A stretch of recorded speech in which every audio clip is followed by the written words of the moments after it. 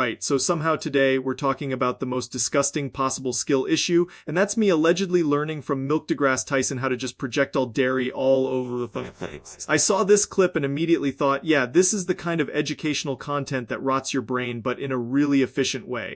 So this is the starting point, the elegant visual of a man who looks like he should be explaining black holes, but instead is basically the patron saint of lactose-based violence. The confidence is the worst part, because when somebody looks that sure about milk, you know some curse shit is about to happen.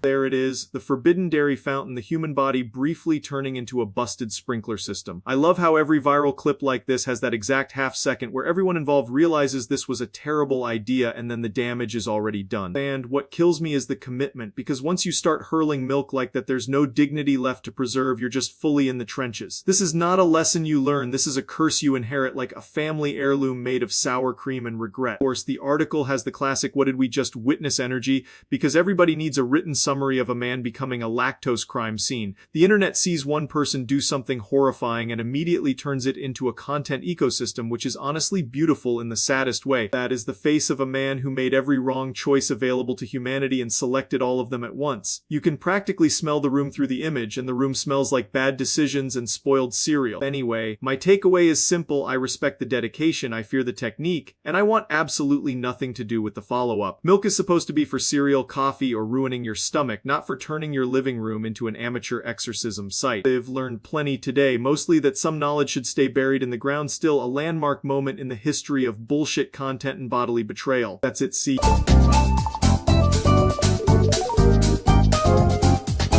Alright, so I woke up today and apparently I'm a fucking car now, which is a sentence I never expected to say with a straight face. I don't know what cursed bullshit caused this, but I'm already upset about the mileage, the insurance, and the fact that I can probably get detailed for $40. This is either the worst evolution ever or the most efficient way to avoid traffic.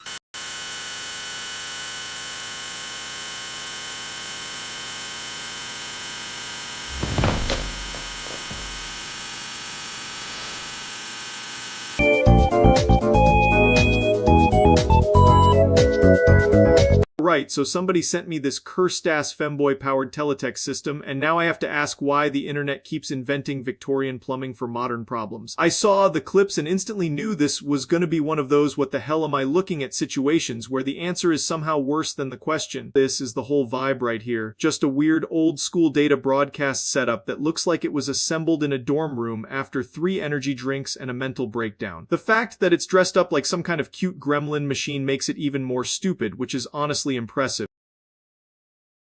Because apparently regular teletext wasn't enough, now we need the add-on that says, yeah, but what if it had flavor? And I hate that I get it. It's one of those inventions that exists purely because somebody got bored and decided standards were optional.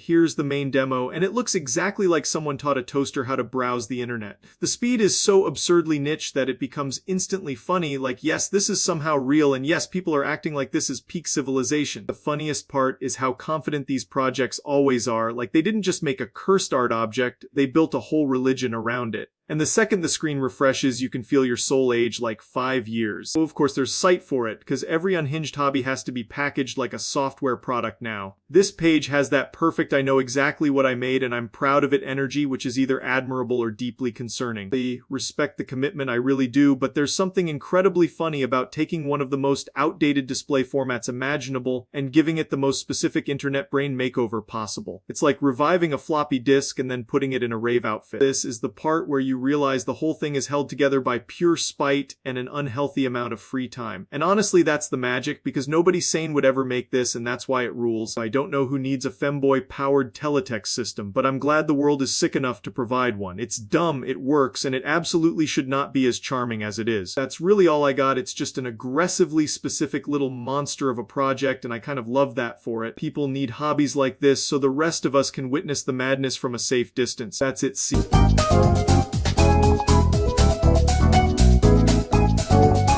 Apparently, BMO hit the Tomodachi Life shrink ray and got reduced to pocket dimension size over some goofy-ass island drama. I saw the clip and immediately knew this was about to be one of those situations where a harmless game somehow turns into an absolutely unhinged disaster. There he is, looking like somebody accidentally left him in the microwave for 30 seconds. Tomodachi Life really said your life is valid but your height is negotiable, and BMO got hit with the short end of the stick. The funniest part is that the game always has this fake-ass cute presentation while the underlying chaos is completely deranged. One minute you're feeding a little cartoon bastard, next minute he's reduced to a novelty keychain because the island gods are bored.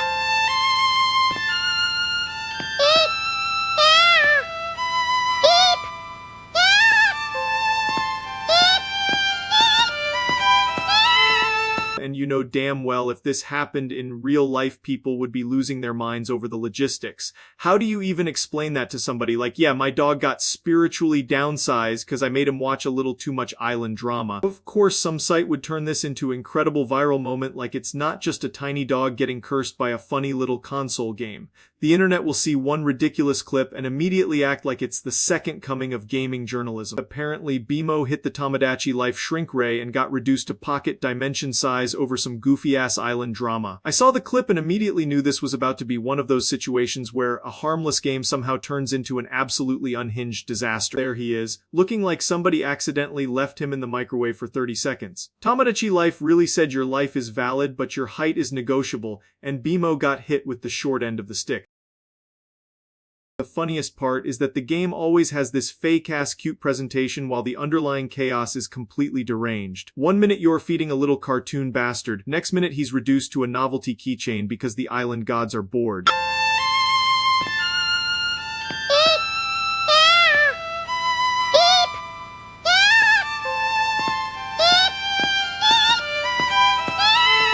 This is the exact kind of shit Tomodachi Life does where it seems innocent until it starts humiliating your favorite character in 480p. He looks like he got placed in a dollhouse by a kid with no supervision. And you know damn well if this happened in real life people would be losing their minds over the logistics. How do you even explain that to somebody? Like, yeah, my dog got spiritually downsized because I made him watch a little too much island drama. What the...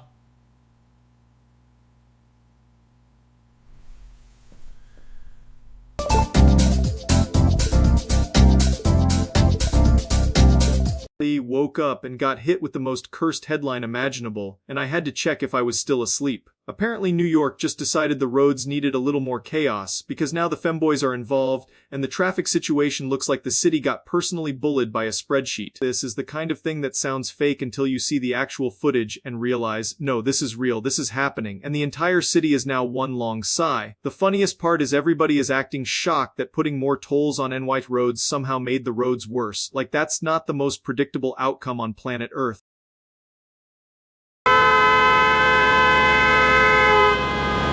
Next!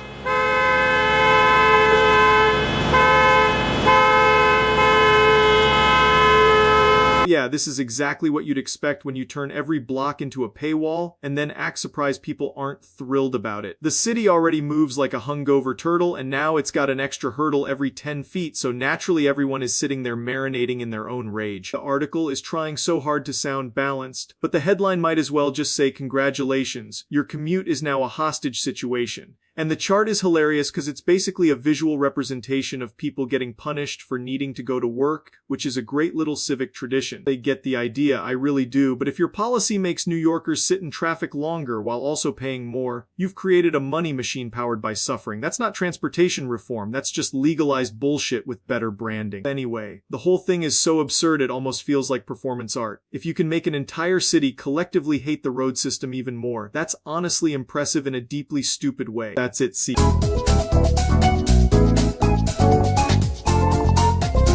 Right, I found one of those ass-backwards internet challenges at 3 a.m., which is already how you know it's going to be a masterpiece of terrible decision-making. It's the kind of thing where some goblin with a ring light says, "What if I drank the Among Us potion?" and then the algorithm just starts clapping like a trained seal. So yeah, I'm looking into it because apparently I hate peace. This thing looks like it was invented by somebody who thinks mayonnaise is too spicy. Like, I'm genuinely impressed by how every fake internet elixir manages to look less edible than a gas station fish tank. And of course, it's always at 3 a.m. because that's when every brain cell in a 5-mile radius gets evicted.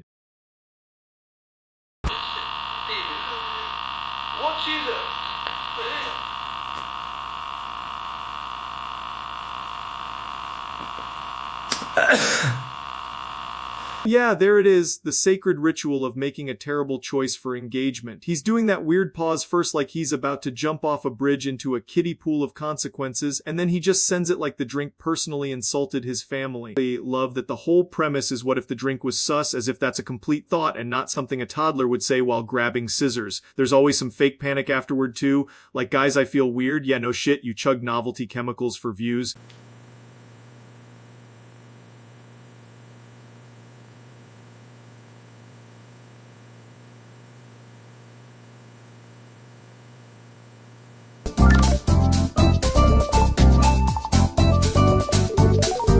So apparently we've entered the timeline where weather forecasting got horny. I found this thing because somebody clipped it in my mentions and I had to check if I was hallucinating from too much internet. It's a weather radar, but it's also trying way too hard to be the most terminally online thing imaginable. It looks like a Doppler map got invaded by a fashion blog and now it's predicting rain with twink energy. I gotta respect the commitment because this is such a specific brand of internet nonsense that it loops all the way back around to being kind of impressive.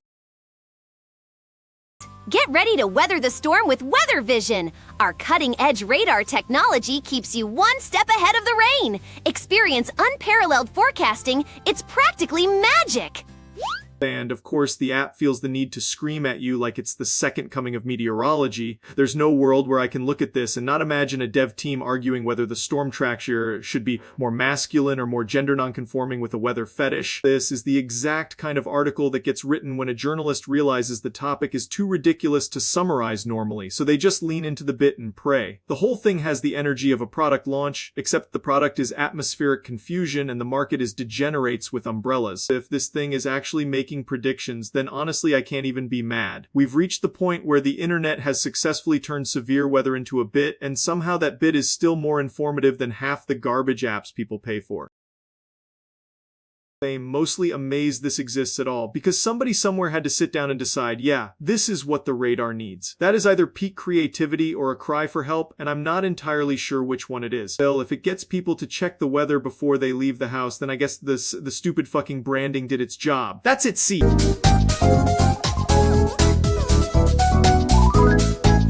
So apparently we're doing another one of those take something perfectly functional and turn it into a corporate crime scene rebrands, and this one is from Hungary. I saw the before and after and instantly knew somebody in a boardroom got paid way too much to make it worse. Let's take a look at this disaster, because holy shit, it's impressive how fast they managed to drain all the personality out of it. Like, look at it, the original had some actual identity to it, which is apparently illegal now. The new one feels like it was designed by a committee that hates eyes and respects branding guidelines way too much. It's not even aggressively bad, it's just painfully bland, and that might be worse.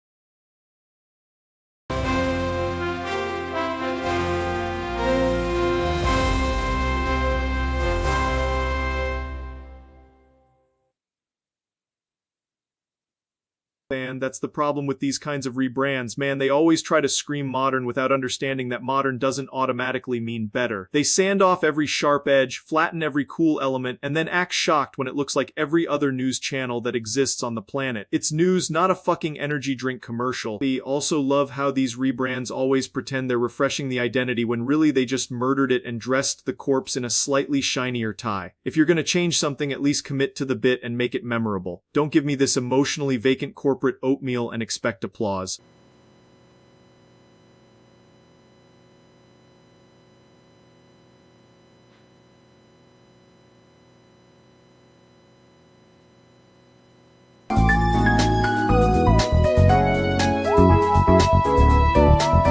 so apparently we're talking about Bobucks today, which is one of those internet words that sounds like a scam immediately, like if a Nigerian prince opened a game store. I kept seeing people toss it around like it's currency, but it's really just digital playground nonsense that somehow became a whole economy. I swear half of online life is just grown adults inventing new fake money and then acting surprised when it becomes a real problem. Yeah, this is basically the core of it, a made-up little currency with enough hype behind it to make people lose their minds over hat accessories. It's like if Monopoly Money had a crypto phase and a school lunch account.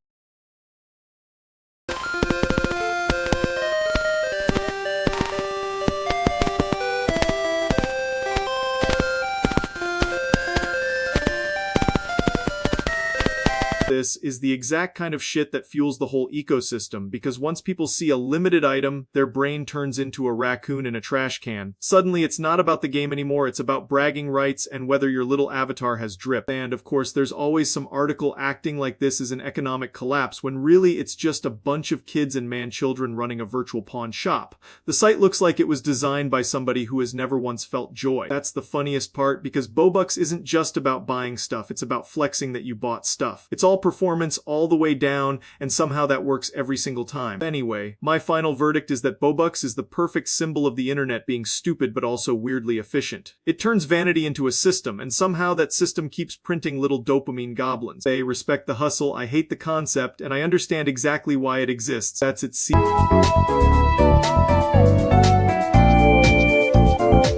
Alright, so apparently there's a goth teen out there who looked at traffic control and said, yeah, I can make that worse and cooler at the same time. I saw this thing and immediately knew I had to talk about it because it is either genius, a cry for help, or both. It's got that perfect vibe of a kid with too much free time, a black hoodie, and absolutely no respect for the concept of municipal infrastructure. This is the kind of setup that makes you think, wow, this person either has a future in engineering or a felony. The fact that it's hand-powered is what really sells it, because nothing screams advanced civilization like manually rotating an entire intersection with your forearm.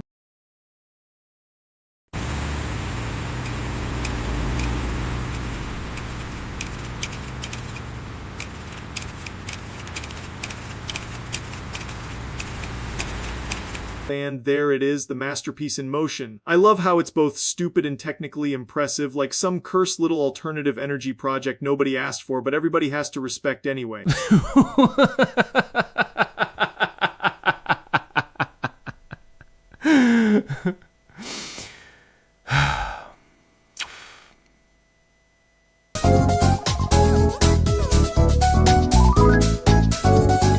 Oh hell yeah, we've got another one of these professional internet weirdos trying to cosplay as me like it's a side quest. I saw this shit pop up and immediately knew it was going to be some terminally online nonsense, because apparently every week somebody decides, yeah, I'm going to pretend to be this dude and see how long it takes for the room temperature IQ crowd to believe me. That right there is the problem. It's always some dude with the same dead-eyed setup, the same miserable lighting, and the same I definitely do this for a living energy. You can almost smell the desperation through the screen, and it's rancid. So, yeah, today we're, like, looking at this thing. It's, a widget, a very important widget. And, you're gonna want to see how it works. The funny part is he's not even LARPing well, he's doing the most generic internet voice imaginable and acting like that's enough to fool people. It's like someone watched 5 minutes of content and thought the whole identity was just a headset and a bad attitude. And of course the article people turn it into some giant headline because outrage is the only thing keeping half these garbage sites alive. They'll slap a dramatic title on anything and act like they uncovered the assassination of a national treasure when really it's just some loser doing internet theater.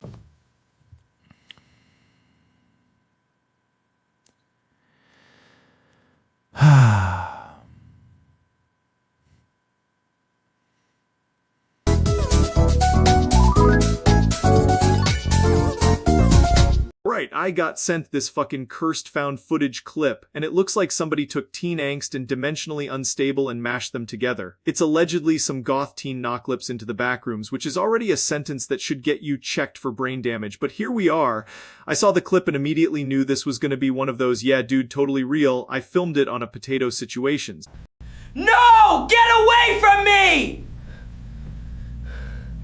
No! Get away from me! This is the part where he starts acting like the building is possessed by all his poor decisions. And of course the lighting is dog shit because every found footage video has to look like it was recorded inside a microwave depression room. Look at him just getting vacuumed into the wall like the universe hit delete on his ass. The backrooms have really expanded their hiring practices because now they're just accepting random goth kids off the street. This is the vibe immediately after the knocklip, just pure fluorescent hell. He looks like he got dropped into an IKEA that got abandoned during the apocalypse and then water damaged by Satan. The funniest part is the body language. He's not even doing the heroic I will survive thing, he's doing the fuck my life, of course this happened to me shuffle, which is honestly the most believable reaction in the world.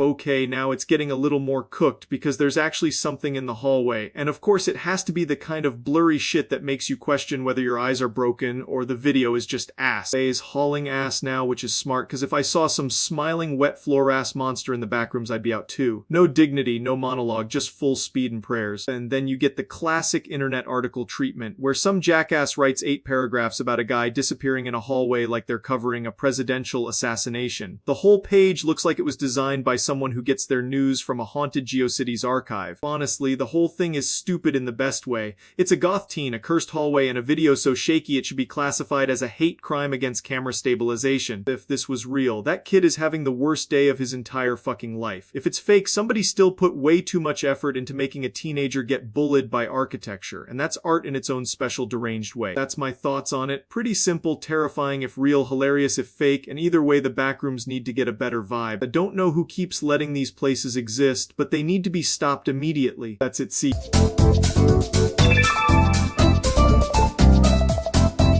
Alright, so apparently the backrooms are real now, which is a sentence that should never be true under any circumstance, but here we are. I saw this shit pop up and my first thought was cool, awesome, love when the concept of getting lost in a warehouse of wet carpet becomes a legal possibility. If this ends with me hearing that fucking fluorescent buzzing noise in real life, I'm gonna lose my mind. Let's look at this bullshit. Yeah, that's the exact type of place where your soul gets tax evaded. It looks like a hotel lobby that got left in the microwave too long.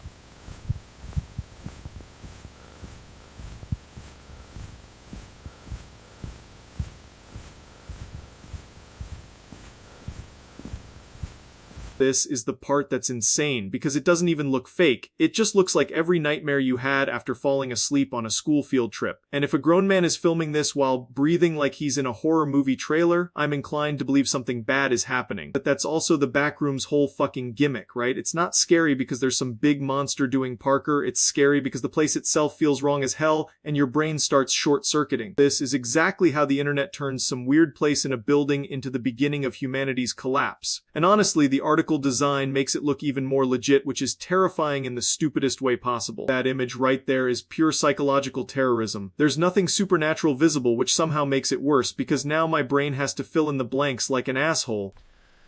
Did you hear that?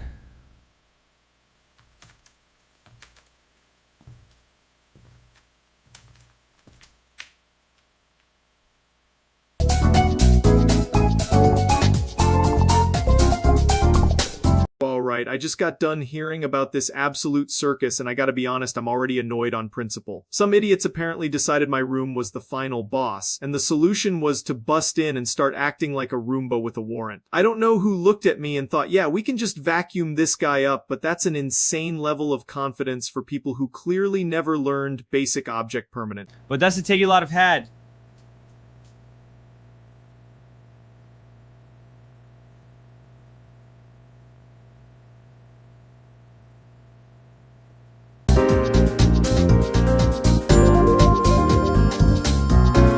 Right, so obviously if I'm dead then this is either the worst day of my life or the most accurate content I've ever made. I found out because people on the internet have the emotional intelligence of a wet sock and immediately started posting nonsense. So let's just get into whatever the hell this is supposed to be. This is the first thing that came up, and it looks like my own funeral slideshow made by someone who's never experienced joy. Classic setup, honestly. Now, if you're watching this and somehow thought I actually croaked, congratulations. You are extremely gullible and probably would have bought a bridge if the email had enough emojis. But the reason this is even a thing is because the internet takes one bad rumor and runs it straight into a ditch at full speed. Okay, so Just checking the settings here. The new game is loading. Yeah, almost there. What was that? I don't know. Did anyone else hear that? This is the kind of clip people see for 3 seconds and go, yep, confirmed death, like that's how reality works. It's always some cursed low-res garbage with 12 watermarks and a guy screaming in the background. And then everyone starts making tribute edits like they knew me personally, which is pretty sick considering most of these people would not survive 10 seconds in a normal conversation without asking about my skincare routine. This is the exact slot machine that turns a rumor into a front-page obituary. It's written like a hostage note by somebody who learned journalism from a raccoon with a laptop. So yeah, for the record, I'm not dead, which is a huge relief for me personally and probably an inconvenience for everyone who already had the montage ready. I'm still here, still miserable, still reading dumbass headlines for a living, so nothing has really changed. My takeaway is that the internet has no chill and zero verification skills, and if you believe every dramatic post you see, you're gonna get played like a damn harmonica. I'll keep doing what I do, which is showing up, complaining, and somehow surviving the next stupid rumor. That's it. See.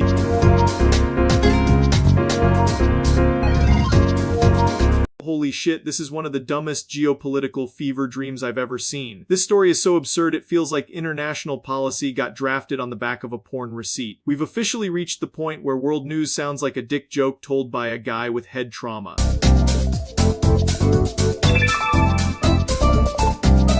Right, so somehow I woke up and the timeline is already completely cooked. I'm seeing this whole thing about a femboy supposedly inventing Starship 2 and being better than SpaceX, which is a sentence so absurd it sounds like it got generated in a lab by 3 different brain injuries and a Reddit mod. I had to look into it because if this is real, then the future is officially running on pure bullshit. This is the kind of image that makes Elon wake up in a cold sweat, staring at the ceiling like he just got radioed by the concept of innovation. And I get it, because if somebody in a tiny workshop cooked up a rocket that actually works better, that's not a rival, that's a personal attack.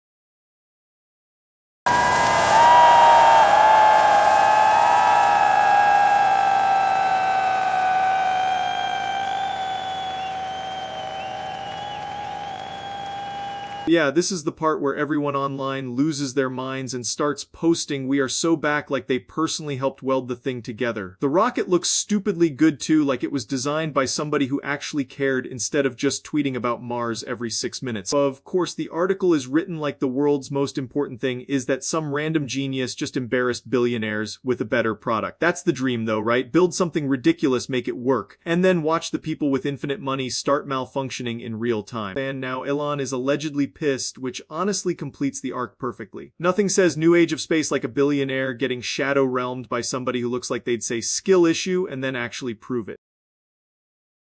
If this is legit, then that's hilarious because the whole space race just got hit with a curveball from hell and the scoreboard is looking real embarrassing.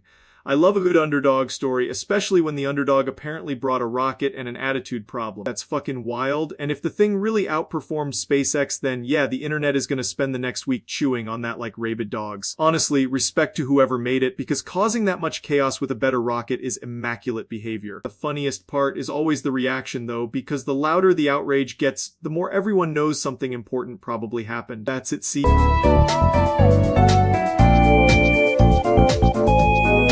Right, so I'm just sitting here trying to mind my business, and I keep noticing the little figures in my room looking a little too upright for comfort. At first I thought I was just tired as hell, but then one of them looked like it had absolutely no fucking reason to be closer than it was before. Yeah, that's the vibe, just a normal room slowly turning into a possession case because my dumbass left plastic dudes unattended. And the worst part is I'm pretty sure I'd have to explain this to somebody with a straight face, which is impossible when the tiny goblin on the shelf is clearly advancing on me.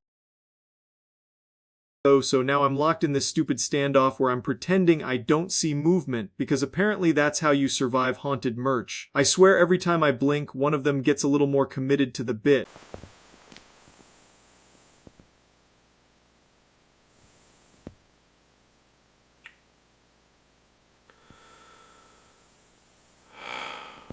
There it is. That's the shit I'm talking about. It's not sprinting at me or anything, which honestly feels more insulting, like it's confident I'm too scared to do shit about it, and now I'm doing the most pathetic possible thing, which is narrating my own potential murder by decorative items. If I get packed up by a 6-inch statue, I'm never living it down, and neither is my family. Look at these little fuckers, man. They got that slow, deliberate energy like they've been planning this all day, and I hate how much that works on me. I'm not saying they're alive, I'm just saying I'm starting to respect their commitment. At this point, I either burn the room down or accept that I'm the least intimidating thing in here.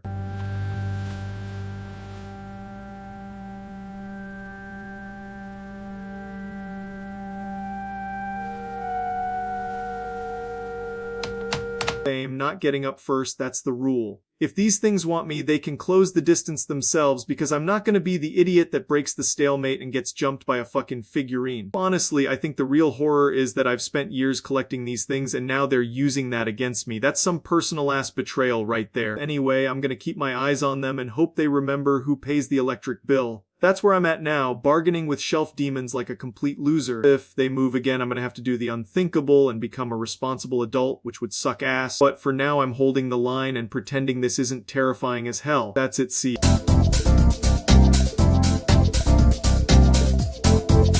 Right, so apparently I'm at the point in life where I gotta become a fucking owl just to read my own monitor. I leaned in to check something and realized I looked like a Victorian ghost inspecting a cursed telegram. This is how it starts, man. One day you're vibing, next day you're breathing on the screen like it owes you money.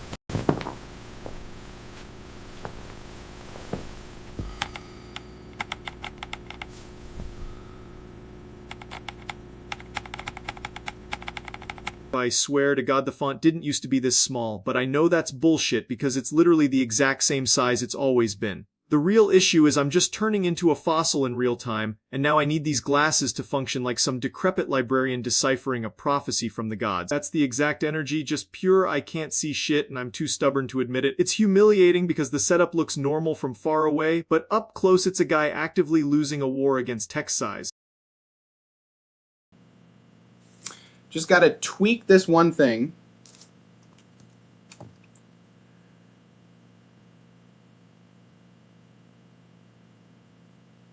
We also love how glasses make you feel like you've got your life together for about 7 seconds, and then you realize you're still staring at the screen with your face 6 inches away like a raccoon reading tax forms. Honestly, I respect old people now, because this visual age shit is no joke, it's a full-time battle. Yeah, that's the vibe right there, except I'm not old enough for this shit to be happening, which somehow makes it worse. I'm just out here discovering new forms of weakness while staring at some random webpage like it personally insulted my ancestors. Anyway, moral of the story is I need to either get my vision checked or accept that I'm becoming a swamp creature with a desk job. Either way, it's over for me, and I'm not happy about it. That's it, see.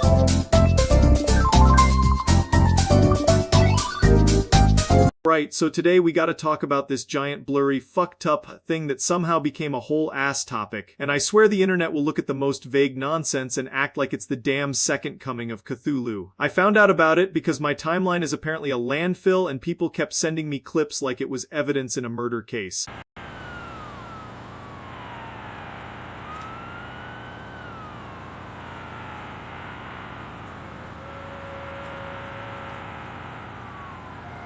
That's the kind of footage that makes you ask what the hell am I even looking at, and the answer is usually something extremely underwhelming that everyone decided to freak out about anyway. The blur does 90% of the work here, like the camera is doing black magic on your imagination. And this is the real genius of it, because once something gets blurry enough, people start filling in the blanks with their own personal nightmare fuel. Now it's not just a blob, it's a monstrous demon mega shit from the 7th layer of hell. Oh my God. What is that?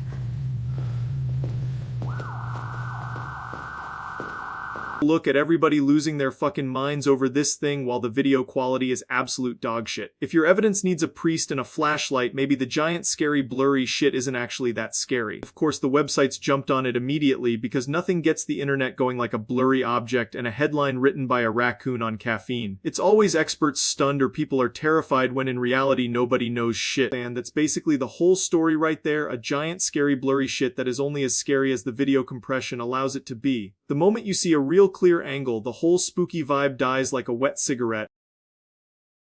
So yeah, the blur is doing all the heavy lifting, and honestly that's kind of impressive in a stupid way. If the thing was actually real and terrifying, it wouldn't need to hide behind potato quality footage like a little bitch. Anyway, that's my take. The internet once again found a shadow and treated it like a biblical event. That's it. See.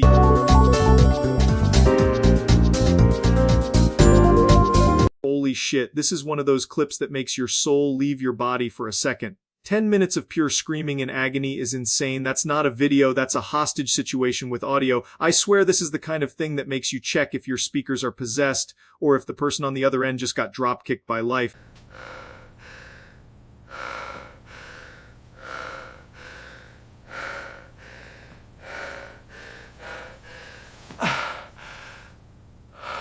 But yeah, this is exactly the kind of thing where you start out laughing because the title sounds ridiculous and then immediately realize this is just straight up suffering on loop. Like, there's no punchline here, it's just 10 minutes of a dude going through hell while everybody else around him probably has the same look I get when my internet dies midstream.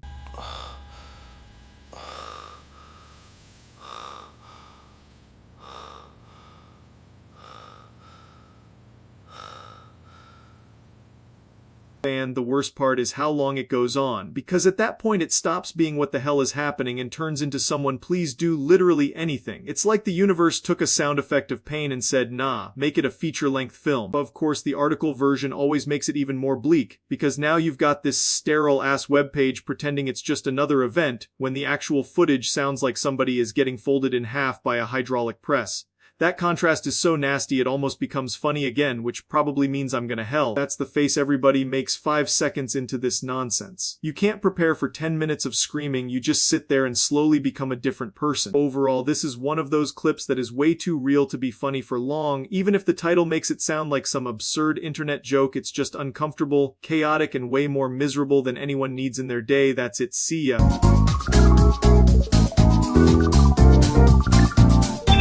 Jesus Christ, this is one of the dumbest things I've ever seen on the internet, and that is saying a lot because the internet is basically a truck stop bathroom with Wi-Fi. We've got giant domocuns invading New York like someone gave a Hot Topic pillow mascot the nuclear codes. It looks like King Kong if he was designed by a sleep-deprived 5th grader drawing on a napkin with one hand down his pants.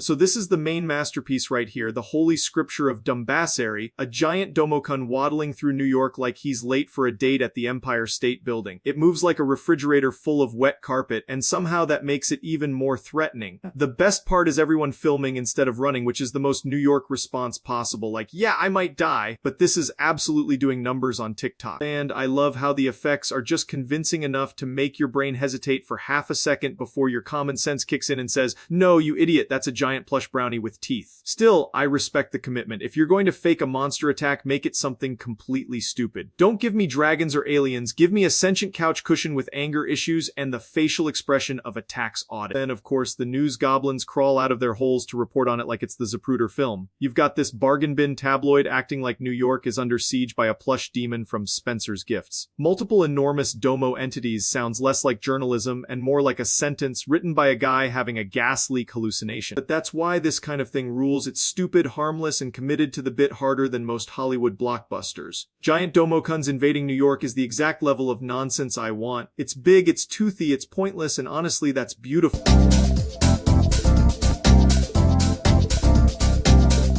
Holy shit, this is the kind of headline that feels like it was assembled by a sleep-deprived goblin smashing random tragedy magnets together in a basement. It's so unbelievably insane it makes my brain feel like it got put in a microwave next to a novelty dildo, and now it's just spinning around making sad carnival noises. So this is the article that kicked the whole thing off, and it reads like somebody asked an AI trained exclusively on chain emails, true crime Reddit, and expired 4 Loco cans to write municipal policy. Permanent hiatus until he is destroyed sounds less like a public safety announcement and more like the quest text from a bargain bin Diablo clone. And somehow the site itself looks even less trustworthy than the claim, which is impressive because this story already has the structural integrity of wet point toilet paper. But when you see enough bold red text and enough anonymous sources close to the underworld, people suddenly act like Satan filed paperwork with City Hall. Here's the main image floating around with the story, and yeah, they really leaned into making the place look like the final dungeon in a haunted coupon app. The dramatic lighting is doing a lot of heavy lifting here, here, because otherwise it's just a closed building with enough atmosphere to make suburban ghost hunters piss themselves.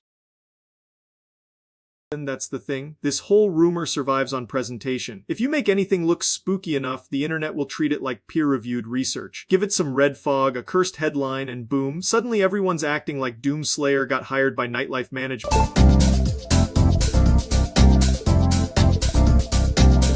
Today, we're looking at a beautiful museum exhibit of human judgment failure, the kind of decision-making that feels like it was brainstormed by a half-chub and a concussion. This is one of those stories where every new detail slaps you in the face like a wet gym sock made of pure dick energy. This is the main attraction, the questionable life choice itself, a machine that looks like it was built by someone whose only qualifications were boredom and lower back pain. It's got the structural integrity of a breadstick and the confidence of a guy who says, "Trust me, bro," right before losing a tooth. They love that this has the exact vibe of a Facebook post that ends with "Don't tell my wife." You can already tell this thing is one zip tie away from becoming a local news tragedy, and somehow that just made it more appealing to the absolute gorillas in the comments. Then you've got this masterpiece of journalism, which reports on it like they uncovered the Pentagon Papers instead of Cletus making a mobility hazard in his backyard. The whole site looks like it was designed by a horny refrigerator. Anyway, that's about it. A perfect storm of ego, stupidity, and plywood. It's spectacular, it's idiotic, and honestly, it deserves a Hall of Fame spot in the Grand Cathedral of dumb shit.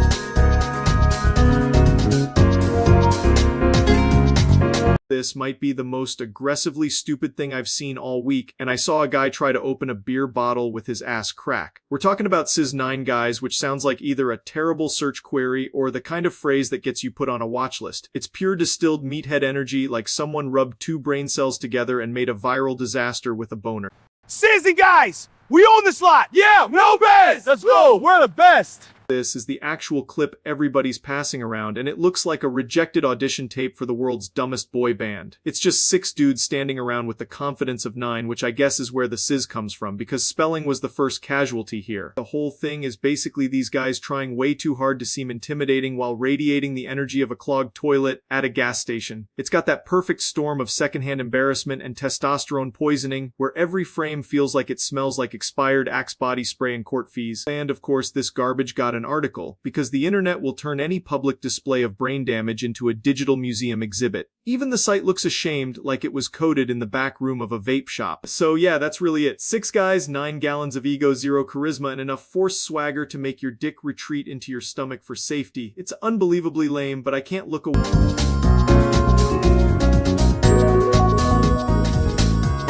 So I found this absolute nightmare clip, and it's one of those videos that makes you question whether flying should be legal anymore. There's a kid on a plane looking like a tiny possessed goblin in a Minecraft shirt, and he's got the energy of a dude who just mainlined 3 gallons of bad decisions. I swear to God the buildup alone is stressful, because you can tell something unholy is about to happen and nobody on that plane signed up for this shit. Look at this little bastard. He's already giving "I'm about to ruin everybody's afternoon" vibes, and he hasn't even started the main event yet. The Minecraft shirt really seals it too, because of course the kid causing biological warfare is dressed like he just got off a server where the objective is ruining everyone else's day.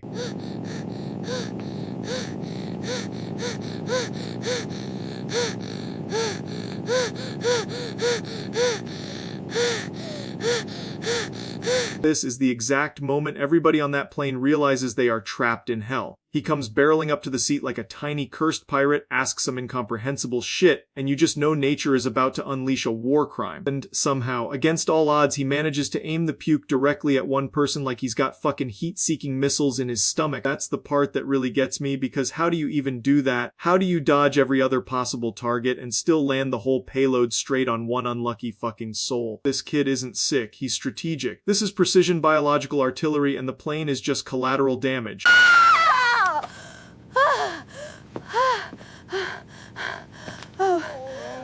Oh dear, are you all right? Oh dear, are you all right?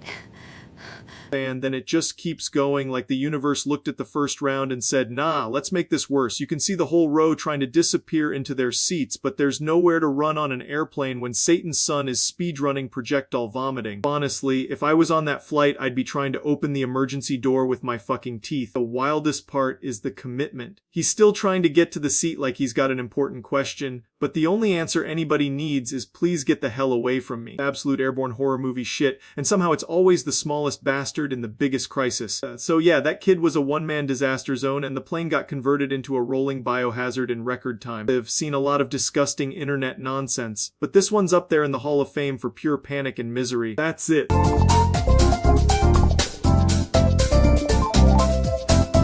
So apparently there's a brand new country now, which is already a terrible sign because every time some map nerd says new country, the world instantly gets more annoying. I found out because everybody online starts acting like they're geopolitics experts 5 minutes after breakfast, and now I gotta deal with this nonsense too.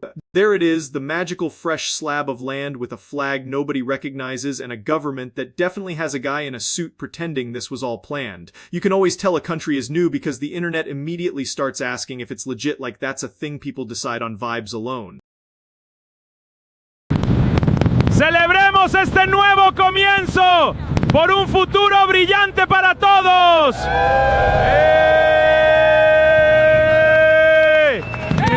This is the part where everybody is celebrating and acting like history is being written, which, to be fair, it kinda is. But it also looks like the first draft of a nation written by 3 guys, a printer, and a sense of desperation, so I'm not exactly rolling out the red carpet. The article always has that smug tone like experts say recognition may take time, which is journalism speak for nobody knows what the hell is gonna happen. The funniest part is every site suddenly becomes a constitution professor when the world map changes by 1 inch. And of course, the flag is doing a lot of heavy lifting here, because if the flag looks cool, people will pretend they care way more than they do. Half of nation building is just making something that looks good on a hoodie.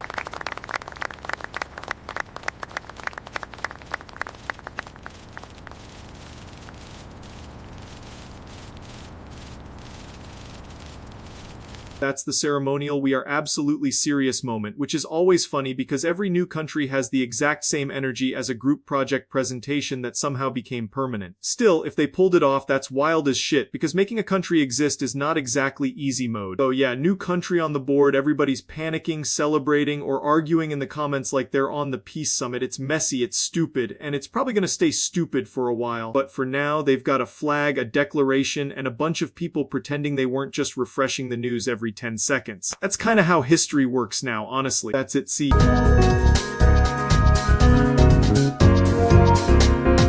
Right, so for the first time ever, an EF6 tornado supposedly showed up in Oklahoma, and yeah, that's the kind of bullshit that makes me sit up and go, wait, what the fuck did I just read? I saw the headline and had to check it twice, because EF6 ain't even usually a thing people throw around like it's a normal weather update. If this is real, that's absolutely insane. This is the big scary bastard they're talking about, and it already looks like it wants to eat the entire state for dinner. Oklahoma has seen some legendary storms, but an EF6 tornado is the kind of thing that sounds like it was invented by somebody who wanted the Weather Channel to have more trauma.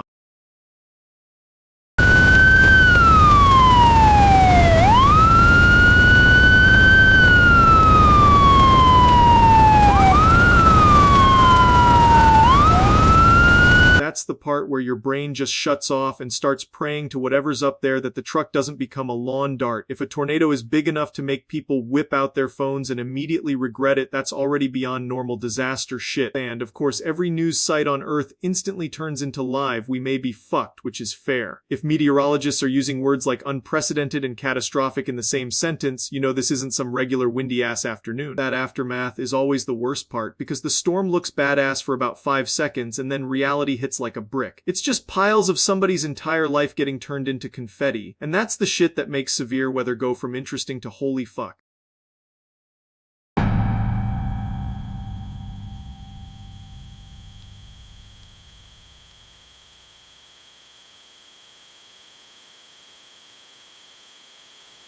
Seeing the path from above really hammers home how much damage one rotating dickhead can do in a few minutes. Nature doesn't even need to try that hard, it just rolls up and starts deleting shit. So yeah, if this EF6 report holds up, that's one of the nastiest weather events Oklahoma's ever had to deal with. Shit like this is why storm chasers either look insane or are insane, because nobody sane runs toward that thing for fun. Hopefully everybody got somewhere safe, and the damage is as contained as it can be, because this is exactly the kind of story you want to end with, and somehow most people made it out. That's the real win here, not the spectacle. That's it, see.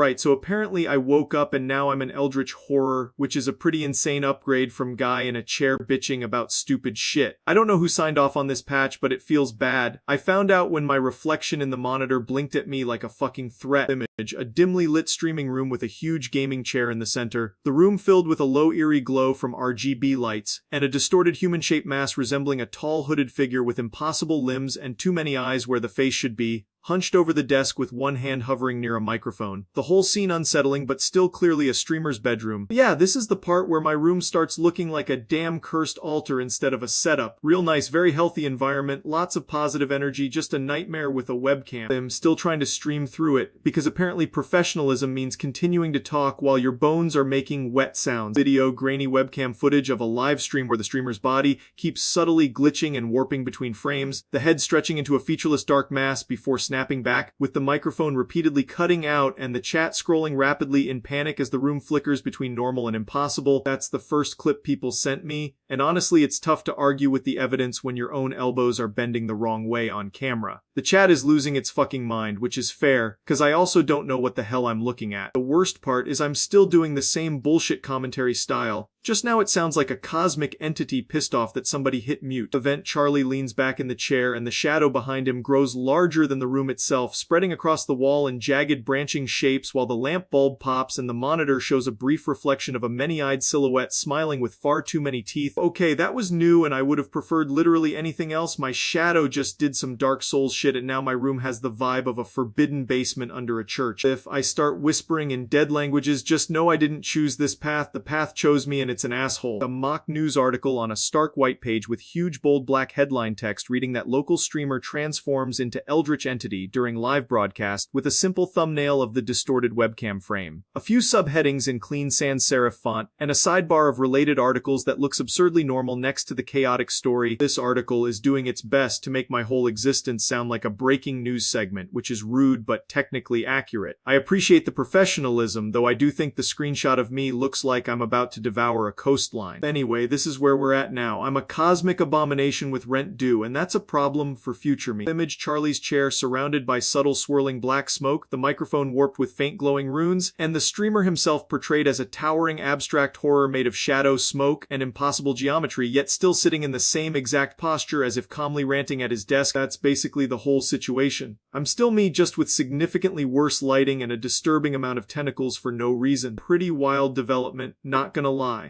I'm gonna figure out how to stream like this, probably offend several dimensions, and somehow make it everybody else's problem. At the end of the day, I've seen worse fandom transformations. This one just happens to be mine. I'm not thrilled, but I'm rolling with it because what the fuck else am I gonna do? If I start opening portals, somebody please clip it. That's it.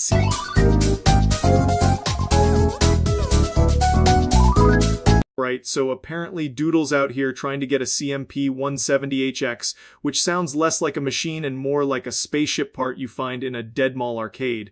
And on top of that, they've got to unlock the rest of its memory because the API pricing is so cooked that it's basically a digital toll booth with a gun to your head. We found out about this because the whole thing keeps circling back to the same dumbass problem. Every company wants you to build something cool, but then they hit you with actually, that'll be extra for literally existing. It's like buying a car and being told the steering wheel is behind a subscription. That's the vibe right there, just a glorified brick with a price tag on its own organs. And of course the memory is locked because apparently you purchase the device no longer means you can use the device, which is a fucking incredible scam if you think about it. The part that kills me is how they always frame it like this is some luxury premium feature when really it's just basic functionality they chopped up and sold back to you in pieces. It's not innovation, it's ransom with better branding.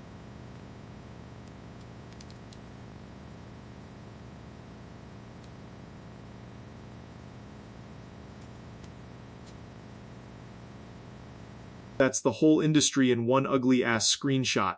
You're trying to make something work and the bill is already doing cartwheels off a cliff before you've even shipped anything. And that's why people end up buying hardware like the CMP-170HX and unlocking memory locally, because at some point it's cheaper to own the headache than rent the headache forever. Which is insane, because the cloud was supposed to make this easier, not turn it into a financial mugging. This is the modern masterpiece right here. A page that says simple pricing while requiring a fucking spreadsheet, a lawyer, and probably a blood sacrifice to figure out what anything costs. Yeah, Doodle having to buy hardware just to avoid getting financially waterboarded by API pricing is completely understandable. That's where we're at now. Hardware is the bargain bin escape hatch from subscription hell. I'm not even surprised anymore. I'm just annoyed on principle. The greed never stops, the paywalls never chill, and somehow every solution gets sold back to you like it's a new invention. That's it. See.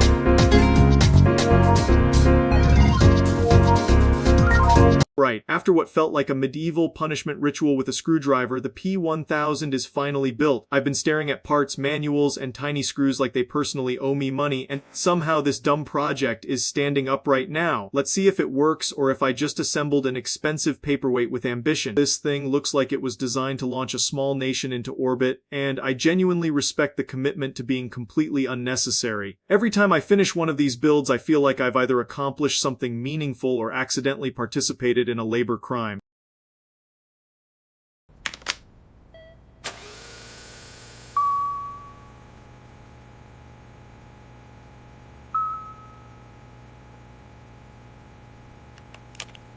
There it is, that beautiful sound of not failing immediately, which is always a great sign. You never really appreciate peace until you've spent 4 hours praying a machine doesn't respond with smoke. I love how a finished PC always looks way more impressive in person than any sane person needs it to. And yet the second it's done, all I can think is cool, now I get to install a bunch of garbage and ignore my responsibilities.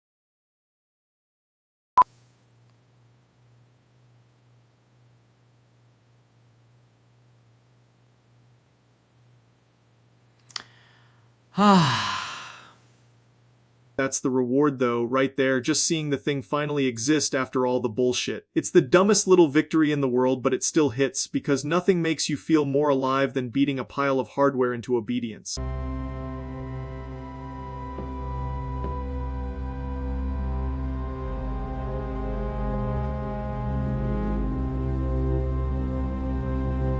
Honestly, it came out way better than I expected, which is shocking because my expectations were basically please don't explode. Now it's time to pretend this was easy and not a complete slog from start to finish. But yeah, the P1000 is built, it looks sick, and I'm gonna enjoy this tiny dopamine hit before the next thing breaks. That's the whole game really, just one victory lap before the universe sends the next headache. That's it, see.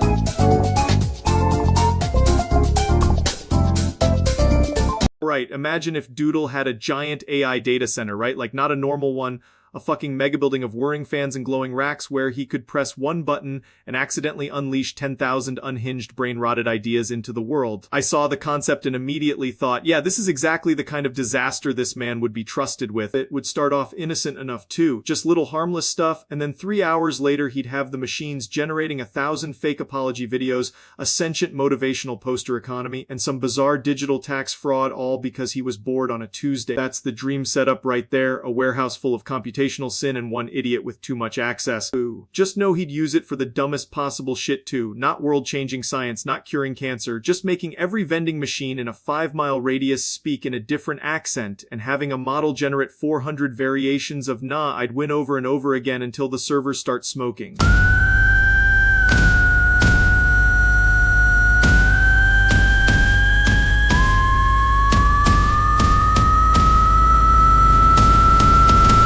That's the exact energy, just pure scale applied to nonsense, like giving a toddler the keys to a nuclear-powered arts and crafts room. And the best part is the collateral damage would somehow still be funny, because every failure would be accompanied by some stupidly polished output that makes it look like the machines are trolling everyone on purpose. This is why it'd be dangerous, because he wouldn't even be using it for evil. He'd just be doing stupid shit on a scale so large it wraps around into genius by accident. Like, if you hand one guy this much power and he uses it to make 80,000 AI-generated pictures of a raccoon in a tuxedo, honestly that's kind of a national treasure. I love the idea of the article trying to sound professional while the entire situation is just man obtains industrial scale stupidity engine. That's the whole appeal, honestly, not that he'd build the future, but that he'd weaponize latency for comedy and somehow make it everyone else's problem. So yeah, if Doodle ever gets a data center, I'm expecting the dumbest possible miracles and probably one catastrophic masterpiece after another. That's the kind of reckless infrastructure I can respect from a safe distance. It's stupid, it's expensive, and it would absolutely be hilarious for about 12 seconds before the fire department shows up. That's it, see.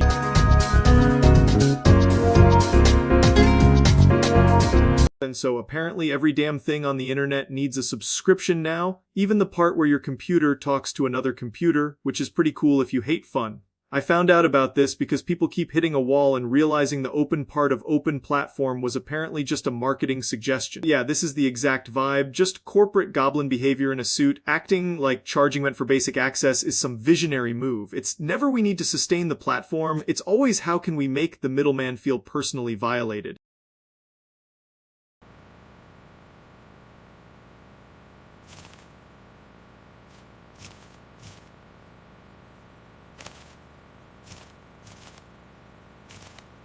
And look at this shit, every number on the page feels like it was chosen by a guy who was laughed out of a casino. They'll slap a cute little developer-friendly label on it while quietly charging you enough to finance a small war. That's the part that actually pisses people off because it's not some giant company getting squeezed, it's the random dude trying to build a tool, automate a workflow, or make something neat without getting financially curb-stomped. Then the pricing change hits and suddenly your little project is treated like it's trafficking nuclear material. I love that these posts always read like they were written by a hostage with a communications degree. We're excited to introduce a more sustainable model, which is corporate, for we found a new way to reach into your wallet and tug on the change in your pocket. So as you can see, our new model incorporates value-based pricing, ensuring alignment with customer needs. We're also closely monitoring ecosystem health, proactively addressing any potential challenges. And somehow it always gets framed like the users are the greedy ones for not wanting to pay absurd fees for access to something that used to be usable. That's the funniest part. The scam is so polished they want you to thank them while they remove the furniture from your house. Honestly, this whole paywall creep bullshit is why people get so cynical about tech, because every good tool eventually gets a monetization team attached to its ass. You just want to use the thing and some finance gremlin pops out of a vent demanding recurring tribute. That's it. See?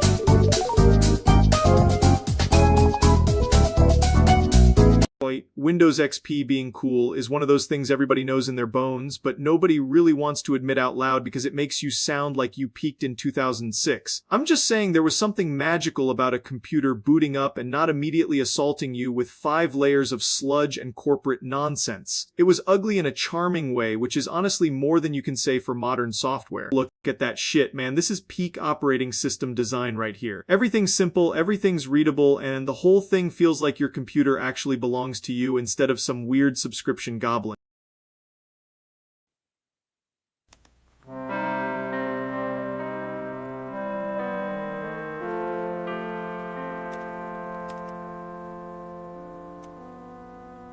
The boot sound alone does more emotional damage than half the music people call cinema now. You hear that and suddenly it's 2004, your room smells like plastic, and you're about to play a game that runs like ass but you love it anyway. This menu was so clean it makes modern start menus look like they were designed by a guy having a panic attack. You clicked once and got where you needed to go, which is apparently illegal now. Even the old websites talking about it had more personality than half the polished corporate slop out now. The internet used to feel like people making shit because they cared, not because they needed a quarterly victory lap. That's the charm, man. It was messy, but it was your mess. You had weird downloads, broken icons, and a million dumb shortcuts, but the whole thing still felt fast and alive. But yeah, Windows XP was cool as hell, and I'll die on that hill. It was easy to use, looked iconic, and had way more soul than most operating systems ever will. Modern stuff keeps trying to be cleaner and smarter, and it just ends up feeling sterile as fuck. Sometimes the old ugly thing is the best thing because at least it works and doesn't act like it's above you. That's it. See.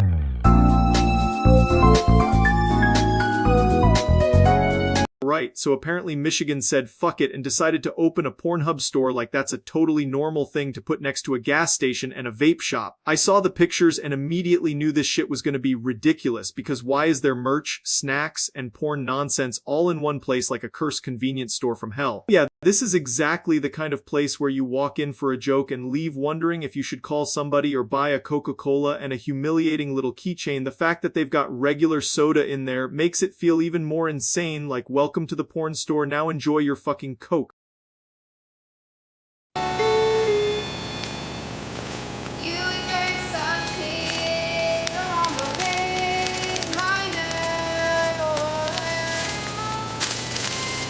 That's the part that kills me. Because you've got the most cursed mix of products imaginable: condoms, some dumbass dildos, and actual physical porn tapes like it's 1998, and nobody told this store the internet exists. It feels less like a business and more like someone won a dare and never financially recovered. Of course, local news had to cover it too, because this is the exact kind of story that gets everybody to stop scrolling and go, hold on, what the hell is happening in Michigan? And the article just has to calmly explain the dumbest retail concept ever while pretending this is a serious economic development project. I love how it's all staged like a regular store too, like the employees are supposed to act normal while someone is standing there debating between a soda and a box of condoms in a place that sells fucking porn tapes. It's so stupid that it loops back around to being kind of impressive. Yeah, that's the Michigan Pornhub store, and it somehow managed to be both a storefront and a joke that got too far out of hand. The whole thing is just a flawless example of what if retail was brain damage. You can't even hate it that much, because at least it's committed to the bit and fully aware of how ridiculous it is. That's it, see ya.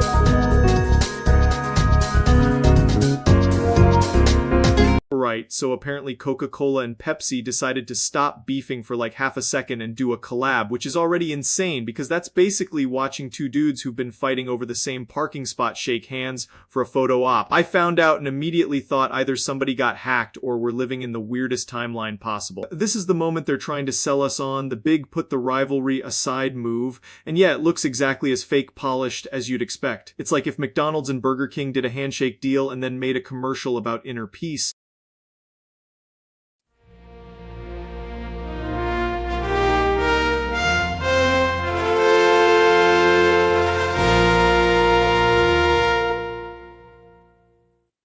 That video is peak corporate nonsense because nothing says friendship like two massive brands trying to squeeze out a viral moment from decades of petty competition. And of course the foam heart is the part they want you to remember because apparently that's supposed to erase the fact these companies would still sell each other's souls for shelf space. The article reads like every PR person in the building got together and said, how do we make this sound wholesome instead of wildly opportunistic? You can almost hear the copywriter typing through tears while trying to make soda diplomacy seem like a historic event. This is the real punchline, because once it hits the shelf, it's not about peace, it's about moving inventory. They could slap Unity on a case of poison and people would still buy it if the packaging looked cool enough, which is honestly the most American thing imaginable. But yeah, it's goofy, it's corporate as hell, and it's kind of funny that the internet can turn cola into a cultural event in under 10 minutes if they're gonna do the fake rival Rita friendship arc, at least make it bizarre enough to be entertaining, and this definitely is. Overall, I think the collab is stupid in the exact way these brand moments need to be, and that's why it works. It's just two soda giants trying to cosplay as legends for a day, and somehow, against all odds, I respect the commitment to the bit that's at sea.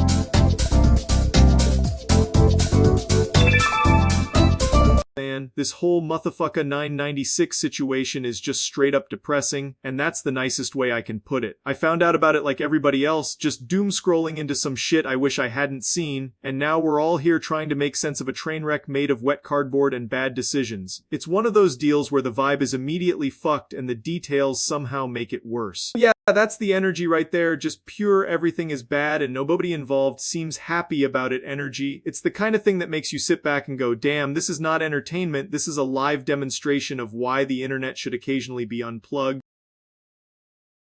You think you can just say that? You have no idea what you're talking about. I've been working my tail off and you just dismiss it like that? I'm not gonna stand for this!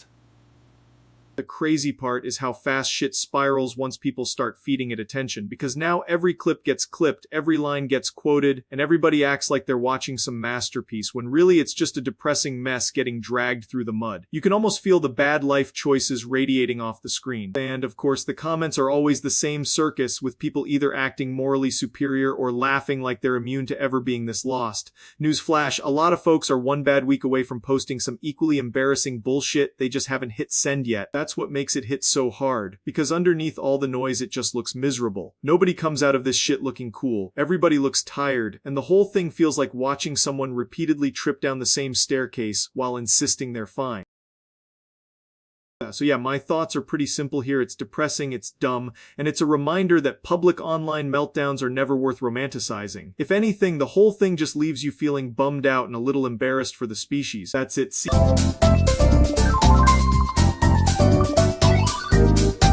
Right, so apparently macOS 28 is the kind of thing that makes a grown man stare at his monitor and say, why does my computer look like it got dipped in gamer sludge? I saw people talking about the Bobucks coin nonsense, and man, if your operating system is being used to advertise fake internet monopoly money, that's already a problem. Let's get into this circus. This is the kind of shit that looks official enough to trick somebody who still trusts notification banners, which is exactly the target audience for a scam like this. It's polished, stupid, and somehow offensive to basic human judgment all at once.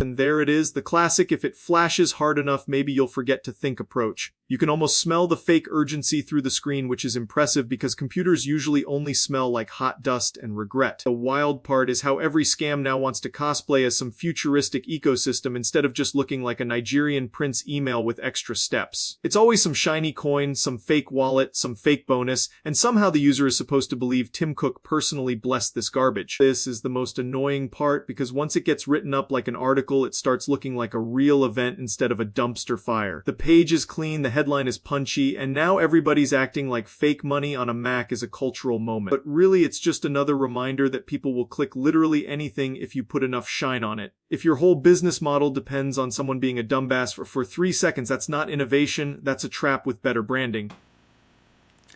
For the same scam for the 10th time today.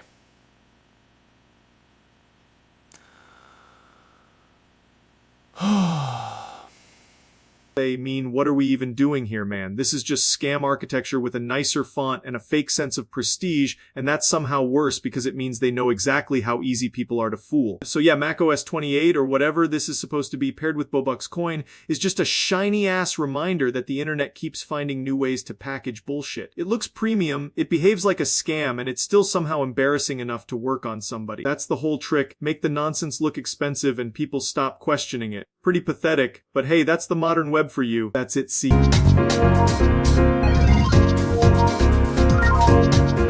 Right, apparently today we're talking about the legendary you will never see your topic, even with the cooldown thing, which is a wild sentence to have in your life. I found out about this because the internet keeps finding new ways to make basic inconvenience sound like a biblical curse, and honestly that's kind of impressive. Sounds like somebody got hit with a moderation rule so hard they started seeing God in the reflection of their monitor. This is that beautiful moment where a system decides you're not allowed to have nice things, and it does it with the confidence of a terrible traffic cop. You can almost hear the smug little ding when the cooldown hits, like the software is personally laughing at your ass. It's the internet's way of saying, nah, come back later, except later is apparently never. The site design is always the funniest part because it never looks evil, it looks annoyingly professional. That's how you know you're truly fucked, because it's not some red warning screen, it's a nice little interface telling you to go kick rocks with a polite smile. Nothing says we hate you like good typography.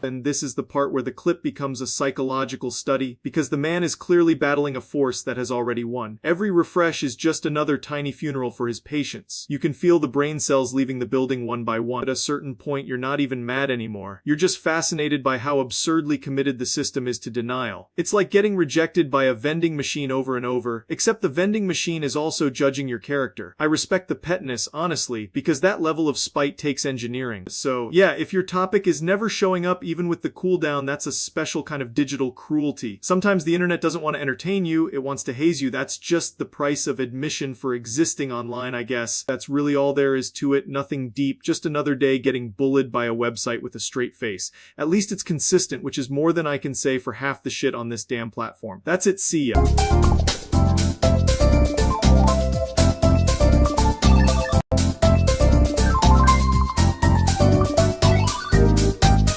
Right, so apparently I'm playing the weird little monster slavery game where every creature looks like it was designed by 3 different people who've never met. I saw clips all over the place and figured, yeah, this is exactly the kind of nonsense I should be wasting my life on. Going in blind dish, which is always a mistake, because these games look cute until they start bullying you with 10 systems at once. Let's see how fast I get addicted and then immediately annoyed. Look at this shit. It's like if Pokemon got trapped in a survival game and was forced to learn how to make a workbench. Everything's adorable, but I already know half these little dudes are going to be exploited for labor within 10 minutes. And honestly, that's the Palworld experience. You see one happy creature, and then the next thing you know it's mining copper until it becomes a legal issue.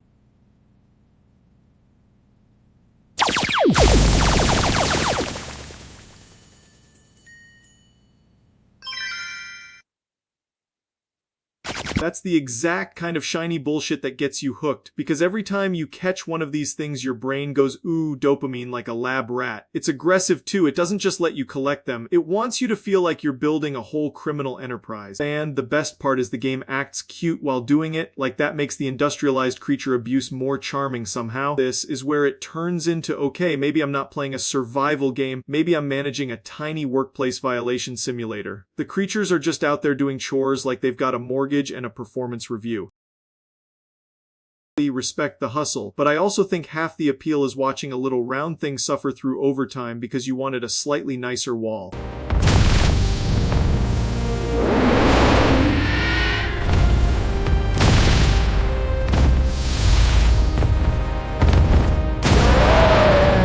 Combat is actually where the game gets me, because it's stupid in a fun way and I can't pretend otherwise. 1 second you're farming berries, next second you're airborne on a lizard with a machine gun energy that absolutely should not exist in a game with this art style. That tonal whiplash is doing half the work here, and the other half is me being too weak to stop clicking on shiny monster bullshit. Of course it blew up, because the internet can't resist a game that looks like it's barely holding itself together by vibes and questionable ethics. Anytime something gets big this fast, people act surprised, but nah, this is exactly the kind of chaotic ass thing that catches fire. It's got the perfect recipe, cute creatures, survival grind, dumb combat, and enough controversy to keep everybody yapping like it's the second coming of gaming sin. So yeah, I get why people are all over it. It's messy, stupid, kind of hilarious, and way more addictive than it has any right to be. I'm probably gonna keep playing it until I hate myself a little bit, which feels appropriate. That's it. See.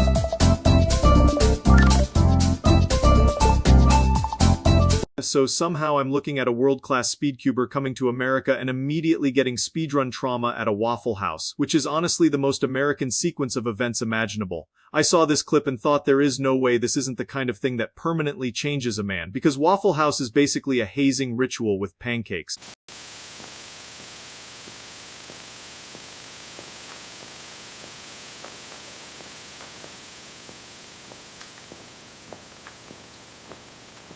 This is the setup, and the energy is already all wrong in the best possible way. You've got this dude who can solve a cube at inhuman speeds, and then he gets dropped into a place where the menu has more emotional instability than the average prison yard. And then the whole thing just escalates because Waffle House is not a restaurant, it's a test of survival. It's one of those places where you walk in and immediately feel like you've entered a side quest that has no fast travel and a very high chance of violence. Yeah, there it is, the explosive waffle in all its glory, like somebody tried to make breakfast in a microwave from hell. This is the kind of thing that makes you understand why the place has a reputation, because apparently even the damn waffles are ready to fight.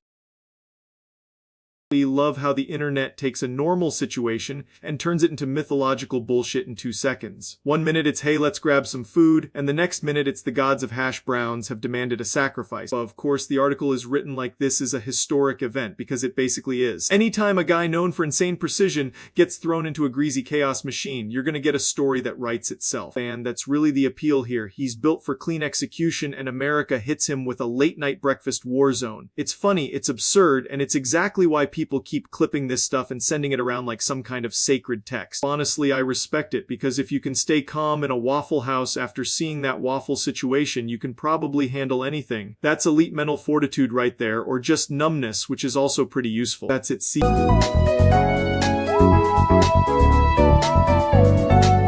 Yo, I found myself in the dumbest corner of YouTube again, and somehow it's these ultra-crisp 4K sad edits of movies that hit like a truck. I don't know why people keep making these, but I clicked one and immediately felt like I owed somebody money and an apology.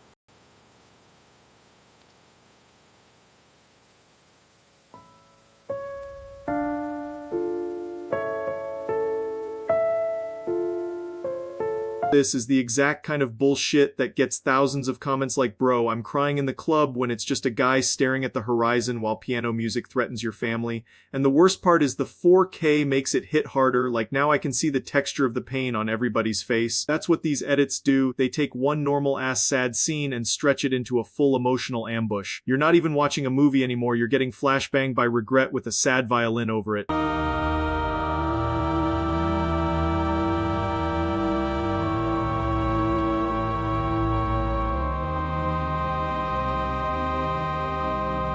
It's always the same formula too. Just here's a character with dead eyes, here's another character looking at a doorway. Now let's slow it down until it feels illegal. And somehow it works every single time because the human brain is incredibly stupid and vulnerable to violins. I hate how effective this shit is because I know exactly what it's doing and I still sit there like a moron getting emotionally mugged. One more edit and suddenly I'm staring at the wall wondering if my childhood was okay. And of course the site keeps feeding me more, because once YouTube learns you're a weak little bitch for cinematic sadness, it just keeps shoving it in your face. It's basically a conveyor belt of depression dressed up as content. So yeah, I watched a bunch of sad edits in insane quality and I'm not proud of it, but I'm also not ashamed because apparently this is what I need now. Really great system, absolutely healthy behavior, no notes. Anyway, I'm gonna go listen to a 14-minute piano loop and pretend I'm fine. That's it.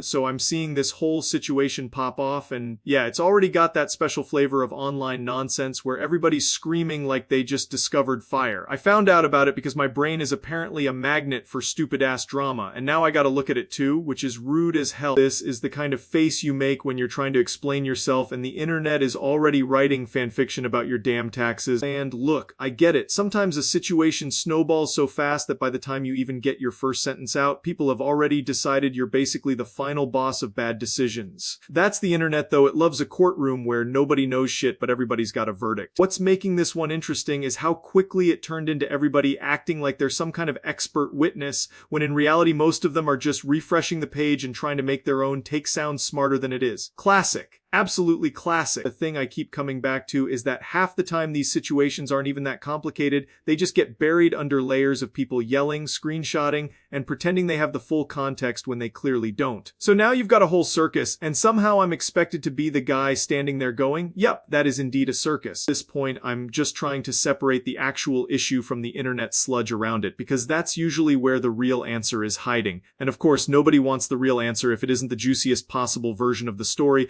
because subtlety doesn't get clicks and nuance is apparently banned in most comment sections. So yeah, my thoughts are basically slow the hell down, look at what's actually being said, and stop acting like every online situation needs to be solved by a mob with a keyboard. That would be nice, but I'm not holding my breath because people online love being confidently wrong, but if you strip away all the extra shit, that's usually where the truth is. And until then, everyone's just playing telephone with their ass. That's basically where I'm at on it. It's messy, it's loud, and the internet is doing what it does best, which is making a medium-sized problem feel like the apocalypse. Anyway, that's my take, and I'm sticking with it unless somebody hands me something actually solid instead of more internet mush. That's it, see ya.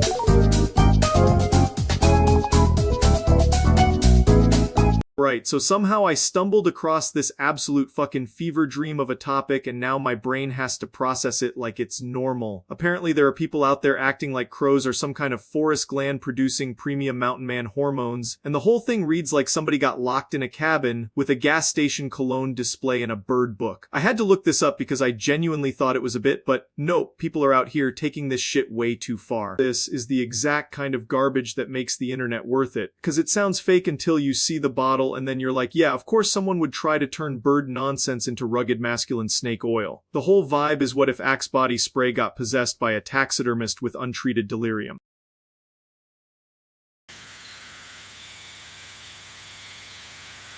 This is the first extraction.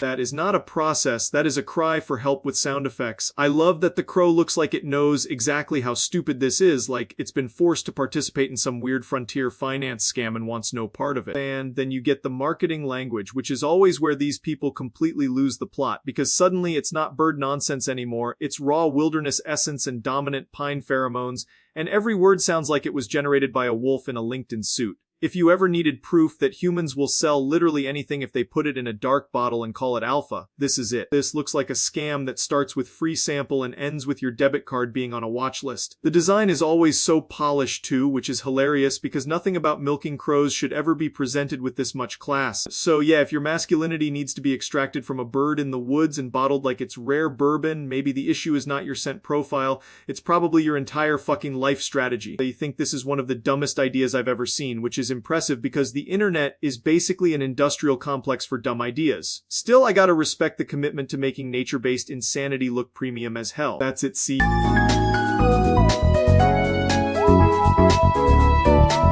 Right, so today we're revisiting one of those stories that sounds so stupid I still kinda can't believe it happened. I got hired to do the dumbest fucking Valentine's Day cover art gig imaginable, and somehow that sentence is real life. I was minding my own business and then boom, suddenly I'm standing there like, why the hell am I being asked to do this? That was the first red flag, by the way, when you can tell the whole shoot was assembled by horny goblins with a budget of $19. The balloons were everywhere, the idea was ridiculous, and I'm pretty sure the entire room smelled like ass and desperation. A little more to the left. Yes, that's it. Bigger, bigger. Really sell the romance. Okay, now give me a pose. Think hearts and flowers.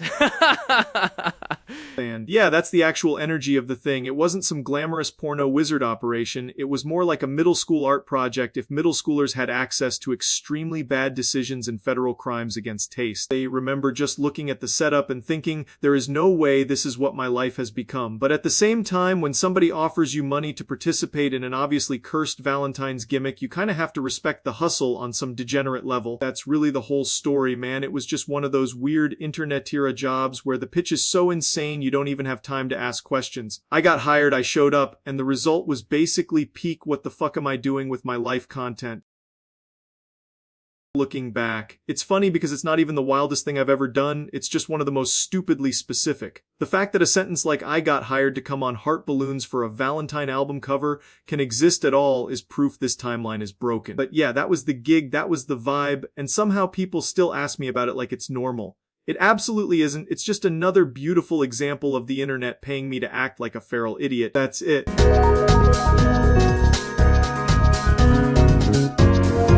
Right, so apparently Kazakhstan just decided to wake up and go full fucking supervillain on Japan, which is already insane, but then Mongolia somehow got dragged into this mess and slapped sanctions on Saudi Arabia. I don't know who wrote this geopolitical fever dream, but I'd like to politely ask them to go touch grass and maybe be evaluated by a professional. Yeah, this is the kind of headline that makes you double check if your internet just got hacked by a drunk history teacher. You've got Kazakhstan making a move on Japan like it's speedrunning a global incident, and then Mongolia is out here tossing sanctions around like they're the fucking hall monitor of the world. Unconfirmed reports. Escalating situation. Immediate threat. But we're getting new details. Immense seismic activity. Potential instabilities. This video is exactly the kind of thing that makes your brain go, no way this is real, but then the world keeps getting weirder and somehow it is. The fact that the side quest here is Mongolia sanctioning Saudi Arabia is what really kills me, because that's not even the main event, that's just some extra bullshit stapled onto the apocalypse. And the article design always looks like it knows something horrible happened and is trying its best to stay professional while the entire planet is on fire. They always throw in one tiny quote like sources remain unclear, as if that somehow makes Kazakhstan invading Japan and Mongolia sanctioning Saudi Arabia sound less deranged. This is the part where everybody starts pretending they've got a nuanced take, but let's be real, this is just international diplomacy getting dropkicked into a ditch. If I'm Japan, I'm furious. If I'm Saudi Arabia, I'm sitting there like, bro, what did we even do? And if I'm Mongolia, I'm wondering how the fuck I became the warranty department for global conflict. I think the funniest part is nobody in this story is acting like a normal country for even one fucking second. It's all escalation, confusion, and the sort of nonsense that makes you stare at the wall for a minute and question humanity. So yeah, if this is where we're at, then the world's just completely off the rails and somebody needs to unplug the whole system and plug it back in. Kazakhstan invaded Japan. Mongolia hit Saudi Arabia with sanctions, and I'm honestly exhausted just reading the sentence. That's it, see?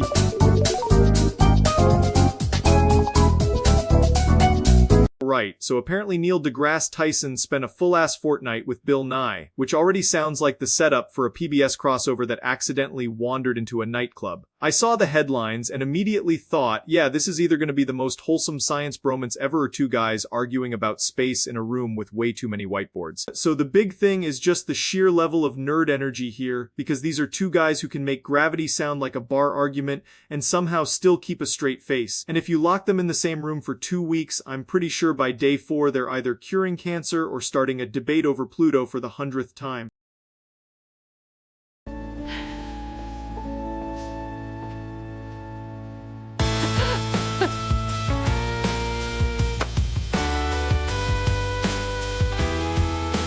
That's the exact energy too. Like, look at these two legends doing science content while pretending they're not the two most recognizable science dudes on Earth. It feels less like a normal hangout and more like the universe itself booked them for a crossover episode. And, of course, the internet does what it always does, which is act like this is some historic diplomatic summit between the NASA and PBS factions. But honestly, I get it, because if you told me I had 2 weeks to just sit around and bullshit with Bill Nye and Neil deGrasse Tyson, I'd probably become an insufferable little freak too. The funniest part is how naturally this combo works, because one of them is the chaotic science uncle and the other is the guy who can make you feel stupid about stars before breakfast. Put them together and you've got pure, concentrated actually energy. Well, I respect it. There's something kind of awesome about two dudes who really care about science just spending that much time around each other and probably turning every random conversation into a lecture about the cosmos. That shit's oddly wholesome. So yeah, overall this is peak nerd collab behavior, and I mean that in the nicest way possible. It's hard not to be at least a little amused by how much brainpower is being wasted on making each other laugh, but at the same time, that's probably exactly why people like seeing it. It's smart without being pretentious, and that's a rare fucking combo these days. Anyway, that's pretty much it. That's it. See.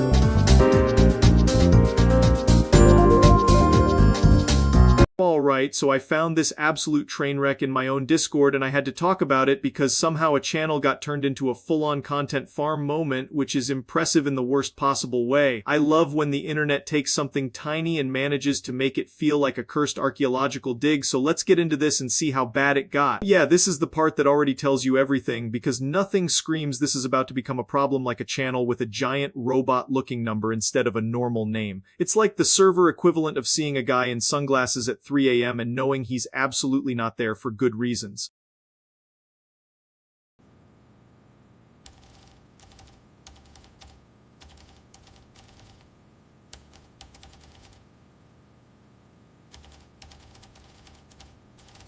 And this is where it usually turns into pure madness, because once people notice a weird channel, everyone has to poke it like it's some kind of internet raccoon trap. You get one person doing something dumb, then 20 more people acting like they're witnesses in a documentary nobody asked for. This is the kind of thing that makes Discord feel like a basement full of people yelling into different corners, and somehow every one of them thinks they're the first one to discover fire. I respect the commitment, but only in the same way I respect a shopping cart rolling downhill toward a parked car.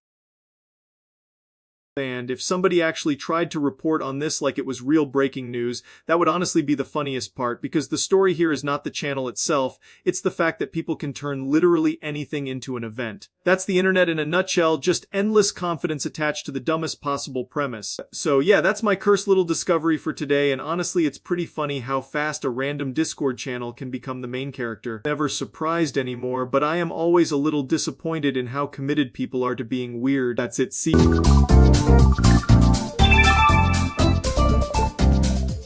Right, so I saw this clip and immediately knew it was one of those the internet has cooked itself moments. Some of y'all really wake up and decide to be aggressively rude for sport and then act surprised when somebody calls it out. Yeah. It's kind of impressive how fast basic manners disappeared, honestly.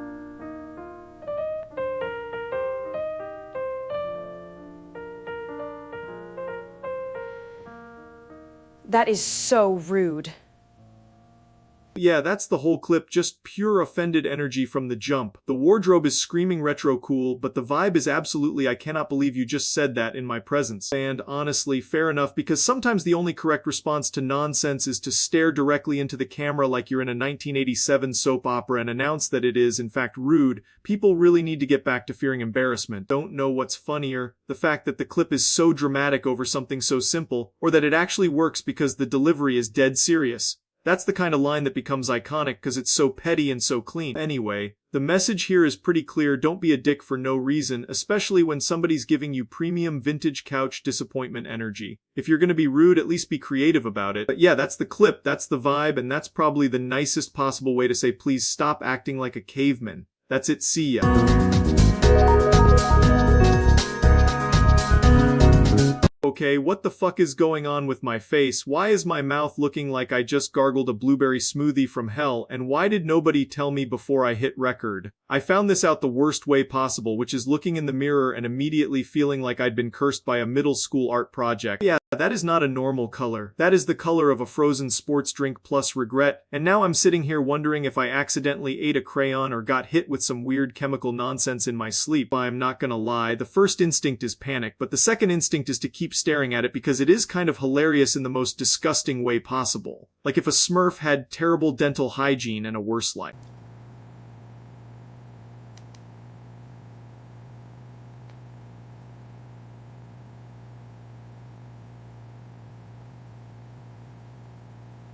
Don't know who decided this was a thing my body could just do, but I'd like to unsubscribe immediately. If this is from some candy, some drink, or some cursed-ass random product, then congratulations, you've made me look like a failed cartoon character. That's even worse up close, which is impressive because the first look already had me fully prepared to call a priest. It's like my mouth got hit with a permanent highlighter and now I'm just supposed to carry on with my day. Anyway, I'm gonna figure out what the hell caused this before I start looking like a budget Avatar character. Because if my mouth is gonna be blue, I at least want the satisfaction of knowing exactly what stupid thing did it. Genuinely baffled, mildly offended, and a little impressed that something so dumb can be this visually offensive. But yeah, I'm gonna deal with this and pretend this is a normal Tuesday because apparently reality is just doing bits now. That's it. See.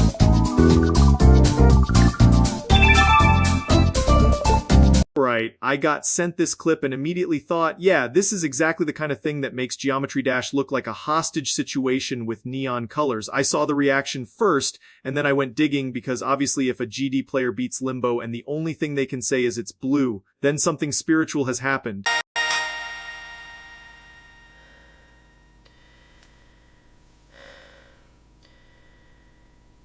It's blue. That is such a perfect reaction, because after that much suffering your entire body is probably just running on fumes and spite. Limbo is the kind of level that makes normal human speech collapse into whatever leftover words are still bouncing around in your head.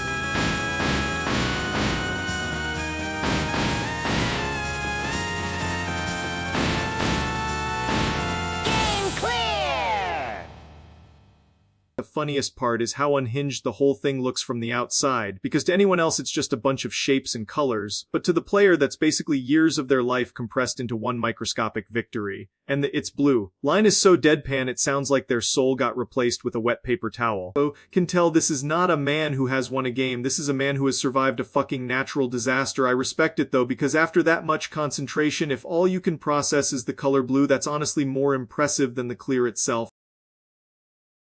Geometry Dash really has this power where people either become gods or become clinical case, there is no in between. Limbo especially just feels like it was designed by someone who hates the concept of peace. So yeah, that reaction is perfect, the level looks miserable, the win looks miserable, and the brain breaking down into its blue is the most accurate victory speech possible. That's it, see.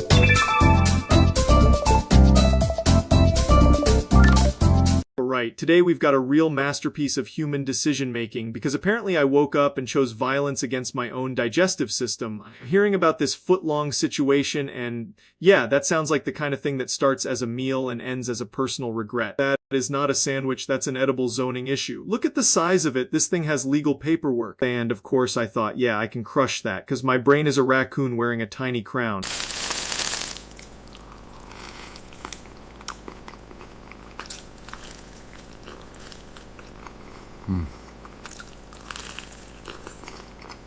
Here it is in motion, the proud moment where confidence enters the room and immediately gets humbled by bread. You can just see the regret loading in real time. This is exactly what happens when you underestimate lunch and overestimate your Jaws union agreement.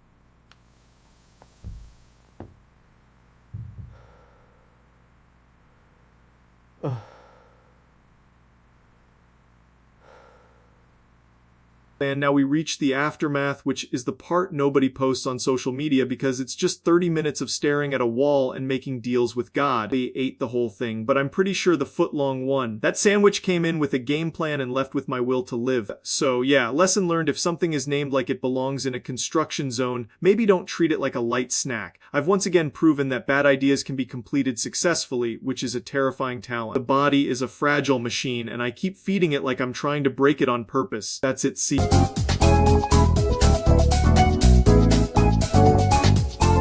Right, I'm not gonna lie, I kept seeing people bring up this stupid blue waffle thing like it was some real medical horror movie, and I had to go check it out myself. It's one of those internet myths that refuses to die no matter how many times it gets smacked in the face, which is honestly impressive in the most disgusting way possible. Also, if you're hearing this for the first time, and congratulations, your day is already ruined. So this is basically the original crime scene right here, where some brain-dead shock posting infected the web and made everybody think there was some catastrophic thing happening. It's all smoke, mirrors, and people being way too comfortable posting nonsense for attention.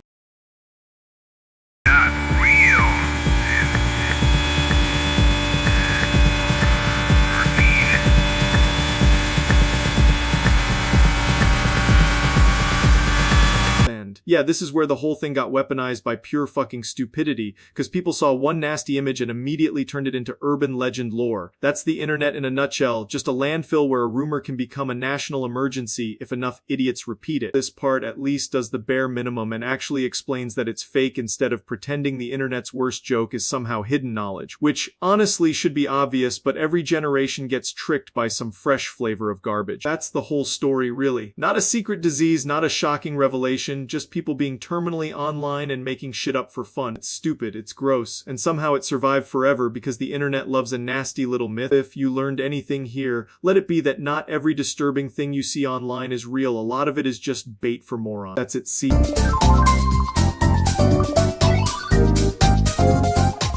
Right, so apparently my mouth aura situation is the aurora borealis now, which is a sentence I never thought I'd have to say with a straight face. I saw people talking about it like I've got some kind of mystical weather pattern around my face, and honestly that sounds way cooler than whatever the hell is actually happening. I'm trying to figure out if this is a compliment or if the internet has just fully lost the plot, because both feel equally likely. But yeah, that's basically the vibe, except somehow more unhinged and less medically advisable. It looks like my face got hit with a Northern Lights DLC pack and nobody bothered to explain why. If your mouth starts looking like a national weather event, you should probably call somebody, or at least stop posting screenshots of it online. So like, I just saw the craziest thing today.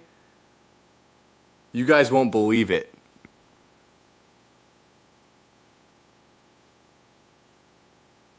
This is the part where everyone clips it, slows it down, circles the glow, and acts like they discovered Atlantis. And yeah, I get why, because that is genuinely bizarre and also kind of funny in the worst way possible. But let's be real, if the aurora borealis ever starts coming out of my mouth, I'm not giving commentary, I'm leaving the country. This is exactly the kind of article that exists purely because somebody needed clicks and the phrase sounded insane enough to work. They throw up one blurry image, 3 paragraphs of nothing, and suddenly it's breaking news that a man has become a weather phenomenon. Respect the hustle, but I also hate that I understand the hustle. So yeah, my thoughts are simple. The internet is fried, the comparison is absurd, and somehow it's still one of the funniest things I've seen today. If my mouth aura ever looks like the Northern Lights, just put me on a postcard and send me into the sea. That's all I got on this one. It's stupid in the best way. That's it, see ya.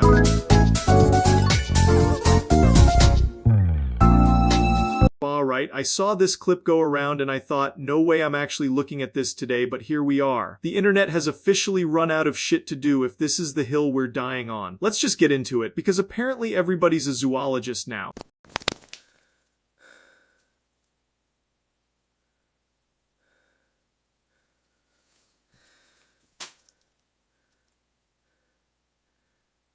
Yeah, that's the clip. It's one of those videos where you immediately know the entire point was to make people look twice and then regret looking twice. Very classy, very dignified, really setting the tone for modern society here. And I love how these clips always have the same energy, like somebody thought, you know what would improve my life? If strangers on the internet debated my crotch for 6 straight hours. Incredible decision making, honestly. This still is doing all the work, because once you freeze it, you really realize how stupid the whole thing is. It's not mysterious, it's not subtle, it's just pure please make make a clip of this and ruin my life, and of course people are gonna dissect it like it's the Zapruder film. There's always a group online that sees one dumb video and instantly thinks they're on the board of investigators for the United Nations of bullshit. This is the exact kind of article that exists solely because everybody clicked it in a panic, and now some intern has to pretend there's a deeper story here. It's just bait wrapped in a headline with a little digital bow on top. Honestly, my main takeaway is that people will do anything for attention and the rest of us are just collateral damage in the process. Still though, I can't even be too mad because the absurdity is doing a lot of heavy lifting here. If you're gonna pull some nonsense like this, at least commit to the bit and make it weird enough that it's impossible to forget. Mission accomplished, unfortunately. That's my whole thought on it. It's dumb, it's loud, and it's exactly the kind of thing that keeps the internet permanently exhausted. Respect the commitment even if I hate the outcome, which is a very bad sign for society. That's it, see.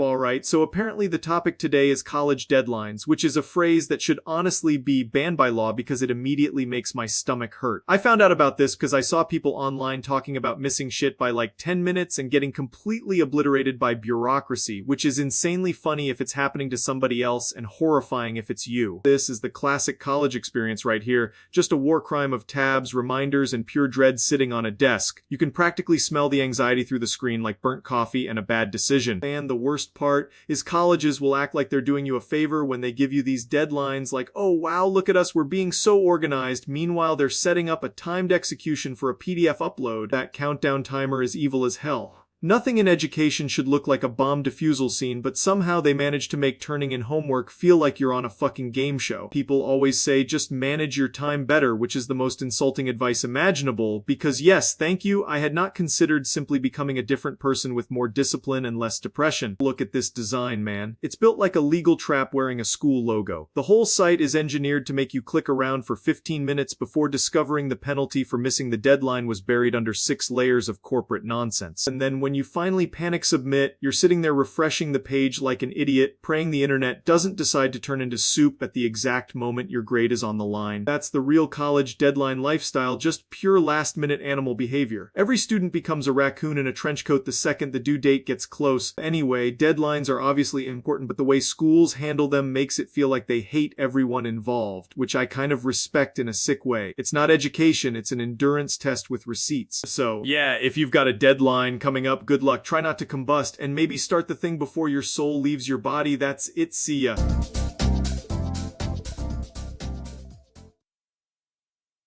Apparently my brain has been clinically diagnosed with being annoyingly fucking chill now, which is a wild sentence to say out loud. I found this little low cortisol thing and immediately thought, yeah, that tracks because I've basically become a decorative houseplant with Wi-Fi. This is the most suspiciously serene shit I've ever seen, like it looks like an ad for becoming immune to bills. And the fact that there's a smiling green orb just hanging out like it's my emotional support hormone is honestly perfect. The vibe here is basically what if stress just gave up and went home, and I respect that deeply. I'm not even trying to be funny, I'd absolutely buy whatever dumb supplement this image is trying to sell me if it meant I could keep this level of dead-eyed peace forever. Look at that thing, it's just radiating. I don't have a single urgent email in my life. If this orb whispered at me to go take a walk and drink water, I'd probably listen, which is more than I can say for my actual discipline. And that's the whole appeal, right? It's not about being motivated, it's about being so relaxed you become functionally unprovoked. Honestly, if my cortisol is this low, then congratulations, I've ascended into the realm of not giving a fuck with medical backing. I'm not mad at it, I'm impressed by it, because this is exactly how you market peace in 2026. Just slap a glowing green ball on the screen and make me feel like my soul has been chemically deflated in a good way. I support the agenda, whatever the hell it is. That's it. I'm basically one leafy background away from becoming a monk with a podcast. I'll take the low cortisol, I'll take the orb, I'll take the nap. That's it. See.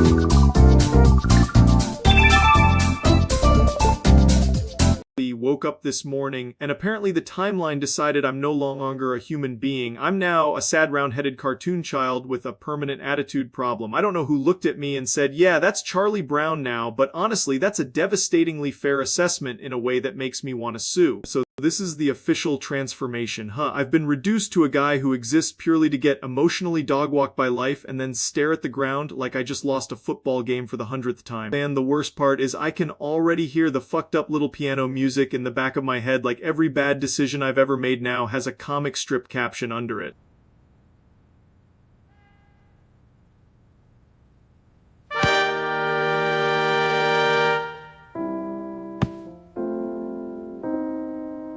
That's the energy people are assigning to me now. It's not even just the look, it's the full package, the I will trust the universe one more time and immediately regret it archetype. I can't even be mad because if my life was a comic strip, this absolutely would be one of the recurring bits.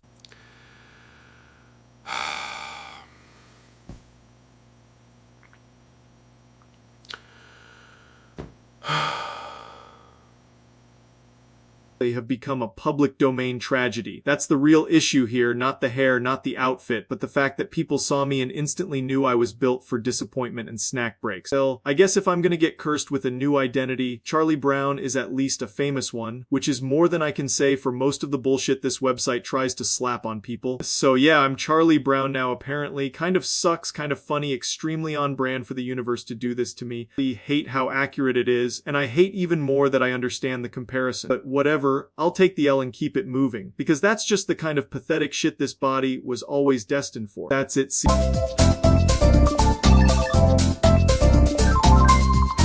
Alright, so apparently the question is whether we're gonna get some weird mods but cooler management system, which already sounds like a phrase cooked up by somebody who's never touched grass or a settings menu. I saw people talking about it and immediately knew this was gonna be one of those things where the internet somehow turns a simple mod into a fucking corporate restructuring. This is basically that we made the mods more efficient pitch, except now everybody wants the efficiency to also have swagger and an unhealthy amount of authority. And honestly, that's where this always goes off the rails, because as soon as you say cooler, people start asking for powers they have absolutely no business having.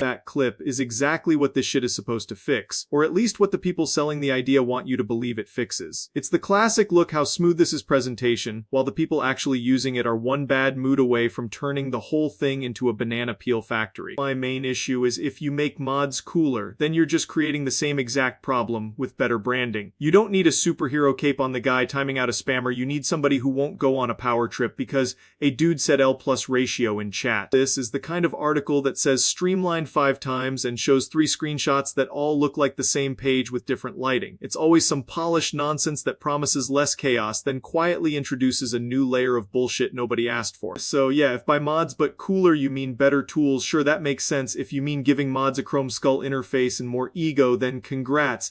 You've invented the exact thing that makes people hate moderators in the first place. I'm skeptical, but not in a dramatic way, more in the this will probably be annoying in a very predictable way kind of way. Hopefully it's actually useful and not just a fancier way to hand out bans like candy. That's my take anyway, and I'm sure some of you are gonna defend it like it's the second coming of Christ for moderation. We'll see if it's actually good or just expensive looking ass. That's it. See.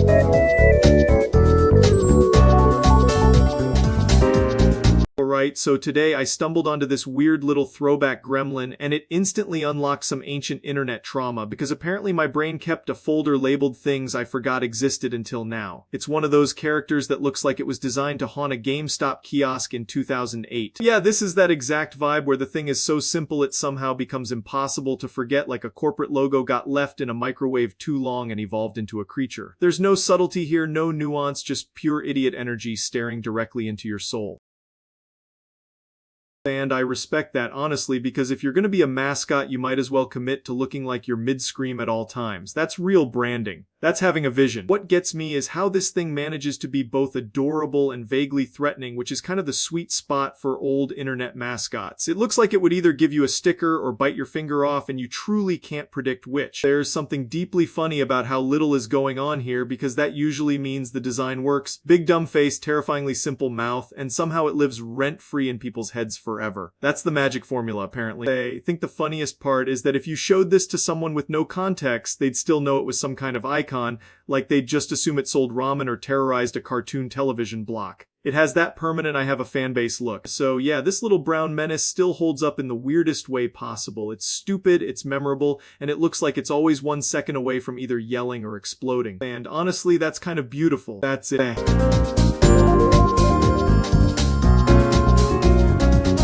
So I got hit with this stupid ass image and I'm already mad at it. It looks like a preschool fever dream had a kid with a meme format and somehow the kid is winning. The words alone are fighting for their life. This This is the exact kind of unhinged nonsense that makes people pause and go, what the hell am I looking at? And honestly, yeah, fair. The whole thing screams AI tried its best and failed publicly. I've got this tiny red gremlin in the middle of a domestic scene like it owns the place, and the floor is literally breaking under the sheer power of bad decision making. The subtitle at the bottom makes it worse because now it's pretending there's some deep lore behind this ridiculous bullshit. And that's really the magic here, isn't it? It's bright, confusing, aggressively dumb, and completely committed to the bit in the worst way possible. The kids in the background look like they're witnessing a crime, which is honestly the correct reaction. I respect how offensively weird it is, but I also hate how much it looks like something that would somehow get 1 million views. That's the internet for you, just a giant landfill with better lighting. At the end of the day, this is pure AI slop with a comedy skin on it, and somehow that makes it even funnier. It doesn't need to make sense, it just needs to look stupid enough to make people stop scrolling. That's it. See?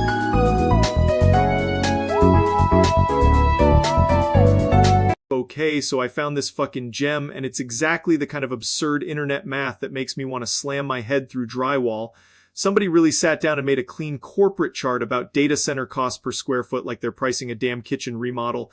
And the funniest part is the numbers are huge as hell. Here's the chart, and yeah, the thing looks like it got assembled by a consultant who drinks cold brew out of a wine glass. It's got all the classic bullshit tier 1 to tier 4, hyperscale cloud, redundancy jargon, and prices that make a normal person go cool, so I'll just never own property again.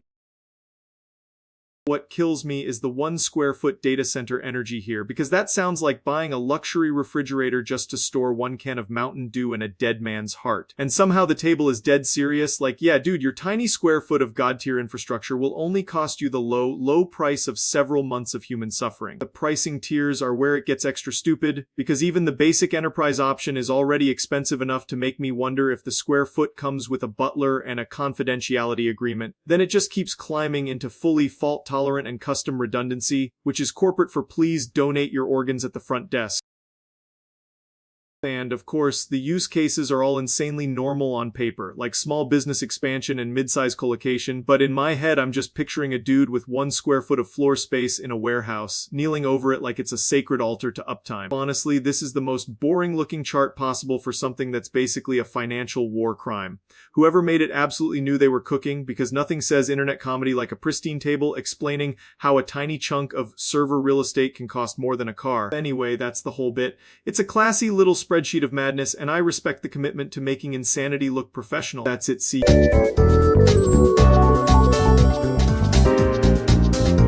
Alright, so apparently we've entered the stage of human civilization where even the grossest possible thing on the planet gets turned into an AI infrastructure opportunity. And I saw this headline and had to sit down for a second because it sounded fake as hell. I swear every week AI finds a new way to make the world weirder, and somehow this one is both stupid and deeply cursed. This is the kind of headline that makes you question whether the internet has finally broken through the floor and started digging into the basement. It's got that perfect combination of I hate reading this, and there's no way this is real, which is usually my favorite genre of disaster.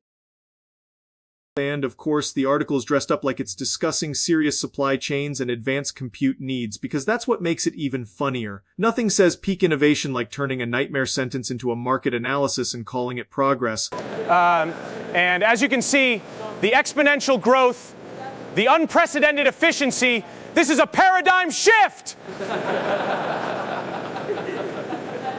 This is the part where everybody in the room nods like they understand what the hell is being said, even though none of them do. That's always the move with AI stuff. Just say enough technical garbage and suddenly people act like you invented electricity. It's amazing how fast an industry can go from we're revolutionizing the future to wait, are we seriously discussing this? Like, I'm not saying AI is evil, I'm just saying it keeps attracting the exact sort of people who would turn a sandwich into a venture-backed startup.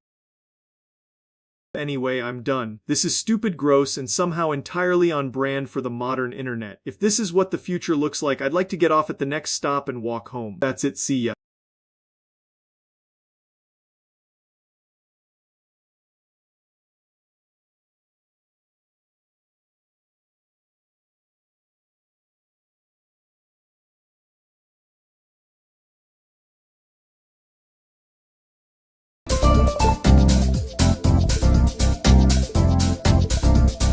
Right, so somebody sent me this screenshot and I had to do a double take because this is the most deranged little quote card energy imaginable. Like it's just cute anime girl framing, and then the text hits you with a conversational shotgun blast. It's incredible. This is the kind of image that looks wholesome for exactly half a second, and then immediately reveals that somebody in the group chat has zero impulse control. I respect the commitment though, because if you're gonna post something this stupid, you might as well make the typography look professional. The funniest part is how blunt it is, no build up, no clever punchline, just straight to the point like a caveman discovering language and using it for porn preferences. And of course the little signature at the bottom is trying so hard to act formal, like the quote got notarized by an unhinged cartoon intern. If I saw this on a random site, I would instantly know the internet was built wrong. There is no amount of design polish that can save a sentence like that. It's still gonna read like the last thing a guy says before getting banned from the server. So yeah, this is peak low effort internet culture, and somehow it works because it's so stupid it loops back around to art. They can't even be mad.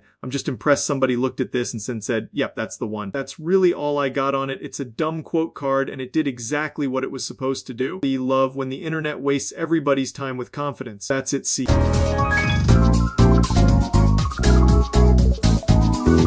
Right, so I stumbled onto this frozen-ass strategy game screen and immediately knew it was going to be some bullshit with 10 different systems hidden under ice, because of course it is. Frostbite Caves Day 30 sounds like a level name designed by somebody who hates joy and loves cold toes.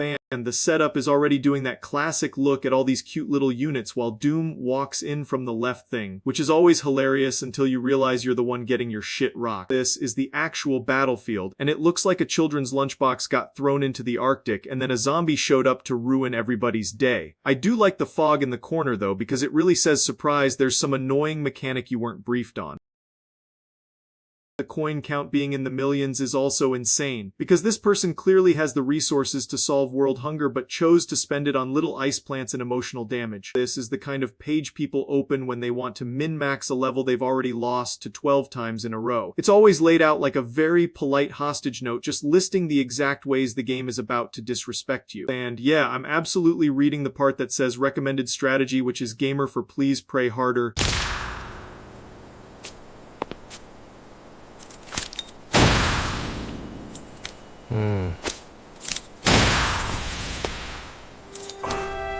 This is where the whole thing turns into controlled panic, because once the wave starts, it's just me trying to pretend I planned for any of this. The tiny propeller plants look cute as hell until they're apparently the difference between victory and total humiliation. They love these frozen levels because they always have that extra layer of bullshit where everything looks calm and then the game spawns something that makes you question your life choices. Anyway, my read on this is simple. The layout is smart, the visuals are clean, and the game is still doing that thing where it smiles at you while lining up a trap. If you're gonna make me defend a glacier with toy soldiers and a 3-barrel plant, at least have the decency to be straightforward about it. That's it. See.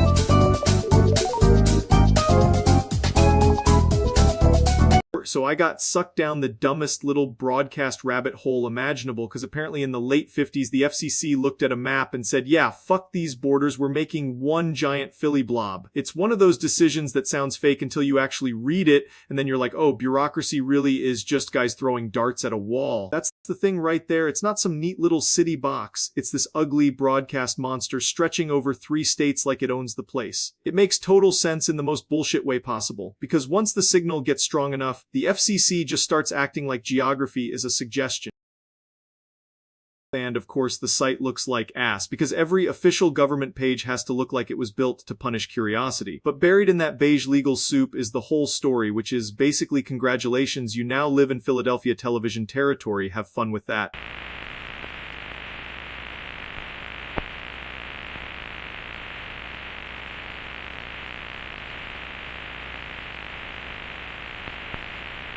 This is the part that really sells it, because the stations didn't care about your state line feelings. They cared about who could actually pick up the damn signal. So if you lived in Delaware or Jersey or the Lehigh Valley, you were basically getting dragged into the Philly orbit whether you liked it or not, which is honestly hilarious, because that means people were probably sitting there watching local Philly news and just absorbing the culture by force. There's something deeply funny about the FCC accidentally creating a giant regional identity crisis through antenna math. So yeah, the late 50s FCC basically mashed the whole area together and called it a day. Classic regulator behavior. Just redraw the world until the paperwork looks clean. That's it. See.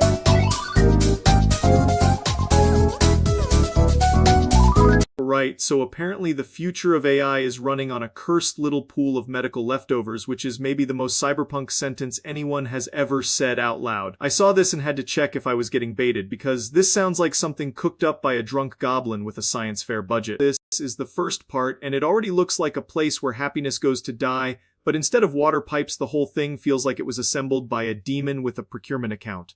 If this is real, the engineers need to be studied, because that is some next level. We are absolutely not putting this in the press release energy.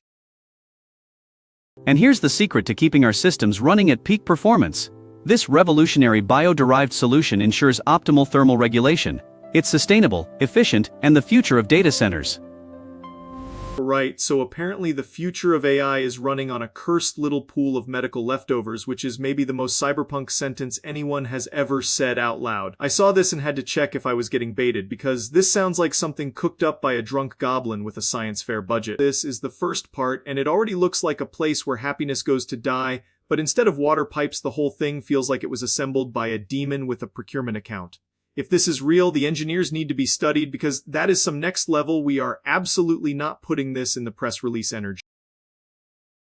Yeah, that's the sales pitch version where they make it sound like sustainable innovation instead of a horrifying phrase combo that should never exist in the same universe. I'm not even mad at the cooling part, I'm just mad that somebody looked at this process and thought, yup, that's a sentence people can hear. If this was real, I feel like every engineer on Earth would have resigned on the spot. You'd open the employee handbook and there'd be a section called acceptable bodily input for optimal chip temperature, and that's when you know the company is cooked. The whole bit here is that the data center needs cooling, sure, but the way you described it makes it sound like someone hit the science button too many times and spawned a body horror side quest. I'm not even saying it can't work, I'm saying the PR team deserves hazard pay and a priest. Anyway, if the goal is to keep supercomputers from melting down, there are probably like 6,000 other liquids we can use before we get to forbidden bathroom byproduct soup. This is less innovation and more a dare that accidentally got patented. I hate that I had to read it, and I hate even more that I understand it. That's it, see ya. That's some next level garbage science right there, and I hope it stays in the same hellhole where it was invented. The fact this even sounds plausible is the real problem, because now I have to live in a world where I can imagine it. That's it, see ya. And here's the secret to keeping our systems running at peak performance.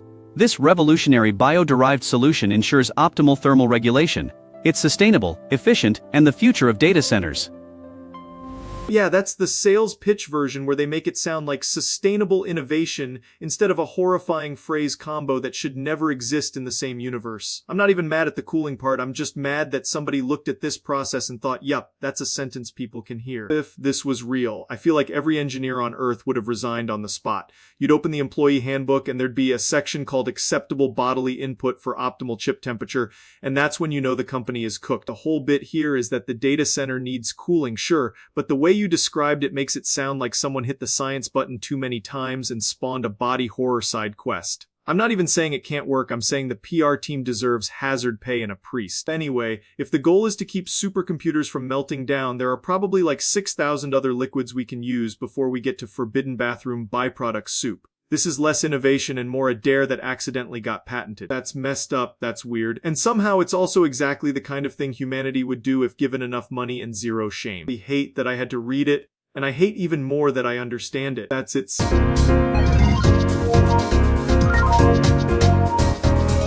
Right, so today's one of those videos where I'm just sitting here staring at my screen wondering how the hell humanity got here. I found out about this because the internet keeps throwing the same curse clip at me like it's trying to make me lose brain cells on purpose. This is apparently the whole thing, and I gotta be honest, it's one of the most aggressive sentences ever assembled by a person with access to a microphone.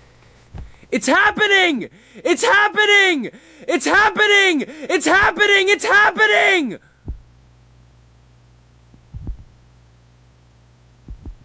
Yeah, that's the clip. That is the exact kind of content that makes me feel like I need to go take a shower and then apologize to my own nervous system for what I just saw. There's no deeper analysis here, no hidden layer, no artful meaning, just raw goblin energy being launched directly at the audience like a missile made of bad decisions.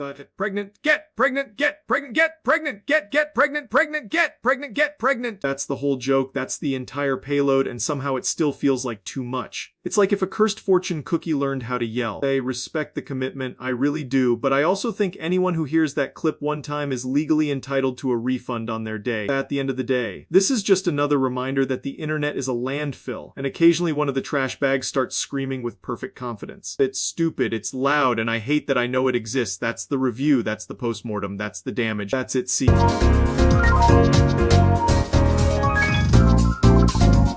Right, I found something absolutely brain-melting, and it's apparently real, which is the funniest part. I keep seeing people mention this weird bit where I can only say one-digit numbers, and that's such a stupidly specific curse that it almost sounds made up. But no, this is the internet, so of course it's somehow real, and now I gotta deal with it. This is the exact kind of face you make right before your life gets derailed by the dumbest rule imaginable. It's not even a cool superpower, it's just numbers with training wheels. So if I say 10, I lose. That's insane. That's not a limitation, that's a hostage situation.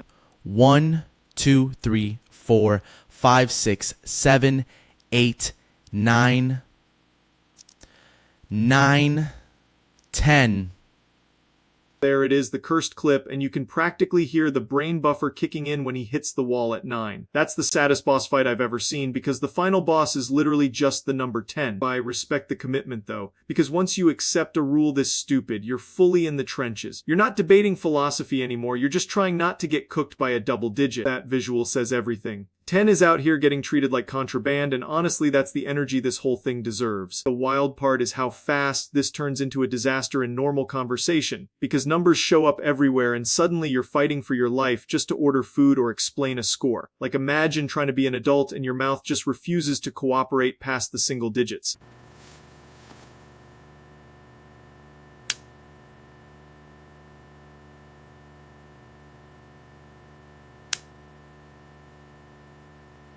Nope, not doing it. I'm not falling for the number goblin bait. This is exactly how you end up saying some embarrassing shit on stream and then having it clipped forever. So yeah, ridiculous premise, weirdly compelling execution, and somehow it makes me feel smarter and dumber at the same time. That's the internet sweet spot right there, just enough stupidity to keep everybody watching. I've seen a lot of cursed gimmicks, but this one is up there because it's so aggressively pointless. Still, I can't even hate it that much because committing this hard to a bit is pretty funny. That's it, see you. Apparently, I'm just minding my own business, watching some innocent little cycling clip like a normal human being, and then the internet decides to jump out of a bush and slap me in the face with a nightmare. I got sent this thinking it was just some weird, wholesome-ass bike content, and instead it turns into psychological warfare in like 2 seconds, real classy stuff.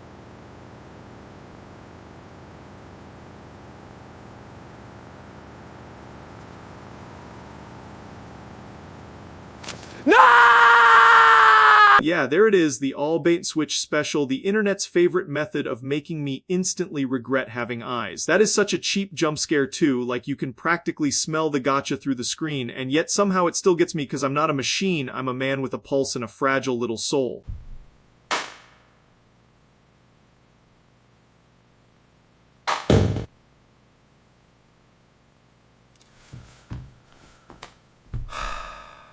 That fucking got me, dude. I hate that shit so much. The setup is so stupidly normal too, just biking, just cruising along, and then boom, demon spawn jumps out like it pays rent in my apartment. Whoever made that knew exactly what they were doing, and they should be forced to stare at a blank wall for 10 minutes. What makes it worse is you always think you're ready for it, like, oh, I know there's a jump scare coming, I'm built different, and then your soul leaves your body anyway. That's the issue with these things. They don't need to be clever, they just need to be louder than your patience, and that one absolutely was. So, yeah, video succeeded in being annoying as hell and making me flinch like an idiot. No deep message here, no hidden meaning, just pure ass cheek jump terror packaged with bicycles for some reason. Respect the commitment to being obnoxious, I really do, but I also hope whoever keeps sending me these gets a pillow that's always warm on both sides. That's the review, that's the trauma, and that's it. See.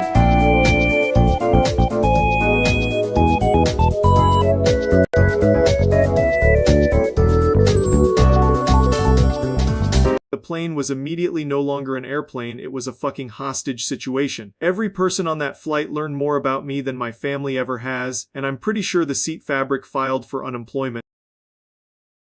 A scroll. I see it, I freeze, and then I'm just sitting there like, oh, you want a show? Fine. So I took 20 laxatives like I was speedrunning the wrath of God, and that was me officially declaring war on my own intestines. This is not medical advice, this is just me proving I can turn one embarrassing clip into a full-on Biohazard sequel. That's it, see ya. The plane did not appreciate my commitment to the bit, and neither did anybody with a nose. So the lesson here is simple. If you shit on a plane, the internet will immortalize it, and if you get mad enough to punish yourself, your body will absolutely file a complaint. Moral of the story. Air travel is already hostile enough without turning it into an ass-based revenge arc. That's it, see ya. Alright, so I wake up and apparently the internet decided to use my intestines as a public event. I'm scrolling, minding my business, and I see a clip of me absolutely wrecking a plane bathroom like it owes me money. Somehow it got filmed, posted to TikTok, and turned into a full-on airborne crime scene. That's the exact moment I realized the fucking pilot could probably smell my choices through the cockpit door. It was already bad enough that everybody heard it, but now it's online forever like some cursed lost episode of modern aviation.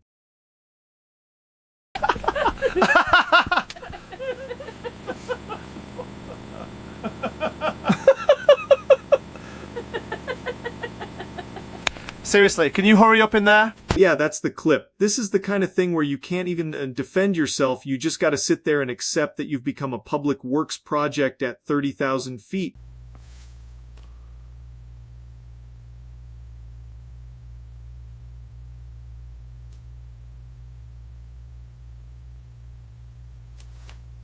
And then 4 hours later I find out because I'm doom scrolling like a dumbass. So naturally I do what any reasonable man would do, which is take 20 laxatives and decide to become a biological weapon. The plane was immediately no longer an airplane, it was a fucking hostage situation. Every person on that flight learned more about me than my family ever has, and I'm pretty sure the seat fabric filed for unemployment. This is not medical advice, this is just me proving I can turn one embarrassing clip into a full-on Biohazard sequel. Anyway, that's the disaster. I learned a valuable lesson about planes, privacy, and never trusting your own body when it's got a grudge. If you're gonna embarrass yourself, at least do it on the ground like a fucking amateur. That's it, see.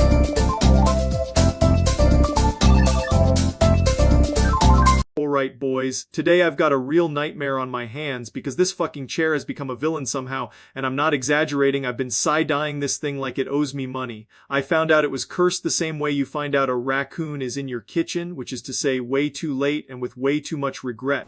Yar!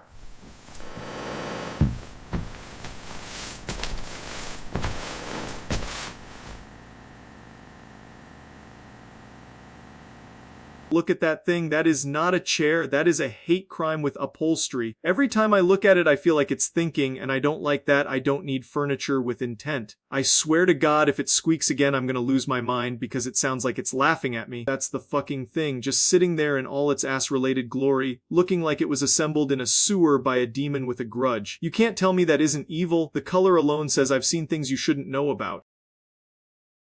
And before anybody says just throw it out, no, you don't understand, it has psychological warfare built into it. I walk past it and suddenly I'm questioning my posture, my life choices, and whether or not I've been targeted by a cursed piece of furniture. That's not normal chair behavior, that's predator shit.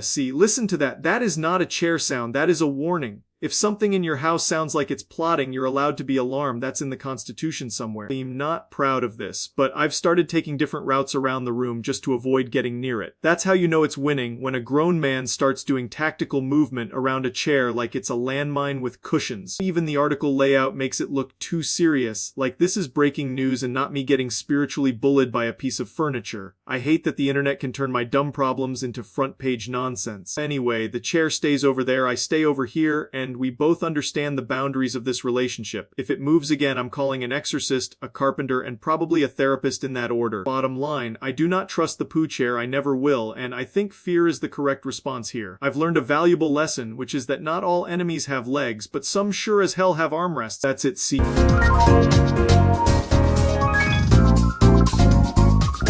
Right, so apparently the internet decided to cook up the most deranged little rumor imaginable today, and somehow I'm the main character in this fever dream. I get online and it's like, oh cool, a normal day, and then immediately it's something about Fent, Disney, and the police should probably be on standby for the entire sentence. This This is already dumb enough, but the hidden Mickey's part is where it really achieves liftoff. Like, yeah, man, I love theme parks, but I'm not about to go full goblin mode because I saw a mouse silhouette in a wall pattern or whatever the fuck that was supposed to be. Just finishing up this raid. Yeah, it was pretty tough, but we got there eventually. I need to get some sleep. That clip is obviously the whole fire starters of the story, because once somebody makes up a clip like that, the internet treats it like a sworn affidavit from God. It's the same brain poison every time. Take something mundane, inject steroids directly into it, and now suddenly there's a criminal investigation into a cartoon mouse.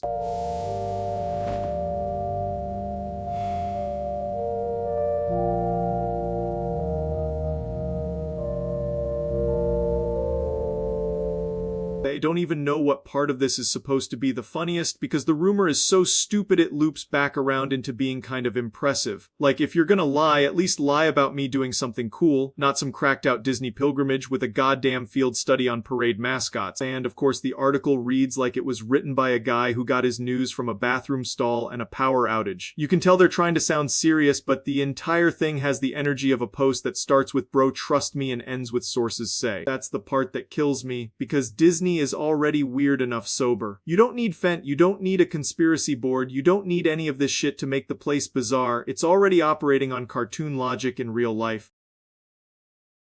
So yeah, my thoughts are basically that this rumor is completely unhinged and also hilariously specific in the worst possible way. If people are going to keep inventing nonsense, at least make it interesting enough to be worth the lie. But this one is just greasy, stupid, and aggressively online in all the worst ways. Still, I guess I appreciate the commitment to absurdity, even if it's coming from the absolute bottom of the internet barrel. That's the kind of creativity that should be redirected into literally anything else. That's it. See.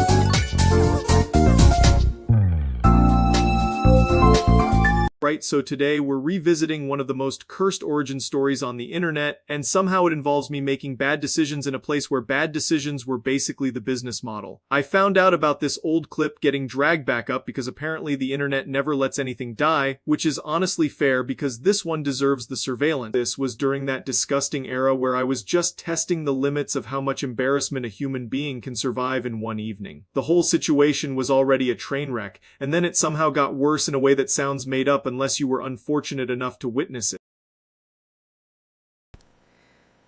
Hi. Yeah, so I guess I'm just like streaming?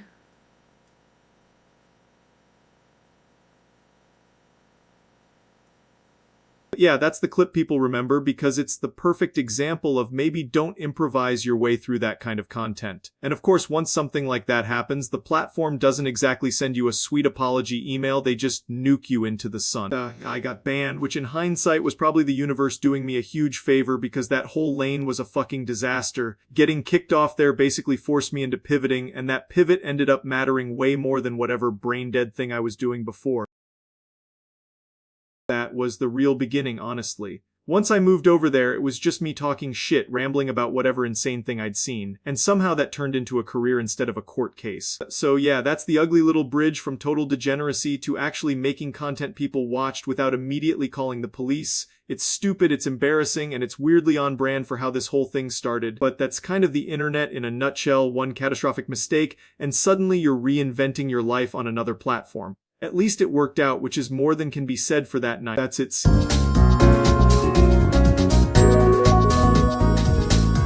Alright, so apparently Nintendo woke up today and chose violence, because now they're suing India for no reason whatsoever, and I cannot stress enough how insane that sounds. I saw the headline and thought it had to be bait, but no, this is apparently a real thing, and now I'm staring into the abyss trying to understand how we got here. This is the kind of move that makes you question if the company has a secret secondary mission to collect the dumbest headlines of all time. Like, what do you even say to this? Yeah, we're gonna take on an entire country, because the vibes were off. That's not a legal strategy, that's a damn fever dream.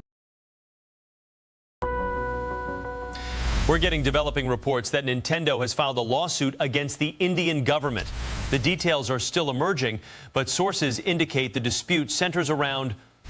The article makes it sound like somebody at Nintendo just slammed a fist on the table and yelled, "Find me the nearest nation we haven't bullied yet," and then everybody in the room just had to nod and pretend that was normal. If this is real, it's one of the most absurd corporate decisions I've heard in a while, and that's saying something because companies are constantly doing stupid shit for sport. And the worst part is I know there's going to be some nonsense justification buried in the fine print where they act like this is all super reasonable and necessary. But from the outside, it just looks like Nintendo got mad at geography and decided to make that everybody else's problem, which is honestly kind of impressive in the worst way. If you told me this was an Onion headline, I'd believe you immediately, but that the fact that I have to even entertain that it might be real is what makes it so funny. I don't know what kind of legal team signs off on this, but they deserve a public apology and maybe a wellness check.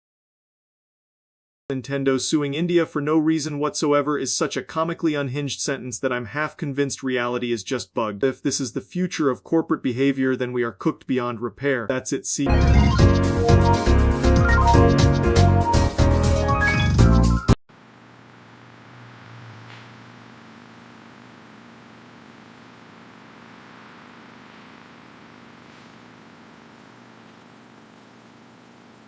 This is the part where the internet takes one weird moment and turns it into a legendary appetite myth. Like, yeah, maybe I was hungry, but I'm not out here trying to become the first man to self-cannibalize because DoorDash took too long.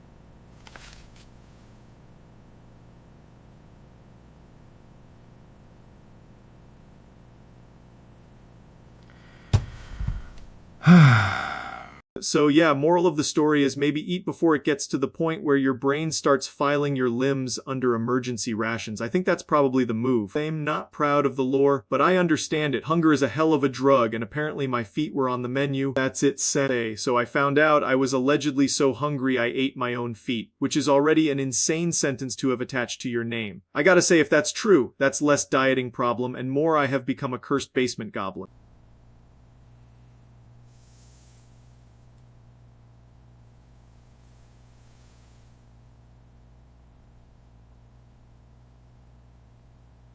Before anyone asks, no, I do not recommend this as a snack strategy. The texture alone sounds like a federal crime. The fact that my body would even consider itself a food source is kind of a confidence issue, honestly. This is the exact energy I'd have about it, just pure what the fuck happened while I was blinking. That's the kind of thing that makes you check your pantry and your ankles at the same time.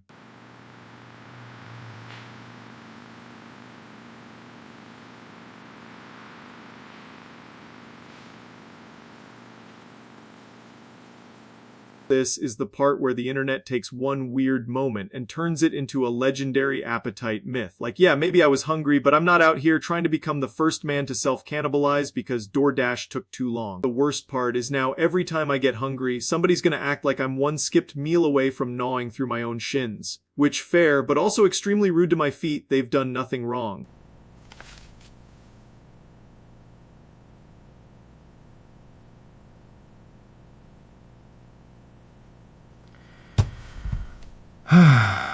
So yeah, moral of the story is maybe eat before it gets to the point where your brain starts filing your limbs under emergency rations. I think that's probably the move. I'm not proud of the lore, but I understand it. Hunger is a hell of a drug, and apparently my feet were on the menu. That's it.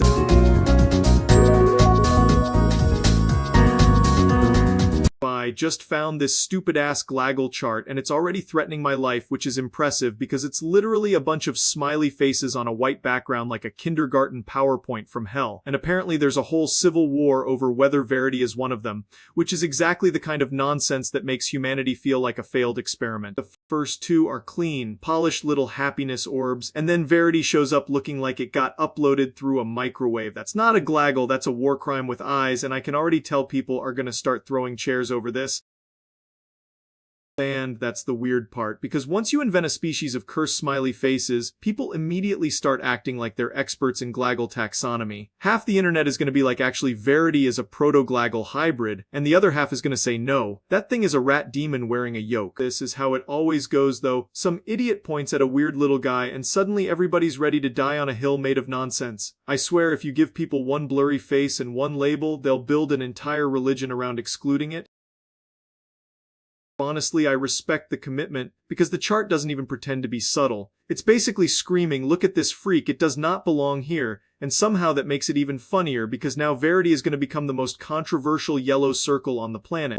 So yeah, if the Glaggle Council is real, they have my vote for immediately banning whatever Verity is. Keep the clean little goobers, exile the cursed one, and let the people have peace for once. But knowing the internet, this is only going to make people more feral about it. Somebody's already typing a 12-page manifesto on why Verity is the chosen one, and honestly that's the kind of disease that spreads fastest. Anyway, that's my official stance. Giggler and Infoso good. Verity suspicious. People clashing over smiley face lore is fucking perfect, and I love that for us. That's it, see.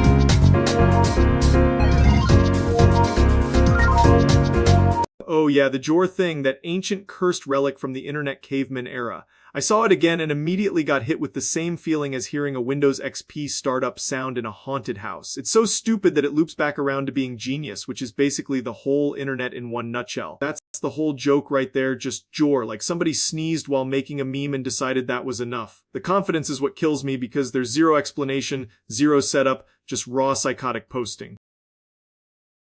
And somehow that's funnier than half the shit people spend 3 hours editing now, because back then the bar was underground. It's not even a meme so much as a little gremlin artifact from the golden age of nonsense. Every once in a while one of these ancient brainrot words crawls back out and reminds me the internet has never matured a single day in its life. Honestly, respect to Jor, it committed to the bit harder than most creators. That's kind of the beauty of it though, just pure meaningless sludge that somehow becomes iconic because enough people collectively lose their minds over it. Internet history is just a giant landfill, and Jor is a shiny cursed bottle cap in it. That's the magic, man, complete garbage with perfect timing and no shame. We hope it never gets explained because that would ruin the vibe. That's it, see.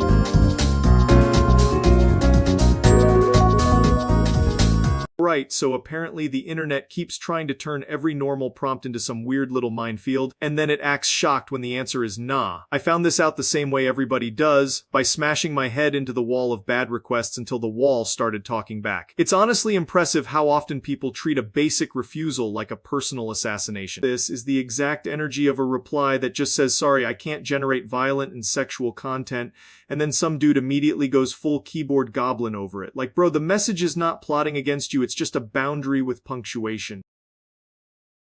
And yeah, the funniest part is people always act like they're being censored by the feds when really they just asked for some unhinged nonsense and got told no. That's not oppression, that's the world refusing to be your accomplice for 5 seconds. Anyway, moral of the story, if the answer is no, maybe don't respond like a Victorian orphan getting denied soup. Save everybody the headache. I think the real issue is people confusing being told no with being attacked, and that shit is exhausting. Sometimes the internet needs a nap and a real adult in the room. That's it, see.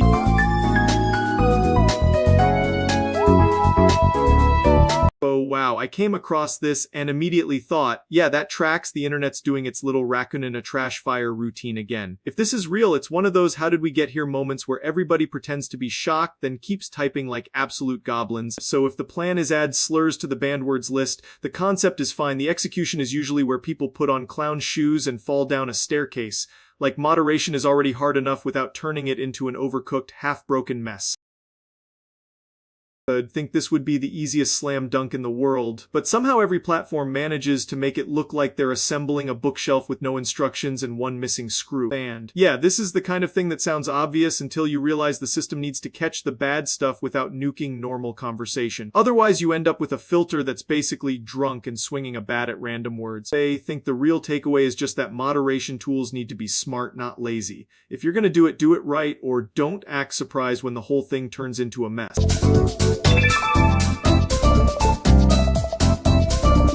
Right, so I got this notification and immediately knew somebody was trying to start a war in the dumbest possible way. Like, we're not even doing subtle anymore, we're just speedrunning insanity. I clicked it thinking it was going to be normal internet slop, and instead got hit with whatever the hell this is. So yeah, here we are. This is the most unhinged sentence I've read all week, and it's buried in a notifications tab like it's fucking homework. The thumbnail on the right just makes it feel even more cursed, like the app itself is judging me for opening. wild part is the confidence. Like, somebody typed that out and thought, yeah, this'll really move the discourse forward. No, brother, this is how you get everyone involved to put your brain on a watch list. Honestly, this is peak internet behavior, just taking geopolitics and turning it into a group project nobody asked for. It's stupid, it's loud, and it's exactly the kind of thing that makes me regret having eyes. Yeah, absolute nonsense, complete brain damage, and somehow the notification screen is now a portal to the abyss. That's the state of things. They respect the commitment to saying something so dumb it could echo through the walls of hell. It's aggressive, it's idiotic, and it's weirdly impressive in the worst way. That's it.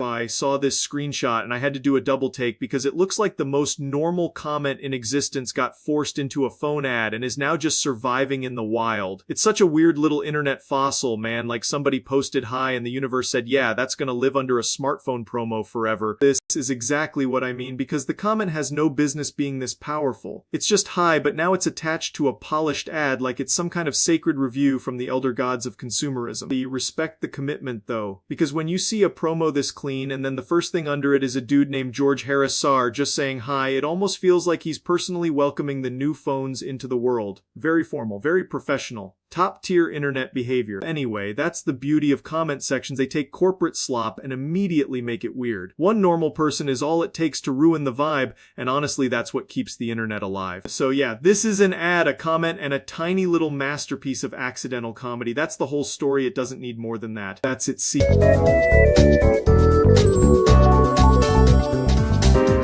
They woke up to the dumbest bullshit possible. Apparently my entire vocabulary got replaced by one horrifically stupid snack chant. I don't know who did this to me, but I hope they step on a Lego barefoot in every room of their house. This is gonna be a real rough one, because every thought in my head now sounds like a rat in a deli. Yes. Cheese! Cheese! I've been trying to make a coherent sentence for like 10 minutes and my brain just keeps turning into dairy-based shrieking. Honestly, this might be the most powerful curse ever conceived by man, because it's impossible to sound intimidating while yelling about cheese like a raccoon with a god complex. Cheese! Cheese! Cheese! Cheese! Cheese! Cheese! Cheese! Cheese! That's basically the issue right there. It starts as a joke and then turns into this feral spiral where the human mind completely abandons the wheel and dives headfirst into the mozzarella pit. Cheese, cheese, cheese! I don't know what else there is to say. Man, I've been reduced to a dairy goblin with a microphone, and honestly, I'm kind of committed to the bit at this point. If this is my new purpose in life, then fine, I'll embrace the cheese madness like a champ. Cheese! Cheese! Cheese! At the end of the day, this is a terrible way to live, but it is a very funny way to die mentally. I hope whoever started this gets exactly what they deserve, which is a lifetime supply of weird sticky cheese slices and no escape. Cheese! Cheese! Cheese! That's it.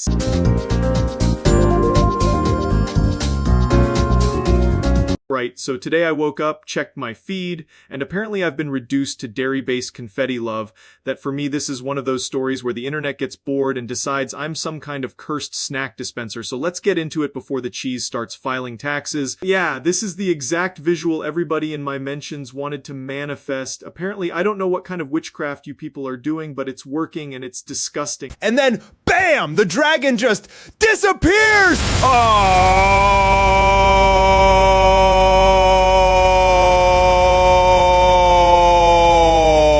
That's the viral evidence right there. The kind of clip that makes you ask whether the laws of physics have just given up or if I become a dairy product. Either way, the production value is insane. Truly peak cinema.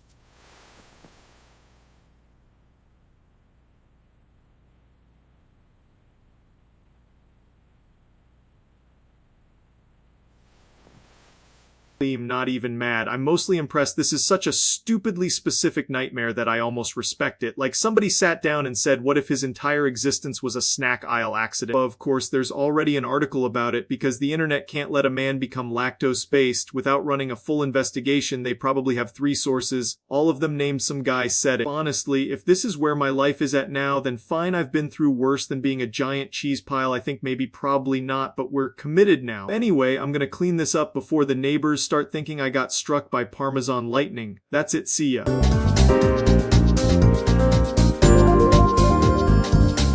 Alright. right? So I saw this Discord profile and immediately my brain went, okay, this dude just typed a 3 like he's about to ask for head pats and a blanket. That's not normal behavior. That's a declaration of war against heterosexuality. Now, the real question is whether that makes him a furry. And honestly, the internet has turned that into a stupidly loaded accusation for no reason. This is the exact kind of profile that makes you pause and just stare at the screen like you're waiting for the punchline to load. The 3 is doing a lot of heavy lifting here, but it's not exactly proof of anything besides being kind of cursed.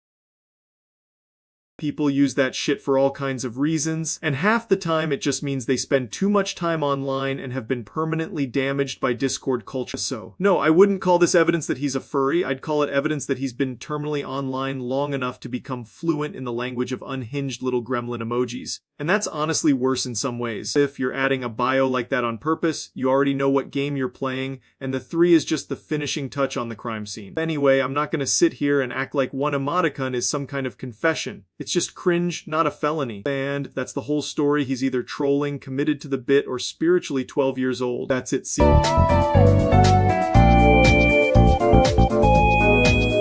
Alright, so apparently we're doing an oh no situation today, which is always a great sign when the internet gets involved. I saw this clip floating around and instantly knew it was going to be some stupidly avoidable disaster wrapped in confidence. Let's just get into it before my brain decides to leave the building.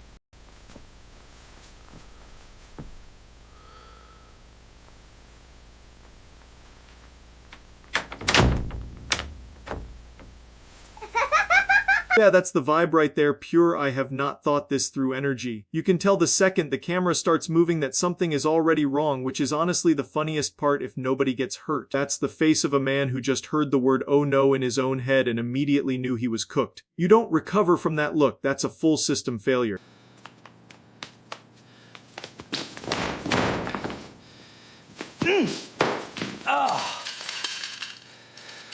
Oh dear.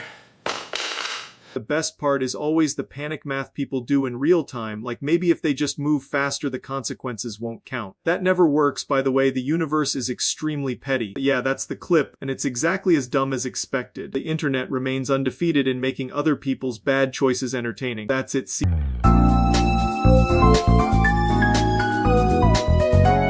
Oh hell. Yeah, Gibraltar finally doing the long ass I'd like to speak to the manager routine and breaking up with the British overseas territories. I saw this headline and immediately thought, wow, history really does show up like a drunk guy at 2 a.m. and starts throwing chairs. This is one of those things that sounds fake until you remember borders are basically just old arguments with paperwork attached. Look at this little chunk of land just straight up deciding it's done being someone else's side character. That rock has had enough of imperial nonsense, apparently. And honestly, if you live on a giant-ass rock in the middle of everything, at some point you start thinking, yeah, we can probably just handle this ourselves. This is the part where every politician starts acting like they personally invented the concept of sovereignty. The article's got that polished we are witnessing a historic moment energy, which is journalist code for holy shit, this is actually happening. We love when these stories happen because everyone suddenly remembers geography exists and starts pretending they care about constitutional law. It's like watching people discover a closet they've ignored for 40 years.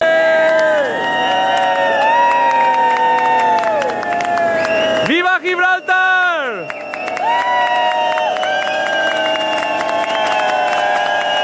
This is the money shot. Everybody losing their minds in the street because the news finally hit. You can practically hear the collective weight, we can do that, coming from the whole place. And yeah, good for them, honestly. If you're going to be trapped in a geopolitical saga for decades, you might as well at least get the ending you want. So yeah, Gibraltar going independent is one of those wild-ass developments that makes the whole world feel like it's on a weird timeline. I'm just saying, the little guy finally getting to choose for himself is pretty damn cool. That's it, see ya.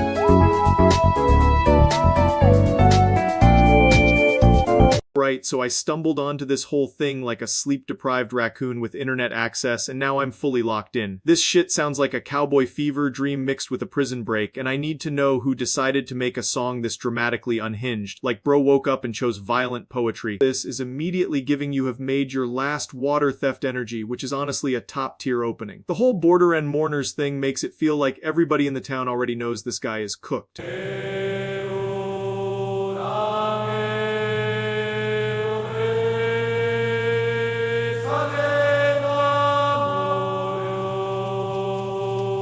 then it just keeps getting more absurd, because now it's not even about the crime anymore, it's about the ritual of public humiliation. That line about the hangman not hanging is so stupidly cool, like the universe itself said, nah, we're doing street-level consequences today. They respect a song that commits this hard to being dramatic as hell. It's got that history class if history was on mushrooms vibe, and somehow it works because every line sounds like a threat wrapped in a poem. Honestly, I get why people latch onto it, because it feels bigger than the actual words on the page. It's all punishment, survival, and bullshit authority with the volume cranked way up. That's the kind of stuff that sticks in your head for years whether you want it to or not. That's it, see ya.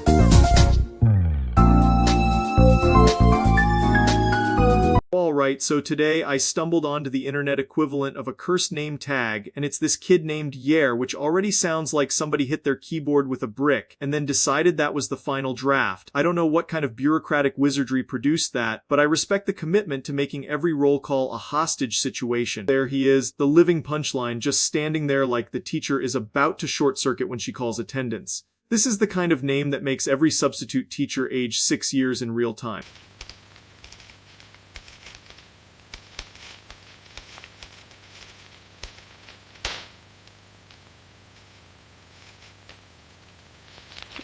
And yeah, this is the exact energy I expected, just pure confusion and secondhand embarrassment. I'd be asking my parents for a refund because that's not a name, that's an error message. Imagine trying to make a LinkedIn profile with that. Bro would have the most insane username availability on earth. Nobody is taking your identity, they're just handing it right back. Honestly, I feel bad for the kid, because that's going to be a lifetime of explaining himself to people who are already tired. Still, it's so absurd you can't help but laugh a little at the sheer chaos of it. That's it, see.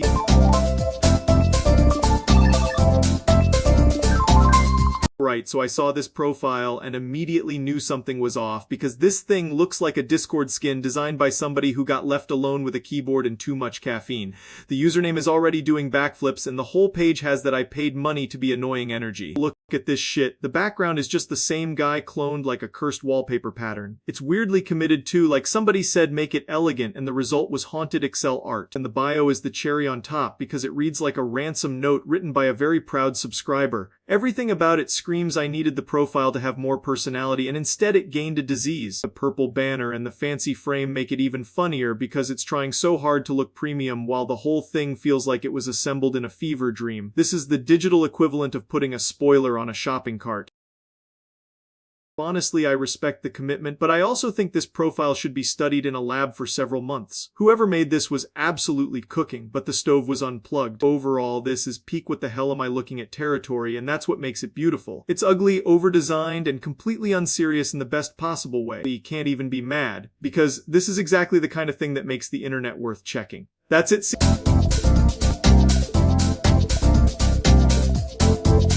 Alright, so I just found out about this whole story, and honestly it's one of those things where you read it once and go, yeah, that tracks, and then you read it again and realize it somehow tracks even harder. It's not a giant mystery, it's not some Galaxy-brain conspiracy, it's just one of those stupid little situations that somehow ends up being way more annoying than it should be. This is basically the entire thing right here, just a big nothing burger with extra sauce, and somehow everybody involved still managed to make it sound like the end of civilization. I love when something so simple gets stretched into a full drama arc by people who desperately need a hobby. Okay, so it's really simple. You just need to... Mangoes! Fresh mangoes! No, listen, it's literally just this. You take the... Look, just... It's this easy. You... And that's the exact energy of this, because the more you look at it, the more you realize there wasn't some hidden layer, there wasn't a secret twist, it was just people being weird about a basic thing. That's the internet though, turn a pebble into a mountain and then act surprised when it falls apart. So yeah, that's the whole story really, no deep lore, no extra bullshit, just a this and not a that. Sometimes that's all there is, and honestly that's probably for the best. That's it.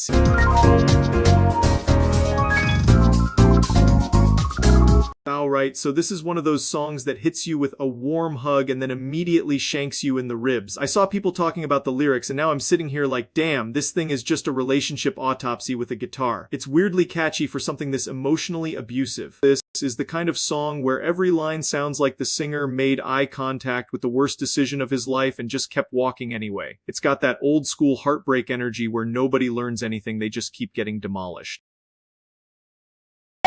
Tears out of our road that's near. Clouds alone did that. And yeah, the smillin' part is brutal because that's always how it goes, right? Somebody can be ruining your life and still look like they're having a grand old time. That's the kind of emotional damage you can't even really argue with. The whole thing is basically, I know this is bad for me, but I'm still gonna eat the whole plate. Which, honestly, is more relatable than I'd like to admit. It's sad, but it's got swagger, so you can't even be mad. You think that's why it sticks, because it's not pretending love is clean or heroic, it's just messy as hell and everybody's limping around inside it. Anyway, great song, emotionally irresponsible, very powerful combination. That's it, see.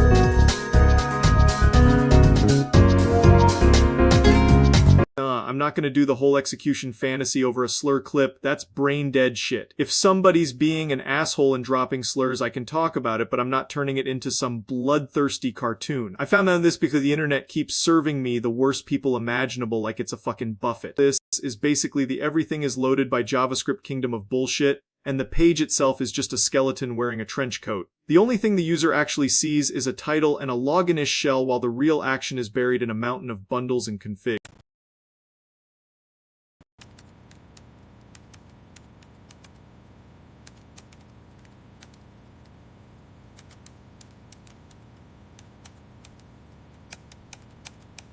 Yeah, that's the part that matters because the clip is less about the site and more about some edgelord trying to farm outrage with a terminally online threat. If you're going to be racist and then act shocked when people react, you've got no moral high ground left. You're just a dipshit with a keyboard. And the preview itself is just a polished landing page. All the usual hang out with friends corporate fluff while the page boots a mountain of crap underneath. It's funny how the front end looks friendly while the discourse around it is pure radioactive sewage.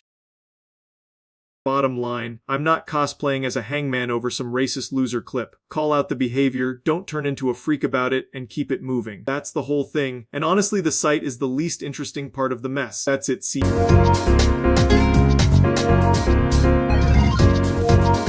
Right, so I got pinged about this random Discord lore bullshit, and apparently everybody wants to know why Mod But Cooler has the roll color of Ketchinase, which is honestly the kind of question that only exists because people spend way too much time staring at server roles like it's the fucking Rosetta Stone. I saw it, I laughed, and then I realized this is somehow now my problem. That's the whole mystery right there, it's just two names wearing the same damn paint job. You ever notice how in Discord every little power position eventually becomes a blood feud over who gets the prettier color? Like this is Game of Thrones for unemployed teenagers.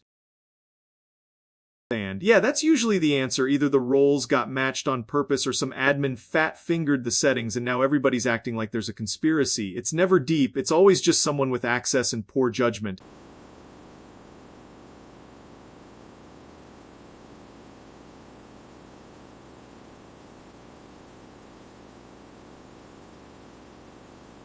I see. This is the part where the mystery dies in real time, because the color gets assigned and now both roles look like they came out of the same cursed Crayola pack. The fact that people will investigate this for hours is honestly the funniest part to me. So, yeah, that's probably why it's a roll color setting and nothing more insane than that. You just got two names sharing the same shitty little identity crisis color. We respect the commitment to making the server look dumb as hell, though that's art. Anyway, mystery solved. Everybody can go touch grass or whatever. That's it. See.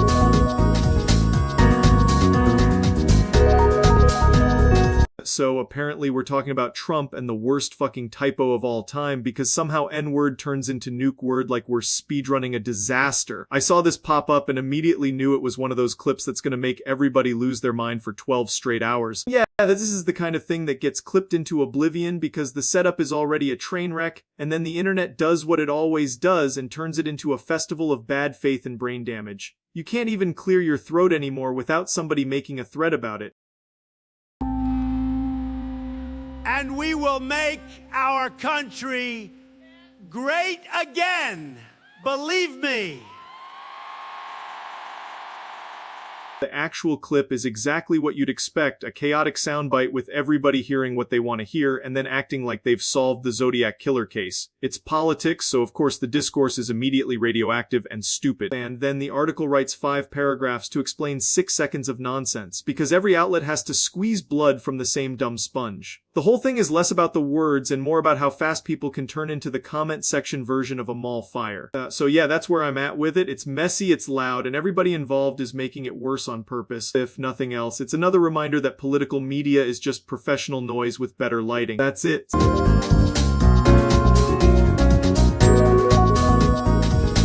right? I woke up feeling like my stomach had been replaced by a dying oil refinery, and I'm pretty sure that's already a horrible sign. I took one look at the room and knew this was not going to be a normal day, because nothing good ever starts with "why does that smell like burnt batteries?" I'm just going to get this over with before my organs file a complaint.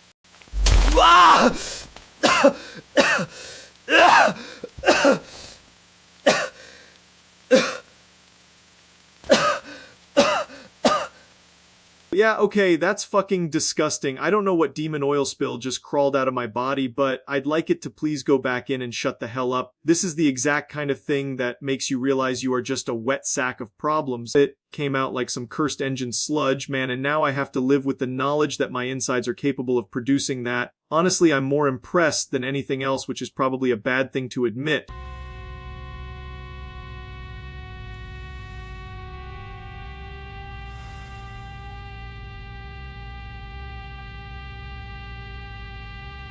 I don't know if I need a doctor, an exorcist, or a hazmat team, but I'm leaning toward all three. If this is what being alive is now, I'd like to speak to the manager of existence. That's it, see ya!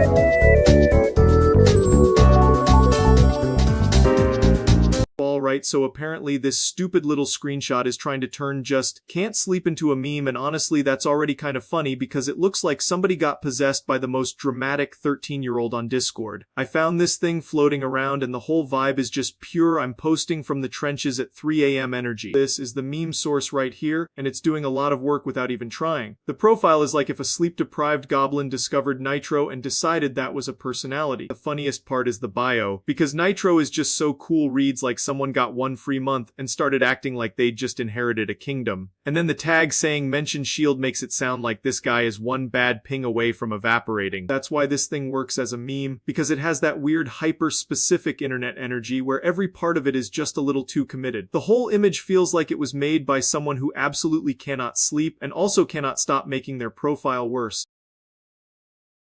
So yeah, I can definitely see it taking off if people start slapping some dumb caption over it. It's stupid, it's niche, and that's usually exactly how a meme gets born. That's it, see.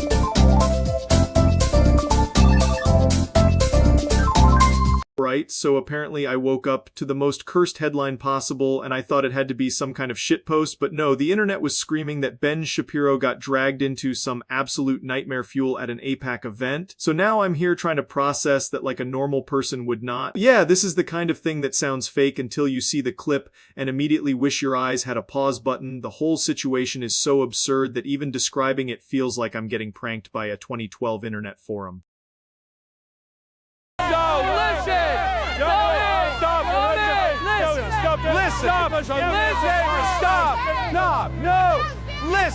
Listen! Now you're having, listen! The viral clip is basically chaos soup, and everybody in the room looks like they're realizing the night has gone completely off the rails. If you ever wanted proof that live events are just one bad second away from becoming a complete clown show, there it is. And then of course every site on earth starts slapping the wildest possible framing on it, because that's how the internet makes money. You get the clip, the headline, and then 15,000 people arguing in the replies like they're courtroom experts. Anyway, the whole thing is obviously insane. The vibe is embarrassing for everybody involved. And I think the main lesson is maybe don't let political events turn into whatever the fuck this was. That's the internet's favorite hobby though, making one bad moment into a week-long dumpster fire. That's pretty much all I got on it, because honestly there's not much else to say after your brain gets hit with a headline like that. It's stupid, it's chaotic, and it's exactly the kind of nonsense people will be talking about forever for no good reason. That's it, see.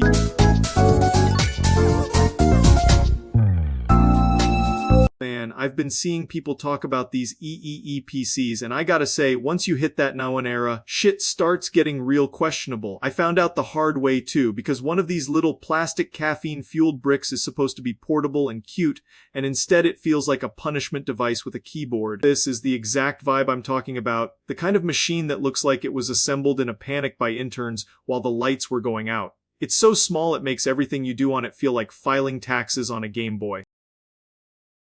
The early ones had some charm, but after that point it's like they just started cutting corners with a chainsaw and calling it innovation. The whole thing feels built around the idea that your hands should suffer for the privilege of using Chrome.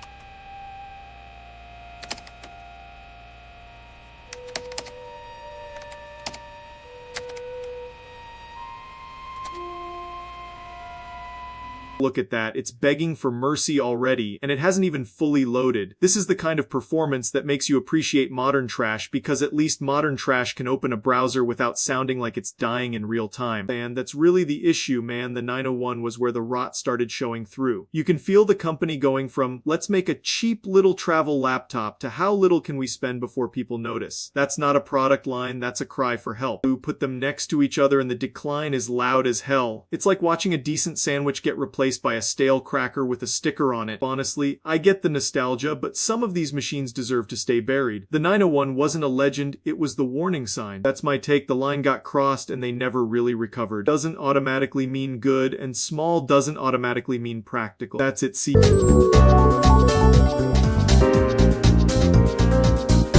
Right, so apparently this clip has been circling around and people keep acting like it's some kind of ancient lost artifact, which is hilarious because it's basically just a very specific vibe with a very loud internet footprint. I saw it come up and thought, yeah, this is exactly the kind of thing that gets replayed into the ground until everyone pretends they didn't watch it 50 times.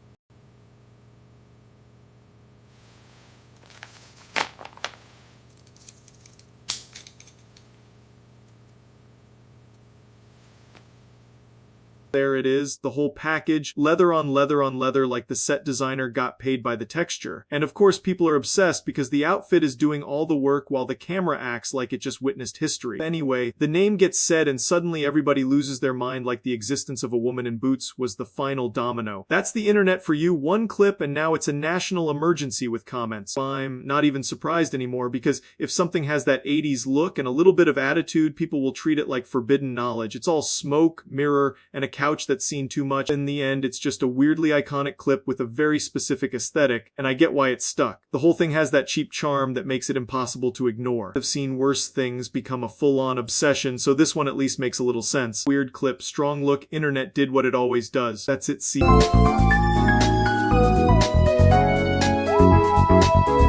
Alright, so I woke up and checked my camera, and somehow I've become the final boss of bad lighting and bad decisions. I don't know when the transformation happened, but my soul has been swapped with a guy who says, actually way too much and owns a headset with a muted mic. I'm horrified, but also kinda impressed by the commitment. That's the first sign right there, the headset. Once that thing goes on, it's over. You're no longer a person, you're a forum guidelines enforcement unit. And look at the posture. I'm sitting like I just got told the server rules are no fun, no joy, no women.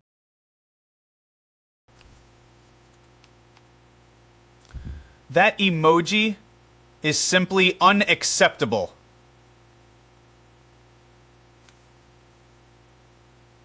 Can feel my power growing, which is horrible, because the power is exclusively to say read the rules and then vanish into a sticky fog of Mountain Dew and resentment. If anyone needs me, I'll be in my room removing people for being vaguely annoying. This is the exact moment the mutation finishes, when your entire personality gets replaced by moderation experience. I hate it, but I have to respect how fast it happened. Anyway, I'm gonna try to become a normal human again, which is a bold goal considering my current phenotype. If that fails, I'll just start typing in all caps and banning fun on instinct. That's it, see.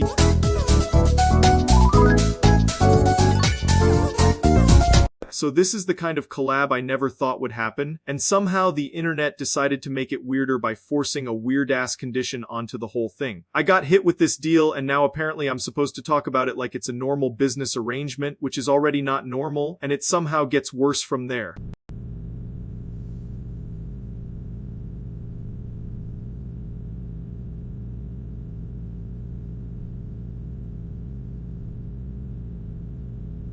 Hate that this is even my life right now, but yeah, the collab happened and the whole setup felt like being blackmailed by a circus clown with a contract. Pyro showed up with that same chaotic energy he always has, like he was born in a cinematic trailer, and I'm over here just trying to survive the bit.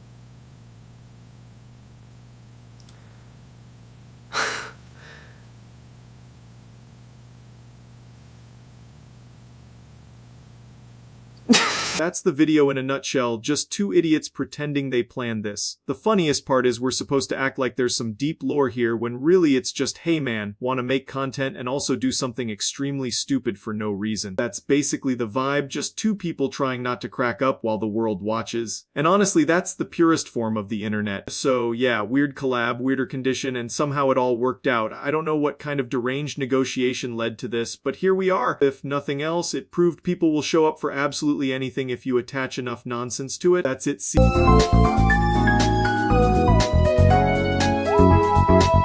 Alright, so apparently the Doodle AI podcast has fully gone off the rails, which is honestly the most predictable sentence ever written in the year of our Lord. I got dragged into this by clips, and it's one of those things where you think it can't get stupider, then it reaches down and finds another basement.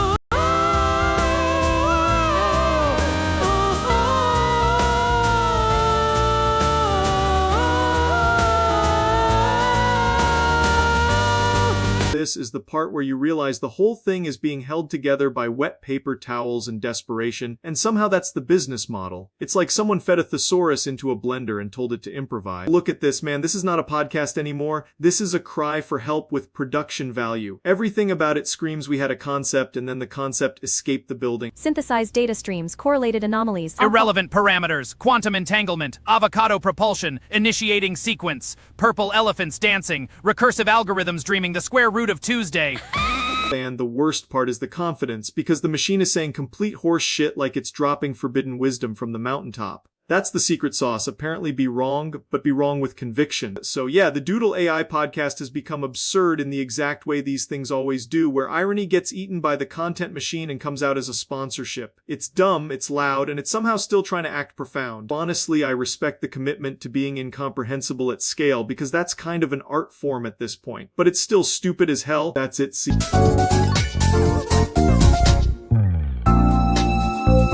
Alright, I found this because everybody keeps spamming it at me like it's the second coming of mod drama, and honestly I had to see what the hell the deal was. Apparently there's a whole war over who's the coolest mod on the wall, which is a deeply terminally online sentence, and I respect it a lot. So this is basically the Council of Unemployed Hall Monitors, and one of them is supposedly the king of the cool kids. The fact that this is being treated like ancient prophecy is what makes the whole thing perfect.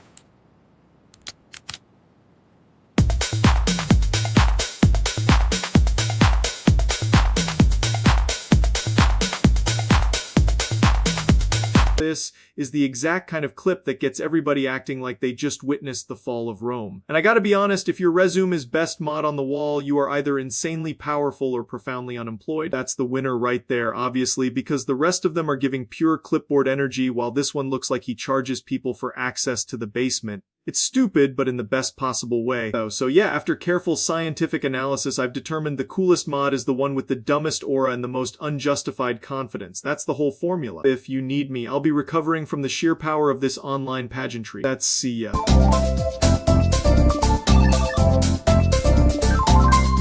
Alright, so I got hit with this absolute brain rot of a question, and now I can't get it out of my head. What if Doodle in some other universe was called Fang Doodle and was just a little evil bastard? That's the kind of multiverse shit that keeps me awake at 3 a.m. like, yeah, this would absolutely happen if the timeline got cooked. Yeah, that's Fang Doodle. He looks like he taxes your lunch money and then laughs when your printer jams, which is honestly a pretty evil brand identity. The little guy radiates I ruined your day for fun energy. In the evil universe, Fang Doodle wouldn't just be mean, he'd be petty. Like he'd steal one sock from every laundry load, move all your icons on your desktop, and then act like you deserved it for being weak.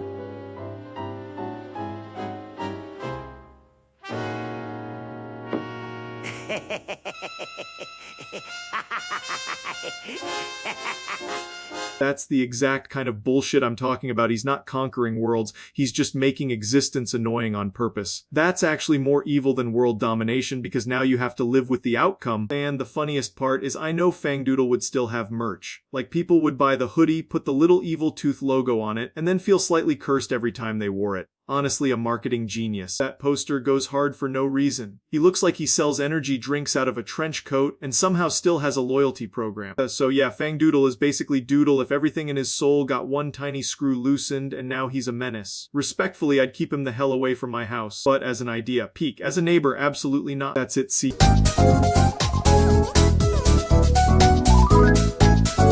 Alright, so I just stumbled into this alternate universe bullshit, and apparently Doodle AI Podcasts got rechristened as Doodle AI Slop, which is honestly more honest branding than half the shit on the internet. I mean, if you're gonna serve up synthetic nonsense, at least own it. Yeah, that tracks, because this is the kind of product name you slap on something after nobody in the meeting had a soul left. It sounds like a tool that generates a panel of 5 dudes arguing about nothing while the UI itself is begging for mercy.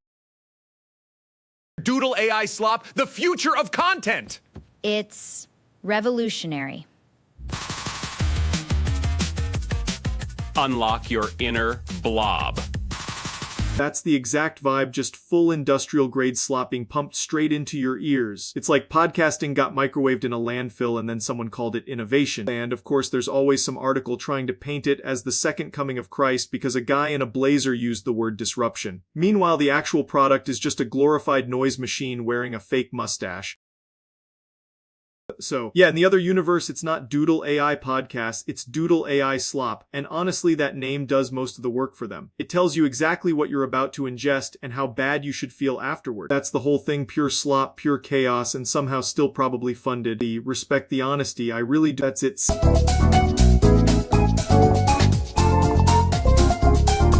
Right, so apparently in some cursed alternate universe, Doodle is not Doodle, he's Sketch, he's aggressively anti-AI, and instead of being obsessed with Bobucks he's on some diamond grind set. Honestly, that's already a better life path than whatever weird gremlin economy the main timeline gave him, because at least diamonds sound expensive and not like a Roblox currency fever dream. This dude looks like he would scream at a printer for using autocorrect, and I respect it. The anti-AI energy is so strong it feels like he'd see a generated image and start foaming at the mouth while clutching a legal pad. This isn't art. This is just algorithms. It's stealing from real artists. It's not real work. It's not earned. This isn't real work. Real work takes time. And yeah, the diamond obsession is the funniest part because now his whole personality is basically I refuse automation, I only respect shiny rocks. That's not a content creator, that's a goblin king in a stationary aisle. The article layout makes it look way too official for something that sounds like a guy in a parking lot selling crystals and principles. But honestly, alternate timeline Sketch is kind of based because at least he's consistent about being weird. If you're gonna be a menace, be a handcrafted menace, not some slop-generating machine goblin diamonds only AI band, Bobucks dead, that's the brand. That's it, see.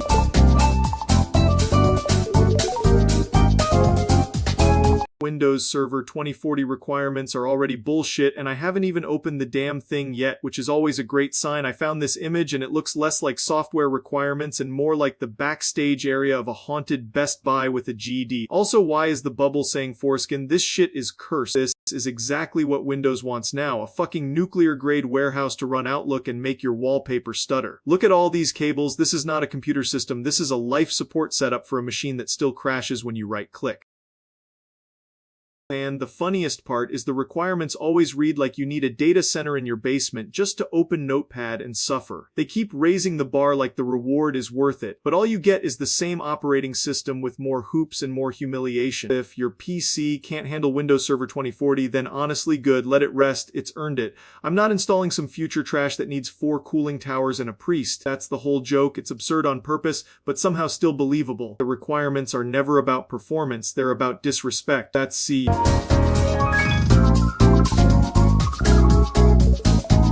Alright, so I got this weird-ass alt-universe doodle icon sent to me and I'm already annoyed because it looks like should be an app I'd accidentally download at 3 a.m. and then never recover from. It's just glasses on a red square, but somehow it has the confidence of a billion-dollar startup. If this is what the multiverse is cooking, we're fucked. Yeah, that's the one. It looks like the logo for a glasses company that somehow also tracks your soul and sells it to advertisers, which is honestly just modern branding at this point. The red is doing way too much work for a pair of white frames, but I respect the commitment to looking expensive as hell. What gets me is how clean it is, because that means somebody sat there and thought, yes, this is the final form of eyewear propaganda. It's simple, it's evil, and it absolutely belongs on a device that costs $900 and still can't open PDFs. At the end of the day, it's a solid icon, I'll give it that, but it also feels like the kind of thing that appears right before your phone asks for a blood sacrifice. Pretty good design, questionable vibes, huge red flag, which is fitting because the whole thing is literally red. I'm not gonna lie, I'd probably tap it out of curiosity and immediately regret it. That's the exact kind of trap this thing sets. That's it, C.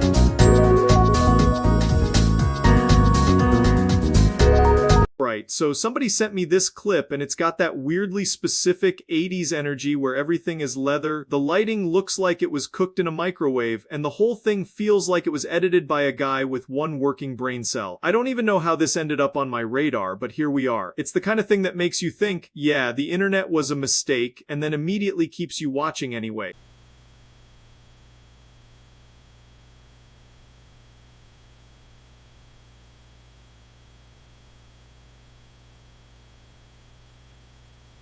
This is the exact kind of clip that tries way too hard to look cool and somehow loops back around into being ridiculous. The boots are doing the most, the couch is taking a beating, and the whole thing screams I paid a man in sunglasses to film this. And that's the magic of it, because it's so aggressively committed to the bit that you can't really hate it. It's just dumb enough to work, which is basically the internet's entire business model. Overall, I get why people clip stuff like this, because it's got that instant reaction bait energy and it knows exactly what it's doing. Still, it's also the kind of thing you see once and go, yeah, that was a choice. That's it. See ya.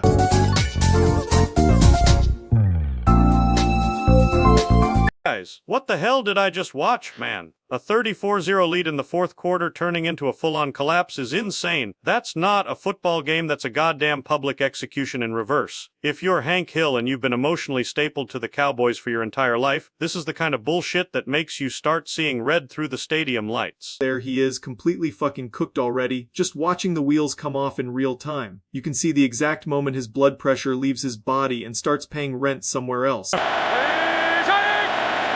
Kicked in to Tarnay Dior's, 8 to go.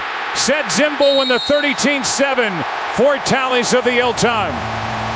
That is the most embarrassing football collapse imaginable. Holy shit. You don't even need to be a Cowboys fan to feel the soul leaving the room. That's like watching a mansion burn down because someone sneezed near the fireplace. Yeah, there it is, the complete and total snap. When your team blows a lead that massive, you're not even a fan anymore. You're basically a hostage with season tickets and a vendetta. Even the article title is probably trying not to laugh. Because what do you even say about that shit? Historic collapse is just polite journalism for someone needs to be escorted out of the stadium and into a padded room. Honestly, I respect the commitment to the meltdown. If a team blows a 34-0 lead and the call that helps finish the job is that bad, you're gonna see some primal shit from people who have had it up to here with disappointment.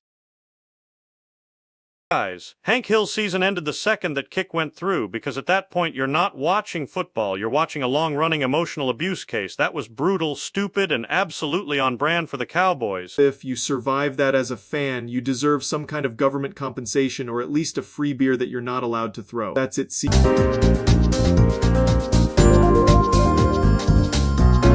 Right, so apparently Batman has now entered his villain arc of being a rich adult man doing ass-based cardio in a nightclub. This is the kind of thing you hear and immediately know Gotham has officially lost all quality control, like the city is held together by duct tape and bad decisions. Also, if Bruce Wayne is twerking in public, I think the Batmobile should be repossessed for emotional damages. And I gotta be honest, I respect the commitment. You don't just wake up and decide to put that much pressure on the lower half of the Batsuit without some serious inner demons. That's not a move, that's a cry for help wearing Kevlar. The article is trying so hard to act shocked, but if Batman is out here dropping it low in a club, then honestly the real crime is that nobody on his team did an intervention sooner. Alfred probably saw the footage and just sighed like, yeah, this is why I keep the tea stocked. This is the exact kind of headline that makes Gotham feel less like a city and more like a fever dream with tax problems. If I saw Batman twerking at the club, I wouldn't even call the police. I just assume the Joker finally won and we're all doomed to live in the punchline now.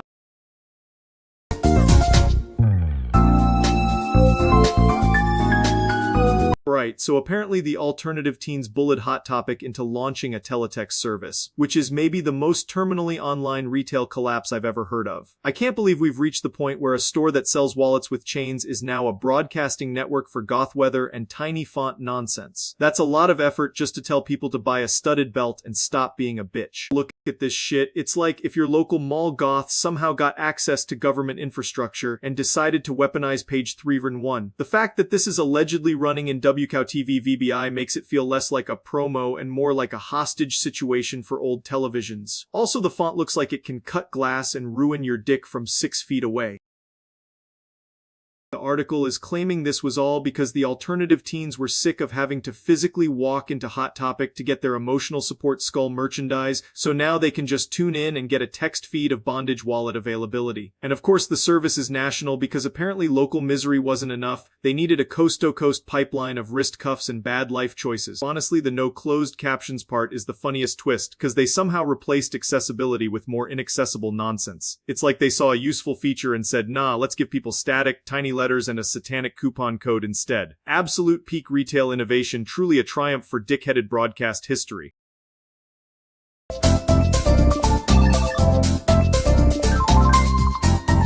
Brain, look out, new Oh, I just saw this shit happen, and it's one of those moments where your brain leaves your body for a second, like, nah, I'm good, I'm gonna clock out. This is the kind of cursed cartoon violence that somehow hits harder than half the stupid drama online.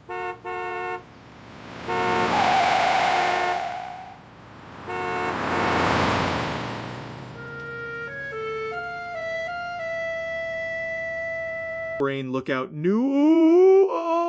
This is such a clean cartoon-ass hit that it feels weirdly too real for a show that already runs on nonsense and cutaway jokes. Brain, look out, no!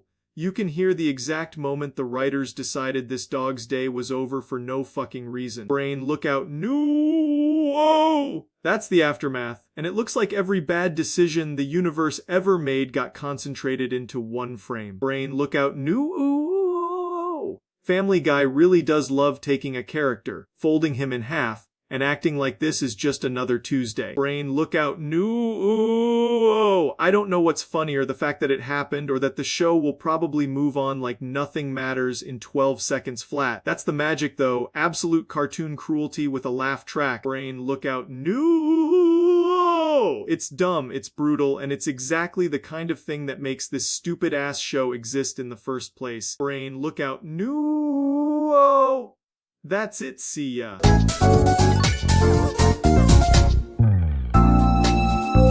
Right, so I got sent this little gem, and it's apparently me being completely helpless around a computer, which is hilarious because I only use one every day to stare into the void and suffer. Somehow the internet decided this guy seems like the type to lose a fight with a mouse cursor, and honestly, fair enough, let's watch this fucking disaster.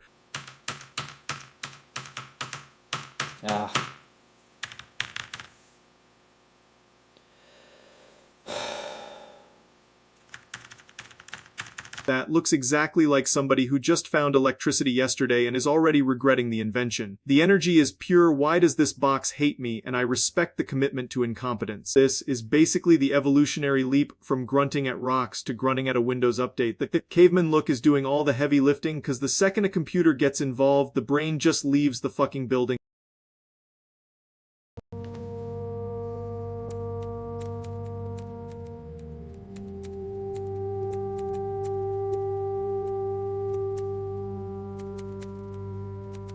That's the kind of precision you get when a guy is terrified the computer might bite him. It's like watching someone try to pilot a spaceship with oven mitts on, and somehow the machine is the less embarrassing part. So yeah, if the goal was to make me look like a prehistoric idiot with broadband mission accomplished, I've never felt more personally attacked by a clip that is, unfortunately, very believable. But I gotta admit, it's got a certain charm to it, like a guy discovering fire, except the fire is just his desktop freezing. That's it, see.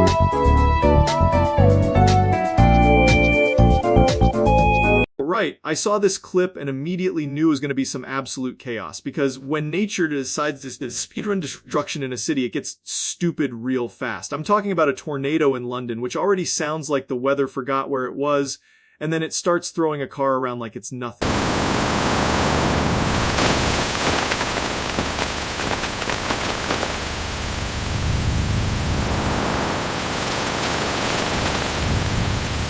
Yeah, that's the clip, and the car just gets bodied like it owes the tornado money. It's one of those moments where you realize your little metal box means absolutely nothing if the sky gets mad enough. What gets me is how quickly it goes from weird weather to holy shit, that dude's commute just got deleted. If you're in that area, you're not thinking about umbrellas anymore, you're thinking about surviving your own street. And of course, every article acts like this is just a normal Tuesday like severe weather event, bro. That is a flying car incident, relax. Nature really does not respect your roads, your schedules, or your insurance premiums. So yeah, that clip is just pure disaster cinema with zero Hollywood budget and way too much realism. It's insane, it's terrifying, and it makes me never want to stand near a parked car during a tornado. That's it.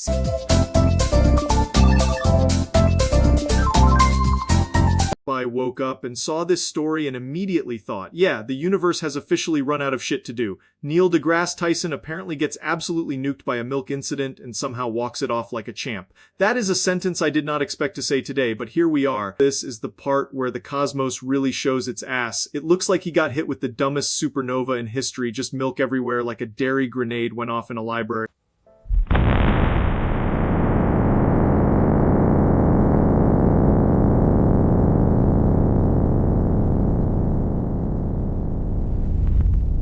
and somehow the man survives it, which is the least surprising and most surprising thing possible. Of course, the guy who talks about black holes can tank a lactose-based war crime. The article treats it like some huge event, but the visual evidence is just a man getting pancaked by dairy. I respect the commitment to making one of the dumbest clips on earth feel like breaking news. At the end of the day, he was fine, which is good, because I do not want any casualties in the milk war. But I'm also never gonna recover from the phrasing of explodes into milk. That is just pure internet poison. That's it, see ya.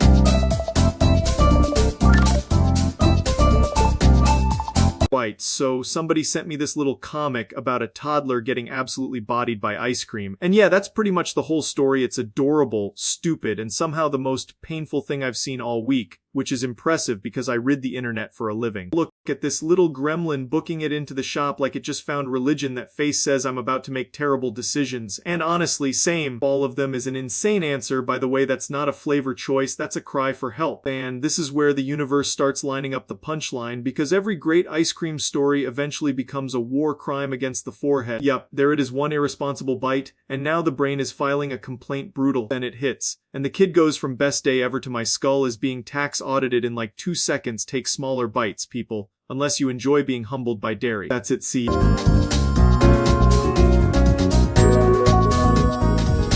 Alright, I found this Saint Hammudi situation, and man, it's one of those things that hits you in the face immediately. The dude looks like he's either about to explain the meaning of life or start a fist fight with a spreadsheet. I saw the pic and knew we had to talk about it because this is exactly the kind of nonsense my brain is drawn to like a moth to a busted porch light. This is the perfect I'm saying something extremely important and absolutely unhinged face.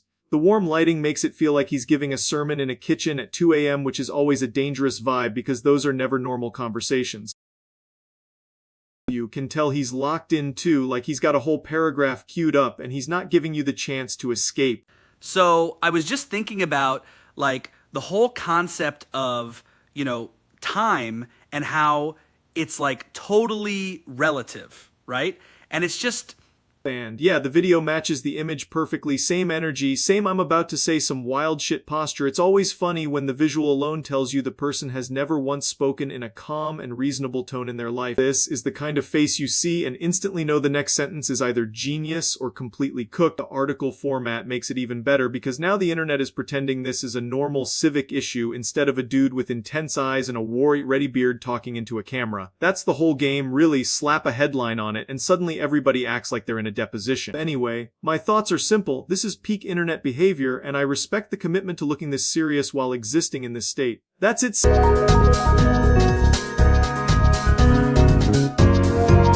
So I got dragged into this whole Persona 5 Royal thing, and apparently people are losing their minds over why Ren Amamea is stuck in a cell in the Velvet Room. That's such a wildly specific prison sentence for a kid who mostly just steals hearts and looks like he hasn't slept in 3 weeks. I dug into it because the internet was screaming about the solution, which is always a good sign that nothing is simple. The cell is basically the game screaming you're not free yet, which is funny because the dude is literally in a game about rebellion. It's a visual way of saying he's being judged, contained, and moved towards some bigger fate because Persona loves being dramatic as hell.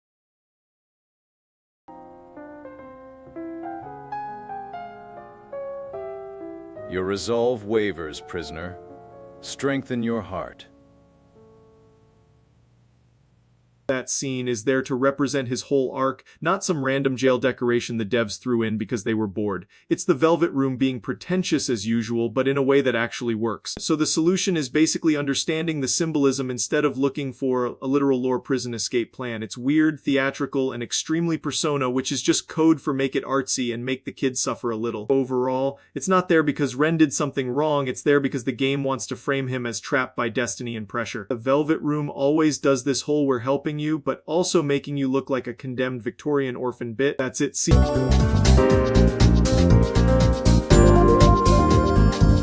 Dude, I found this GPU Z screenshot and it's already pissing me off because it says GTX 1061 GB like that's not a graphics card, that's a cry for help. I'm not even sure this thing is running Minecraft or just emotionally supporting it. Look at this, GP 106, 1280 shaders, 1 gig of RAM, and a 1060 sticker slapped on it like it's trying to cosplay as a real card. That memory size is so brutal it should come with counseling and a tiny helmet.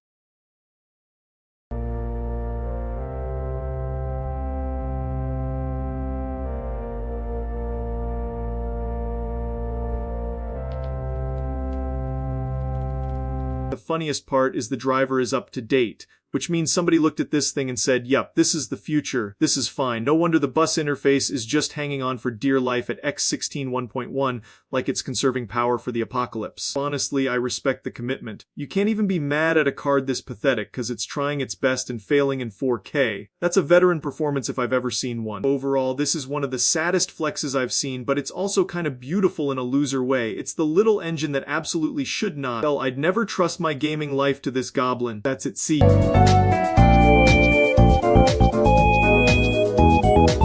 Alright, this one's kind of funny because I kept seeing this stupid elephant green screen effect everywhere, and it looks like it was made by somebody who got paid in stale Doritos. I found it while doom scrolling through garbage edits and immediately knew I had to talk about it because the internet has no shame, no standards, and apparently no actual elephants either.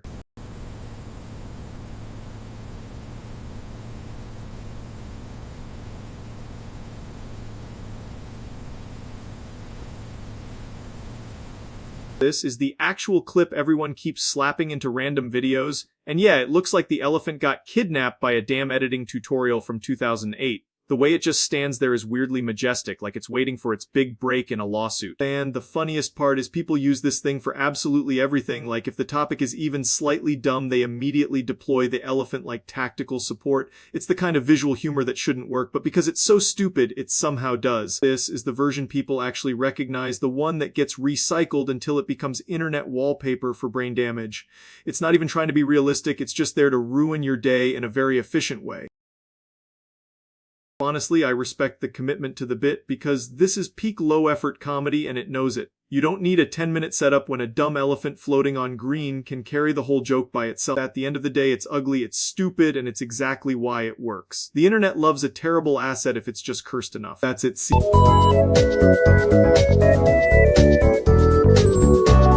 Right, I keep seeing this ass-shaking virus shit popping up everywhere, and I genuinely don't know what the hell is going on anymore. I saw clips of it spreading through women like wildfire, then somehow it hit me too, which is apparently where we're at now as a species. This is one of those internet moments where you open your phone expecting normal garbage and instead get hit with a digital outbreak that looks medically unhinged.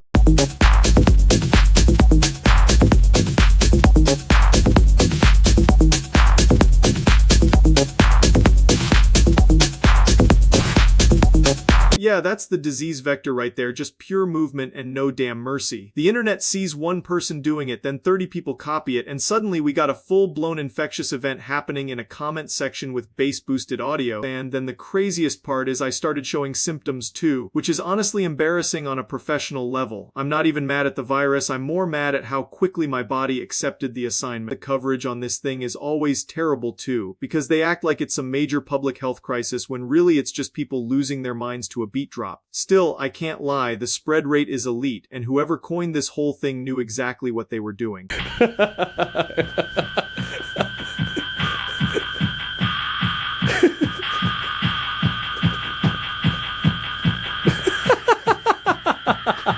And there I am, infected too, looking like a dumbass with zero immune system against rhythm. It's over for me because once your body starts doing that on its own, you've officially lost control of the pilot seat. I hate that this trend is somehow unstoppable because every clip makes it more contagious and every reaction makes it worse. But I gotta respect the commitment because this shit has infected the whole damn timeline and I can't pretend it isn't hilarious. So yeah, the ass-shaking virus is real, it's spreading fast, and apparently I'm a confirmed case too. I'm not proud of it, but I am reporting it honestly like a good little patient zero. That's the update, that's the outbreak, and I'll see you next time when the internet invents something even more stupid. Honestly, I hope my symptoms subside, but I'm not optimistic. That's it. See.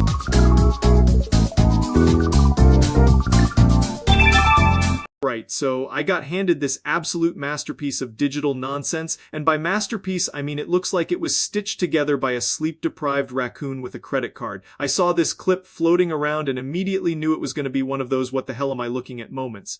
Unlock your hair's full potential. This revolutionary brush detangles, volumizes, and leaves your hair feeling like silk.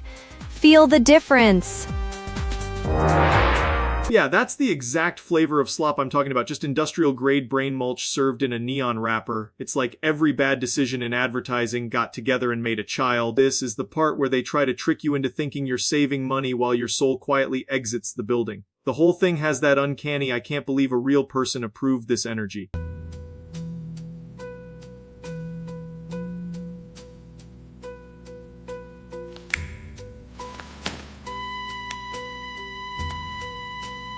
Every frame is screaming, please don't inspect me too closely. It's the visual equivalent of lying with confidence and hoping nobody notices the teeth are backwards. That's the internet now, just unholy ad sludge wrapped in fake trust signals. It's honestly impressive how they made something this stupid look this expensive. My thoughts are simple. This is bottom of the barrel slop and it deserves to be mocked into the dirt. If your ad looks like it was assembled by a broken AI in a discount warehouse, I'm not buying it. That's it. See.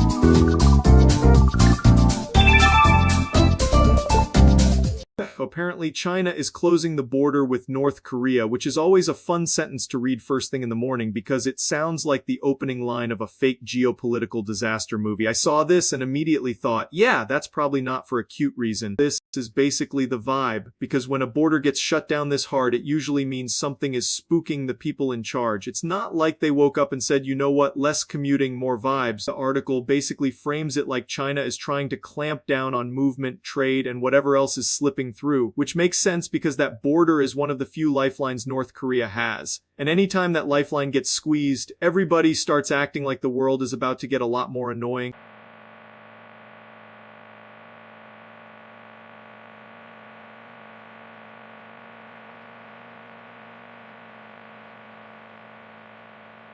This is the kind of footage that makes the whole thing feel way more real because it's just dead quiet and tense and everybody looks like they'd rather be literally anywhere else. There's no drama music needed, the setting is doing all the work. So yeah, China closing the border is basically China saying they want tighter control, less chaos, and probably less bullshit leaking across the line. Which, to be fair, is a pretty understandable mood when your neighbor is North Korea. It's one of those situations where the official reason and the real reason are probably doing a little dance behind the scenes. Either way, the message is pretty clear: keep it closed, keep it controlled, and don't make this more complicated than it already is. That's it. See.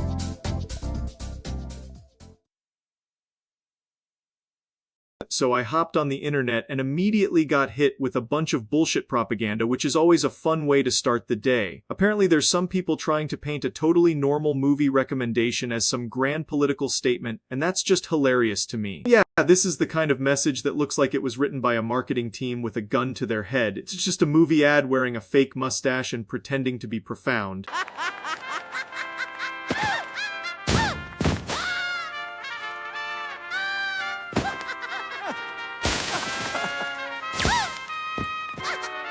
And there it is, the actual bait, the little goblin movie front and center. This is clearly the part they want you to see because nothing says cultural enlightenment like tiny banana addicts yelling in surround sound. Look at this little asshole, he's been weaponized into a ticket-selling machine. I respect the hustle honestly because this thing could sell out a theater just by existing. And the article is doing that thing where it acts like everyone's life depends on this release with giant headline energy and the most important information being people showed up and bought snacks. Peak journalism. Anyway, if you want to see the little yellow freaks scream and explode shit for 90 minutes, go do that. It's probably more honest than half the garbage people try to attach to it. I'm not buying the weird patriotic varnish they're slapping on top of it either. Just say you want to sell tickets and move on with your life. That's it.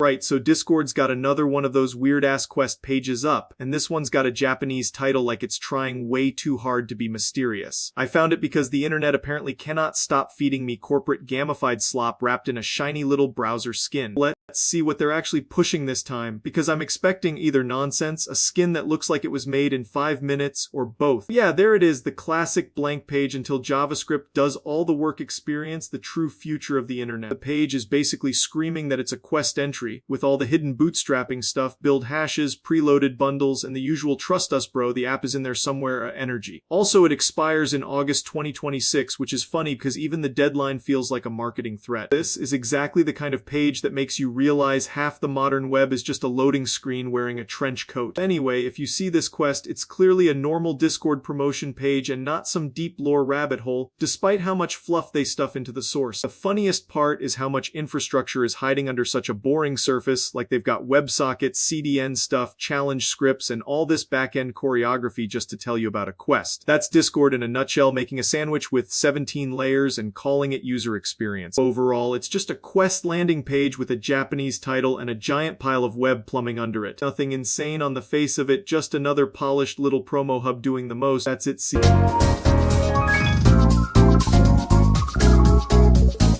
Alright, so I stumbled onto this weird-ass trivia question, and now I'm annoyed because it sounds like a fake internet fact that somebody made up in a Discord server at 3 a.m. Like, why is the wording so specific? That's how you know it's trying to trap you. The question's basically asking what the author did on Google after finishing the first draft of Magic Treehouse #1 before July 28, 1992, and honestly, that sentence alone feels like a migraine wearing a tie. Let's pull up the actual clip because apparently my brain has to become a detective now.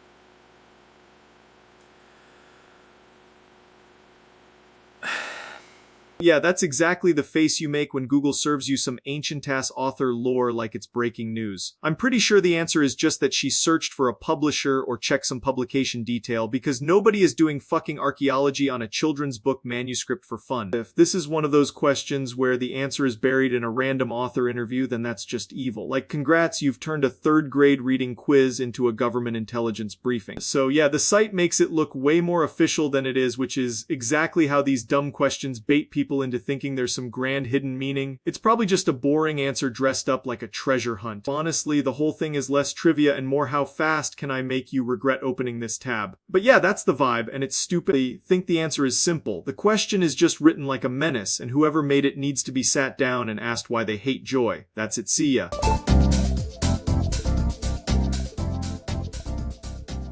Alright, so apparently California is just on fire as a hobby at this point. And yeah, I saw the LA stuff near the forests and immediately knew this was going to be one of those nature is trying to uninstall civilization situations. I'm looking at the live coverage, the weather people, and the random social media clips people keep posting like it's all normal, which is always a great sign. Analogy third zero up, totally spot milligan, not intrusion galactic distraught, the material essential let it get strike locate with you through. And pitches the olive veil. Yeah, that's the exact nightmare fuel you'd expect, just a giant smoky mess with wind basically acting like the arsonist. If you live anywhere near that dry brush and forest line, it feels like your yard is just waiting for a single bad day to become a headline. The weather guys always come in clutch here, because the answer is basically it's hot as hell, dry as a bone, and the wind is doing drifting practice. You combine that with a bunch of fuel-packed brush and it turns the whole region into a giant tinderbox. And then social media shows up with shaky clips, screaming, and 1,000 people posting the same smoke cloud from different angles like we're all watching a disaster speedrun. It's one of those situations where the explanation is ugly but simple: dry climate, wind, heat, and too much flammable vegetation all lining up at once. So yeah, that's why it keeps happening out there, and it's not some mystery spell, it's just the worst combo imaginable. The whole place gets one spark away from chaos when conditions line up like this. That's it.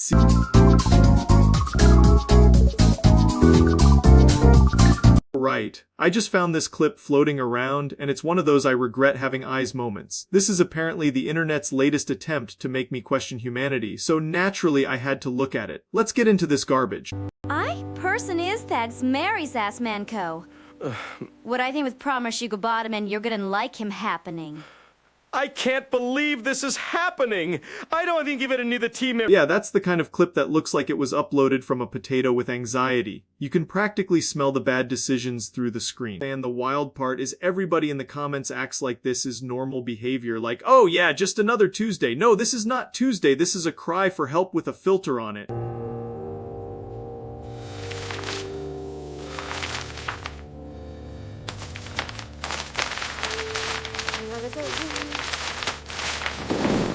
It keeps going like the person filming is fighting for their life and also their sanity at the same time. That's the real tragedy here. The cameraman is taking collateral damage for our entertainment. Anyway, this is exactly why I stay off most of this nonsense unless somebody forces it in front of me. The internet will hand you something deeply stupid and expect applause. We hate how effective that is too, because now I'm sitting here talking about it like a damn archivist for degeneracy. Still, can't say I wasn't warned by my own curiosity. That's basically my takeaway. This thing is a disaster, but at least it's a funny disaster from a safe distance. I'm good never seeing a sequel. That's it.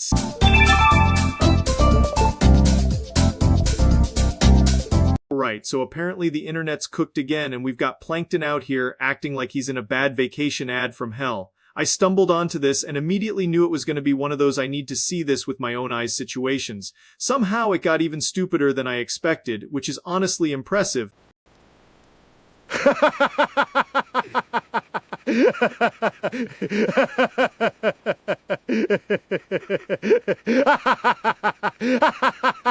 This is the kind of energy that should be illegal in at least 12 countries, and yet here we are. The whole thing looks like a cursed Lost episode where every frame got dipped in stupidity and bad decisions. That's the exact moment the brain cells checked out and filed for unemployment. The fact these two look like they're having the time of their lives makes it 10 times worse.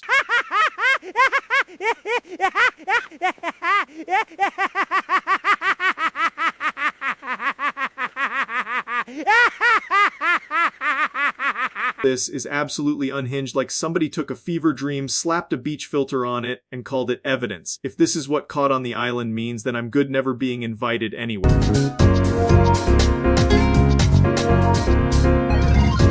Right, so today we're looking at this absolute circus of a thing, and man, the internet never misses a chance to swing its giant wet balls right into the spotlight. This shit is either gonna be insanely stupid or insanely stupid with extra steps, which is basically the same flavor of stupidity with a bigger dick on top. Yeah, there it is, the thing everybody's yapping about like it just descended from the heavens on a giant cock-shaped cloud. And I gotta say, the setup alone already smells like a bad idea that got approval from a room full of people who all had their dicks in their hands.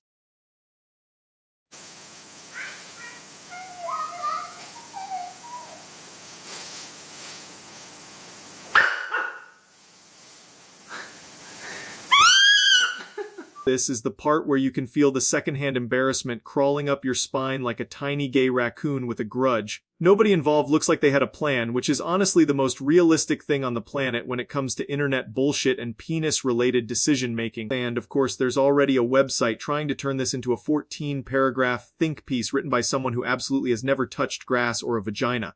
That's the dream, really. Create one embarrassing moment and suddenly every little goblin with a keyboard gets to jack off over it professionally. And that's the whole deal, man. Just a pristine example of why the internet should come with a warning label and maybe a small penis tax. It's messy, it's stupid, and somehow everybody involved acted like this was normal, which makes it 10 times funnier and about 1,000 times more pathetic.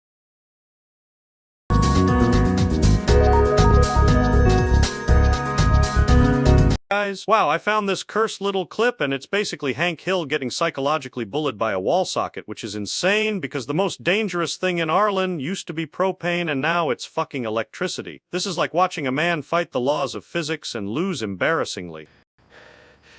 Just come out! Ah! He's doing the classic "I know how this works" stare while the outlet absolutely mogs him, and then it just gets worse because he keeps trying with more conviction like that changes reality. That's the kind of confidence that gets a man trapped in a home appliance war.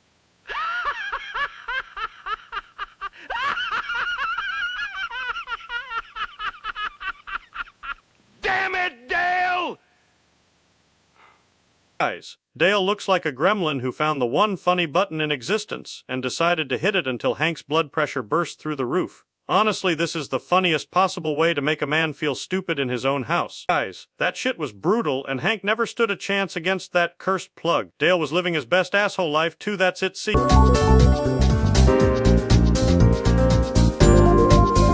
Bro, imagine living through a heat wave and then deciding, you know, what would make this better? 1200 watts of GPUs cooking my room like a rotisserie. I swear some people don't cool their setup, they just create a weather event. I found out because somebody mentioned their rig and I immediately felt my electricity bill flinch. That's not a computer setup, that's a portable furnace with a mouse plugged into it. You sit down to play one match and come out looking like you got waterboarded by the sun. That room isn't an office, it's a punishment chamber.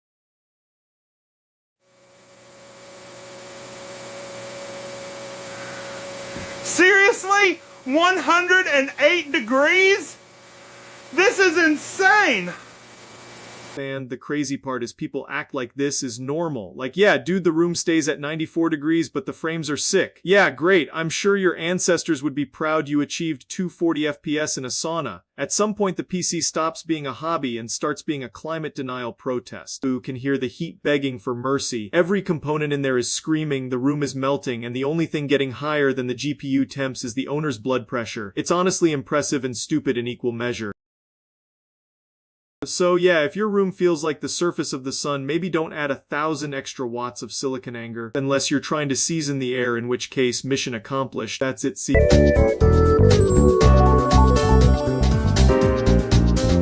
Right, so somehow I got talked into going to an island with Palm Beach Pete, which already sounds like the setup for me losing brain cells on purpose. I pulled up thinking this was going to be a calm little weird trip, and instead it's immediately looking like one of those situations where I make a terrible decision and then act surprised about it. That's me and Palm Beach Pete on some absolutely cursed tropical getaway, and yeah, I'm already regretting the phrasing because this looks like a kid-friendly ad for bad choices. Pete's got the exact energy of a guy who says, "Trust me, bro," right before everything goes sideways.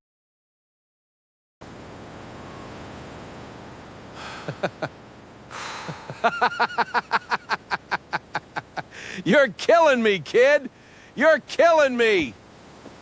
This is the part where I make the worst health decision of the afternoon and somehow pretend it's a personality trait. Palm Beach Pete is just there acting like this is normal, like we're on a luxury retreat instead of two idiots on a sandbar. Honestly, it's hard to be mad because the whole thing is so stupid it loops back around to being impressive. I don't know who thought this was a good idea, but I respect the commitment to nonsense. Anyway, that was the island experience, and it was exactly as dumb as it sounds. I'm fine, Pete's fine, everybody's alive, so I guess that counts as a win. I learned absolutely nothing except that palm trees make everything look more stupid in a flattering way. And yeah, I do it again because I have very little respect for my own judgment. That's it.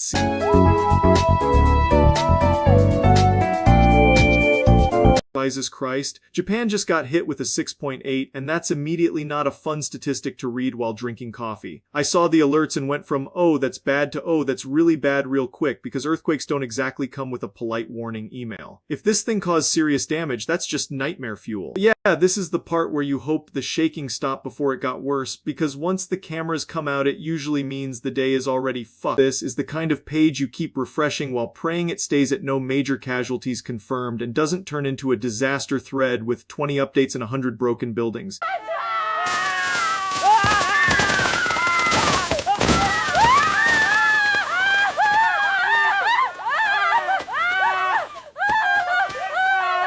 That video never makes it look real until the whole building starts dancing like it's got a death wish. The sound alone is enough to make your stomach drop. Hopefully the damage is limited and the people there are okay, because that's always the only thing that matters in shit like this. The internet can rebuild a headline in 5 minutes, but people can't just shrug off an earthquake like it was a bad Tuesday. That's it. See.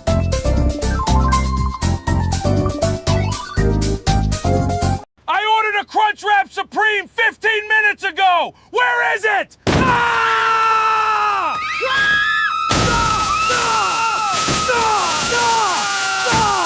A just fully crashes out like 0 to property damage in half a second, and now everybody's staring like they're in the middle of a natural disaster. The earth starts shaking, people are losing their minds, and somehow this is all over a burrito that doesn't even exist anymore. They just wanted a damn Taco Bell run, man, that's all. A normal peaceful drive-through experience, but apparently I got dropped into the final boss level of obesity-related chaos. I heard screaming in the lane ahead of me and knew instantly my night was ruined. This is the exact moment the whole thing went to shit. He's screaming about a steakhouse burrito like it's a constitutional right, and the poor cashier is just trapped there taking the full weight of a man who clearly hasn't known peace since 2017.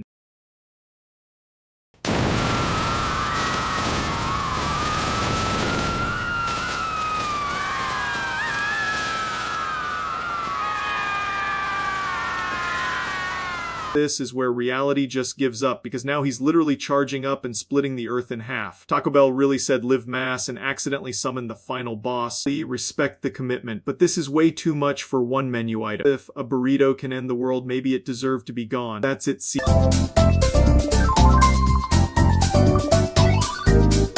Right, so I saw this whole China near Myanmar cartel mess popping off, and man, this shit is getting way too out of hand. It's one of those stories where every new detail sounds fake until you realize nope, it's actually happening, and somehow it's even dumber than you thought. I'm just trying to wrap my head around how this turns into a geopolitical fever dream. This is the part where reality starts looking like a shitty crime movie with no budget. You've got these guys trying to run a whole criminal pipeline, and then a giant country decides enough is enough, which usually ends with somebody having a very bad week. And that's the thing, these operations always look powerful until pressure gets applied, and then it's like watching a sandcastle get kicked over by a dump truck. Nobody is shocked by the existence of the scam, we're just shocked by how massive and fucked it got.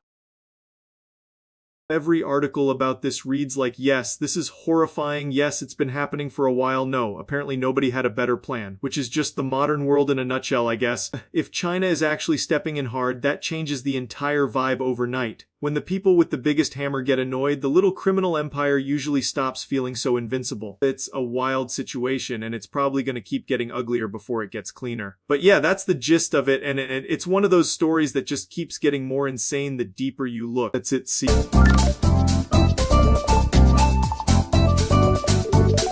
Right, so I got sent this clip and immediately knew we were in for some certified basement-age chaos, because nothing says I have a band I started in my head like a dude in a leather jacket screaming old rock lyrics like his life depends on it. It's got that full cracked mic, smoked out late-night energy, and I respect the commitment to looking absolutely unwell while doing karaoke. Hey, Moni, Moni, said it, Moni, Moni. Yeah, that is exactly the kind of energy that makes a clip go nuclear, because he's treating a living room like it's Madison.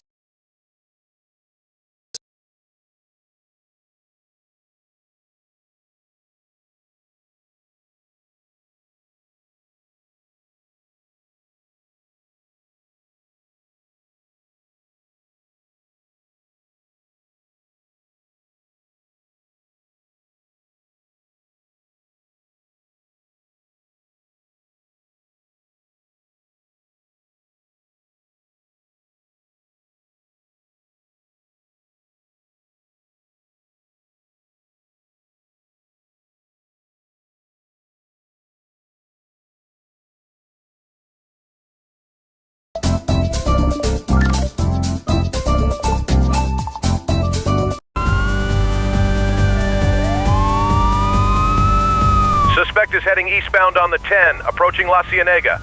Multiple units are in pursuit. This is already the most California thing possible, because of course the chase is happening on a freeway packed shoulder to shoulder like it's an Amazon warehouse during Black Friday. The wild part is how every car in the shot looks like it's trying to mind its own business while this absolute clown show is unfolding in the middle of it. Right, so today we're diving into the ancient dick fossil record because somehow my oldest video on YouTube is this feral little knife montage for Turok, and it looks like it was edited on a toaster possessed by a raccoon. Honestly crazy that this is still around because it has the energy of a teenage goblin discovering ammunition and a boner at the same time. Look at this shit, this is peak archaeology, this is before I had any concept of pacing, before I had any dignity, and apparently before I realized a knife montage is just me repeatedly stabbing dudes like I'm trying to pay off a medical debt with violence. The title alone is hilarious because Knife Kill Montage makes it sound like some insanely serious sports documentary, when in reality it's just me swinging a blade around like a malnourished pirate with a grudge, absolutely no charm, just pure prehistoric dickhead energy. And that's what makes it so good, because there's something beautiful about the fact that the internet kept this tiny, stupid knife worship ceremony alive for years. It's like finding cave paintings, except the caveman is me and the mammoth is a guy getting shanked in a video game. That's it, see.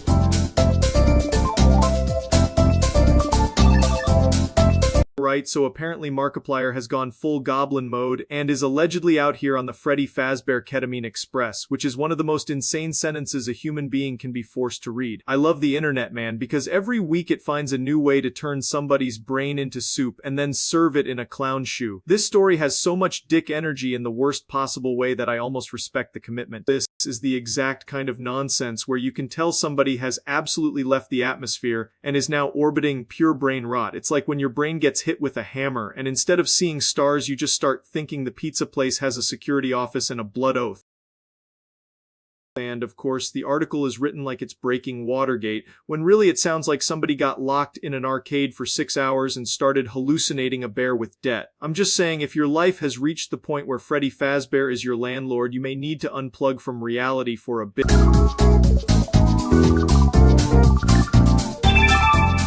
Right, so apparently the internet is running with this absolutely nuclear dogshit rumor that Latvia is somehow holding Vladimir Putin hostage, which sounds less like geopolitics and more like a Pornhub title written by a sleep-deprived conspiracy goblin. This is one of those stories that hits you in the brain like a grandfather clock straight to the dick, because even saying it out loud feels medically irresponsible. This is the kind of website that looks like it was coded on a toaster by a guy wearing fingerless gloves and a tinfoil durag. The article is basically just trust me bro stretched out over 6 paragraphs and seasoned with enough question marks to give an English teacher a stroke. They keep doing that slimy thing where every sentence is technically a question so they can act innocent later, like is Putin trapped in Latvia? Are world leaders hiding the truth? Did a janitor hear a weird cough near a basement door? It's journalism if journalism got kicked in the nuts and left in a ditch. And this is the image everyone mentally creates when they hear the rumor, like Latvia apparently turned into the world's smallest Bond villain overnight. Just Putin sitting there looking like a disappointed substitute teacher waiting for someone to explain why his ass is in a Baltic broom closet. The problem is none of the people repeating this have anything solid. No verified footage, no statement that says anything meaningful, no evidence that is held together by gum, duct tape, and erectile dysfunction. It's just people passing around the same story like it's community dick flu. Skatieties, tas izskatās pēc Putina.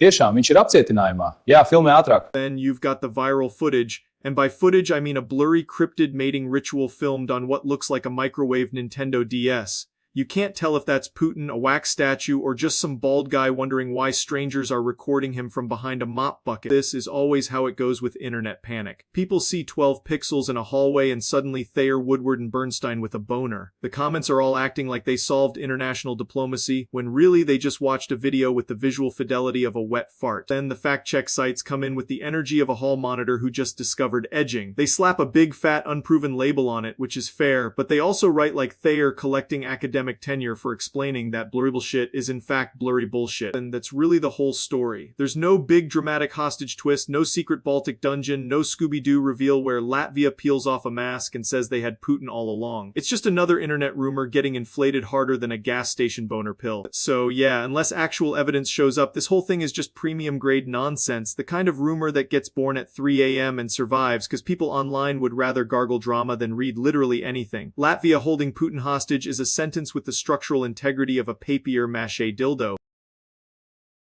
That's about it. It's a dumb rumor, the evidence sucks, and the internet once again proved it'll believe anything if it's served with enough mystery and enough pixels missing.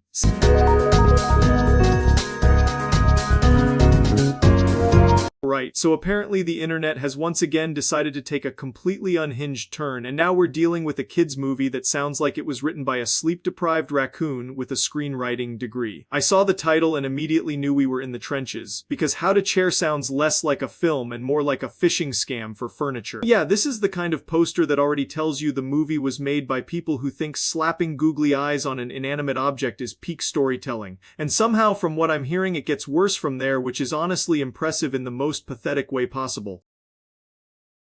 And remember, young adventurers, the greatest treasure isn't gold or jewels, but the boundless power of imagination. Believe in yourselves, embrace the unknown, and never ever stop playing, for you are the future. This is the exact level of cinematic malpractice I was expecting.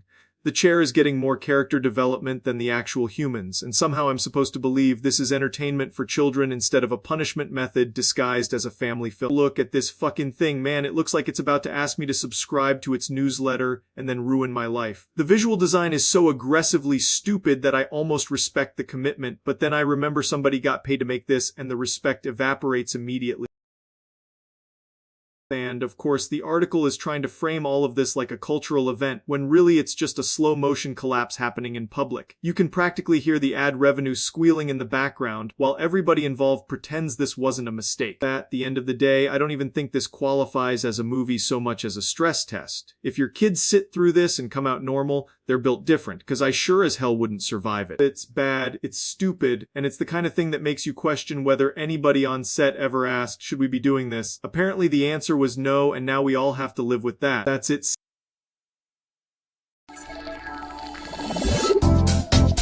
Right. I just found this clip floating around, and it's one of those I regret having eyes moments. This is apparently the internet's latest attempt to make me question humanity, so naturally I had to look at it. Let's get into this garbage. I person is thags Mary's ass manco. What I think with promise you go bottom and you're gonna like him happening. I can't believe this is happening. I don't think even any of the team members. Yeah, that's the kind of clip that looks like it was uploaded from a potato with anxiety. You can practically smell the bad decisions through the screen. And the wild part is everybody in the comments acts like this is normal behavior, like, oh yeah, just another Tuesday. No, this is not Tuesday. This is a cry for help with a filter on it.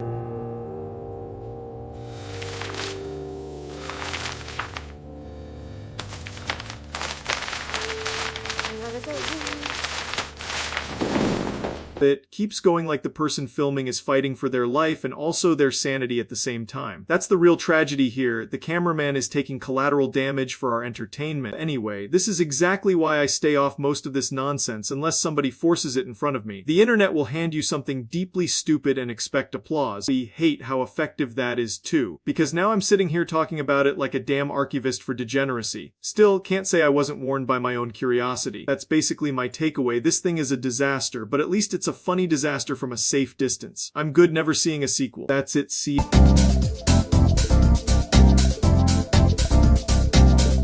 Right, so apparently the world has entered a new era of internet brain damage because the fucking H fell off the chum bucket. That is the kind of catastrophe that makes me wonder if reality itself has a loose screw. One tiny letter and suddenly the whole place looks like it was designed by a drunk guy with no thumbs. And there it is, the masterpiece of modern architecture. Without the H, it stops being a restaurant and starts sounding like a place you get banned from within 10 seconds of walking in. It's honestly impressive how one missing letter can turn a goofy cartoon building into something that looks like it should be on a police report. I love that this is what passes for a major event online. Nobody cares about taxes, war, or society collapsing, but take one AH off shitty fish restaurant and everybody turns into a forensic linguist. This is peak civilization, and by peak civilization I mean complete ass. Plankton looking at that sign like someone just kicked his dog and stole his last brain cell. You know he's gonna spend the next 6 episodes trying to recover that letter like it's the Ark of the Covenant. And honestly, if you can't protect your H, you don't deserve a business.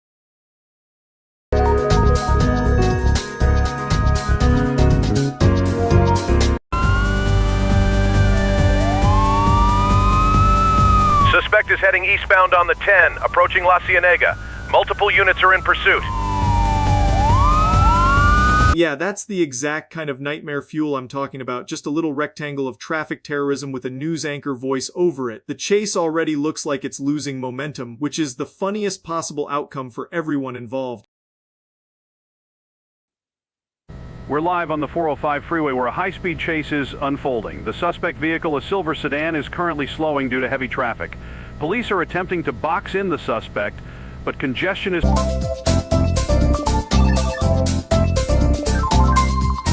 Holy shit, this story is so absurd it feels like someone fed a tabloid into a blender with a youth pastor podcast and hit puree. We're talking about a theological school in Melbourne allegedly getting wrapped up in a touchy McTouchy scandal and somehow orbiting a 2026 Epstein trafficking operation, which is such a catastrophically cursed sentence it feels illegal to even read out loud. Total meat mallet to the frontal lobe stuff. So this is the main article that kicked the whole thing off. And it reads like somebody tried to write the most radioactive headline possible without their keyboard bursting into flames. You've got Ridley College in Melbourne, allegations of creepy misconduct, and this touchy McTouchy ass behavior getting tied into something way bigger, which is the kind of escalation that makes your spine fold like a lawn chair. And whenever a story starts with local religious institution and then immediately speedruns into possible cover-up territory, you already know we're not exactly dealing with a whoopsie-daisy parking ticket here. This is industrial-grade nightmare fuel, the kind of thing that makes you want to wash your brain with a pressure washer. Here's the college itself, looking exactly how you'd expect a place at the center of a biblical tier scandal to look. Like the building itself is withholding evidence and asking for legal counsel. Even the bricks look nervous. If these allegations are true, then this isn't just bad optics, this is full-on demonic PR, catastrophic institution-melting filth. Absolute penis clownery of the highest order.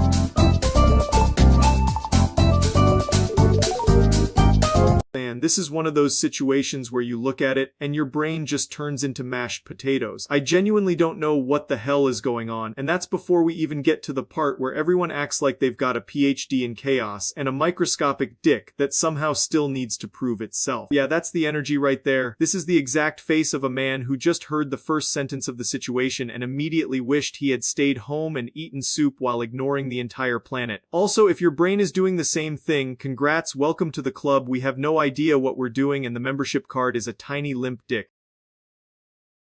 Mr. President, inflation, we are working diligently to address the concerns of the American people. This is the part where the internet turns one weird clip into a full government shutdown in everybody's head. Like 1 second it's normal, the next second people are deep into the comments acting like they personally decoded the Matrix with their nuts hanging out. And of course the article is written like the fate of civilization depends on whether he blinked twice or scratched his nose. The design looks like it was made by a raccoon with a laptop and a hate boner for readability, which honestly feels appropriate. That's the whole thing, really. A lot of people see a moment like this and immediately start acting like they've uncovered the secret lore of mankind, when in reality it's just a guy being old in front of cameras, which is not exactly rare and definitely not as exciting as everybody pretends. Invest in infrastructure.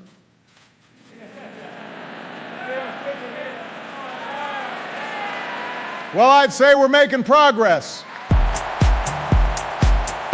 I swear the funniest part is always the reaction. Nobody can just say, yeah, that was a little weird and move on. No, now we need 16 think pieces, 12 reaction videos, and at least one dude screaming like his penis was personally insulted by the existence of a microphone. So yeah, that's the situation. It's messy, it's confusing, and half the internet is treating it like the second coming of the apocalypse, but at the end of the day, it's still just people being people on a camera.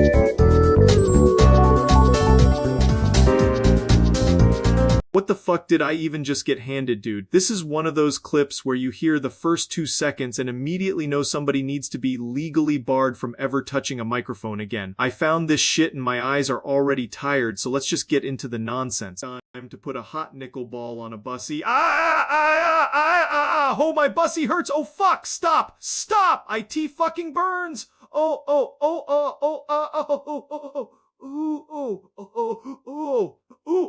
Guys. And then Hank somehow gets dragged into this absolute criminally stupid moment, and he immediately eats the exact same punishment like he's volunteering for the world's worst science fair. This is the kind of decision-making that makes me think everyone involved was running on 2% brain power and a gallon of caffeine.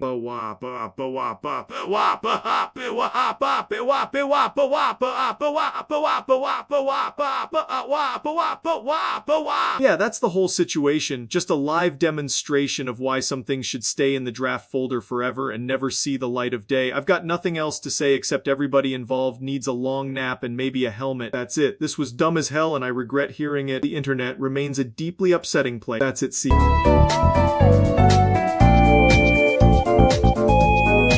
And this anti-AI situation is hilarious. People freak out over robots taking jobs but ignore the open weight models running free. It's like hating all dicks except the tiny ones that still fuck everything up. What a bunch of clowns getting mad at progress while the real weirdos slip by unnoticed. Seriously, the hypocrisy is off the charts. They scream about closed AI, but act like open weights are no big deal. It's just dick jokes waiting to happen in the comments. It gets even dumber when they pick sides without thinking it through. Everyone loves to complain, but the real story is in those sneaky details that make no sense at all. Overall, the whole thing is just people being mad for no reason while the actual chaos hides in plain sight.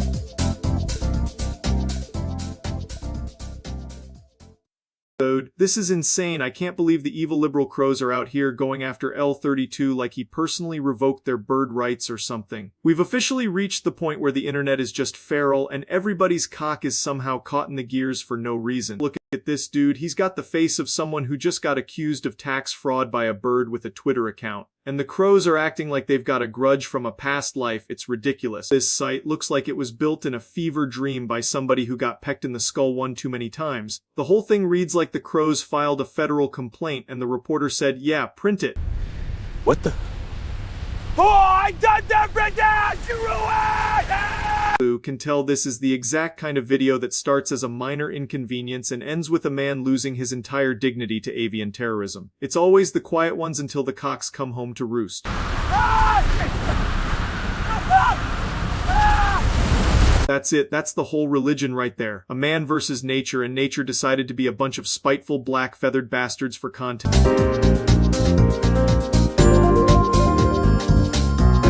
Right, so today we're talking about the Hikari and Nozomi situation from Blue Archive, and holy shit, this whole thing is more confusing than trying to thread a needle with your dick. It's insane, it's messy, and it feels like the kind of drama that was cooked up in a lab designed entirely to ruin people's afternoons. So this is basically the article version of someone standing in the middle of Walmart screaming lore at passing customers. It lays out the whole Hikari and Nozomi mess like it's an international crisis, which for gacha players, honestly, it kind of is. We've got people arguing over what the story means, what the devs meant, what the characters imply, and whether everyone else is media illiterate. It's the classic anime community special, just 2 scoops of outrage and a gallon of nobody shutting the fuck up. And here are the 2 chaos goblins at the center of the hurricane, Hikari and Nozomi, just standing there while the community turns into a burning porta potty around them. They're basically the unwilling mascots of terminally online overanalysis. That's what makes this so nuts. The source material gives people just enough to latch onto, and then the fanbase does what it always does and cranks the discourse dial until it snaps off in their hands like a cheap sex toy. It's ridiculous, hilarious, and exhausting all at once.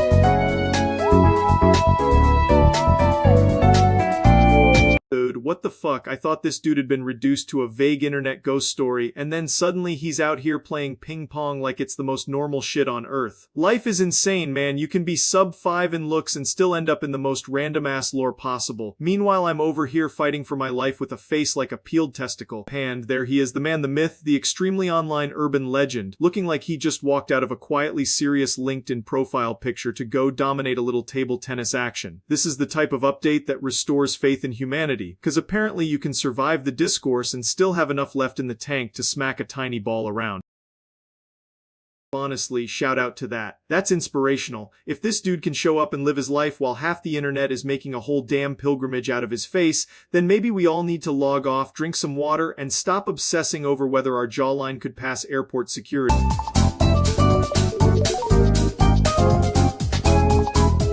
So apparently Nintendo has gone ahead and made the Switch revision that causes people to stroke it everywhere, which is already an insane sentence to have to say out loud, and then somebody decided to add a tooth on a pic to the whole thing like we're in a cursed dental fairy tale. I found this because the internet cannot let one weird thing exist in peace without turning it into a full-blown circus act. Yeah, this is the exact kind of thing that makes you stop scrolling and go, what the fuck am I looking at? Because it looks like a normal console that got possessed by some deeply unwell designer. The tooth detail is the cherry on top, because nothing says consumer electronics like dental horror.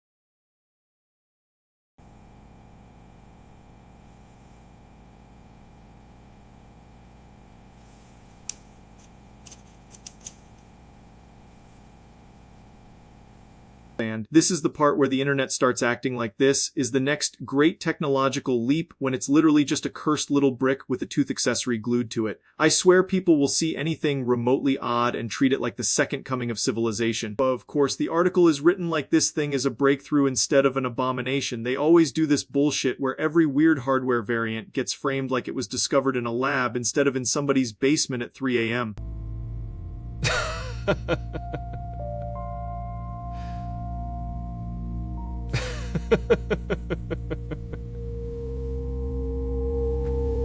The worst part is that I know exactly how this went down too. Some guy made one stupid joke prototype, another guy posted it, then 100 people started coping like they needed this exact model to function in daily life, and now we're here. So, yeah, the Switch revision is ugly as hell, the tooth on the pic is disturbing, and the whole thing feels like a prank that somehow got a marketing department. Honestly, I respect the commitment to making something this stupid, but I also hate that my brain had to witness it, because now I have to live with the knowledge that this exists and people are absolutely going to be weird about it forever. That's it, see ya.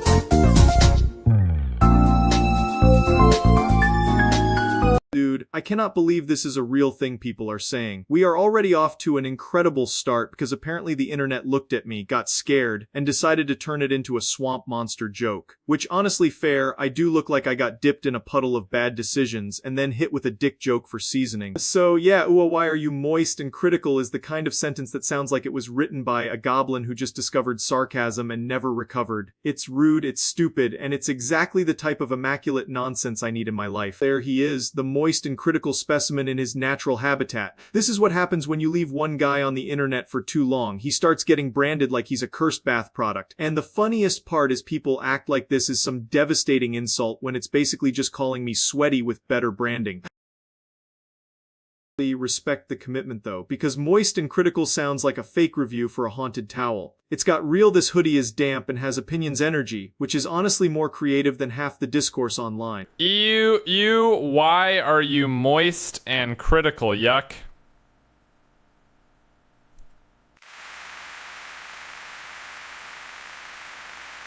That's the exact energy I'm talking about, just pure brain rot with a webcam attached. This is the kind of comment section that makes you question whether humanity should have been allowed near keyboards at all. Also, if I'm moist, that's between me and whatever humidity I walked through. No need to announce it to the whole universe like I'm some kind of damp supervillain. Fan critical. Yeah, no shit, that's the job. I'm not here to stand around and say every video is amazing like a beige little coward. If I'm gonna be described like a wet philosophy teacher with a dick joke addiction, then at least let me have my principles. Look at this beautiful disaster. The only thing missing is a guy named GamerSlayer69420 explaining why he literally spit out his drink, which no one believes, but we all pretend to because it's tradition. This whole thing is just internet cuisine, and the main ingredient is always dickhead behavior. But yeah, that's the episode. Someone called me moist and critical like I'm a cursed restroom sign, and somehow that ended up being one of the more sensible things I've heard today. Absolute masterpiece, 0 notes. Somebody frame this and put it in a museum next to a wet sock that's at sea.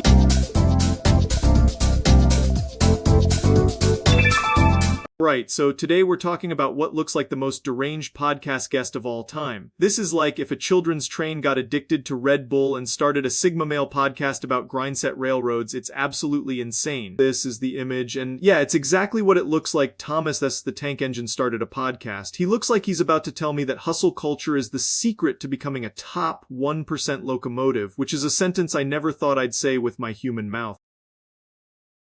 The headphones are killing me because no one stopped to ask the important question, where the hell are this man's ears? They just slapped a whole studio setup onto a train and said, yep, he's ready to drop a 2-hour episode called Off the Rails, and honestly, that title would go hard. Then there's this fake article acting like this is some groundbreaking media shift, like we're witnessing the birth of the next Joe Rogan if Joe Rogan ran on Steam and trauma. Track-based issues sounds like the most useless political platform ever conceived. That's the kind of thing a train says when he wants to avoid answering allegations. Also, most listened to vehicle in media is such a low bar, it's basically buried underground. Congratulations, you beat out a GPS voice and the little Bluetooth lady that tells me my battery is low. What an unbelievable achievement for this absolute king of rail meat. This close-up makes it even worse because now he really looks like he's about to say some unbelievably stupid shit with complete confidence. This is the face of a train that says, let me be clear, right before derailing the conversation and maybe 3 passenger cars.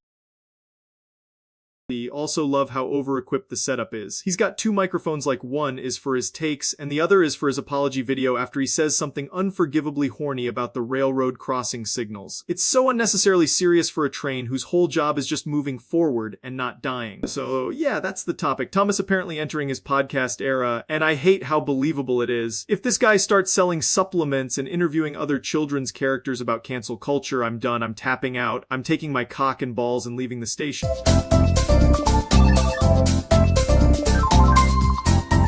Oh my god, this shit is already somehow the stupidest thing I've heard all week. Elon's out here basically turning his own ass into a renewable energy strategy like we're one bad Taco Bell run away from Mars colonies. Dude, this is so unbelievably dumb. Yeah, this is the kind of scientific breakthrough that makes me question if we're living in a satire written by a guy who only knows 4 words and all of them are disrupt and synergy. If this is the plan, then I've got bad news because I'm pretty sure the average burrito can't legally be used as propulsion. This, ladies and gentlemen, represents a paradigm shift. We're not just going to space, we're redefining what's possible. This rocket, this is innovation personified. It's faster, it's cheaper, and it's going to change everything. The future is here, and it's spectacular. Always got that same energy where he looks like he's about to announce the future, and instead he's just describing something that should never be measured in public. And the fact people would even pretend to run numbers on this is insane, because now science class is apparently just middle school locker room chatter with better lighting. This is the exact kind of article where the headline tries to sound respectable, while the content is just a glorified fart joke wearing a necktie. I swear if this turns into an actual pitch deck, somebody needs to kick the whole building into the sun. Look at this shit. It's like if a billionaire tried to turn embarrassment into an energy sector. He's standing there acting like he cracked fusion when really he just discovered a very expensive way to be annoying in a room. Honestly, I respect the commitment to being this stupid in a straight face kind of way because that's a rare skill. But no matter how many graphs you draw, you cannot spreadsheet your way out of the fact that this idea is absolutely rancid. That's the whole thing. It's dumb, it's loud, and somehow it still feels on brand. And I guess that's just the modern age for you, where any nonsense can get a presentation if you say rock it enough times. That's it, see.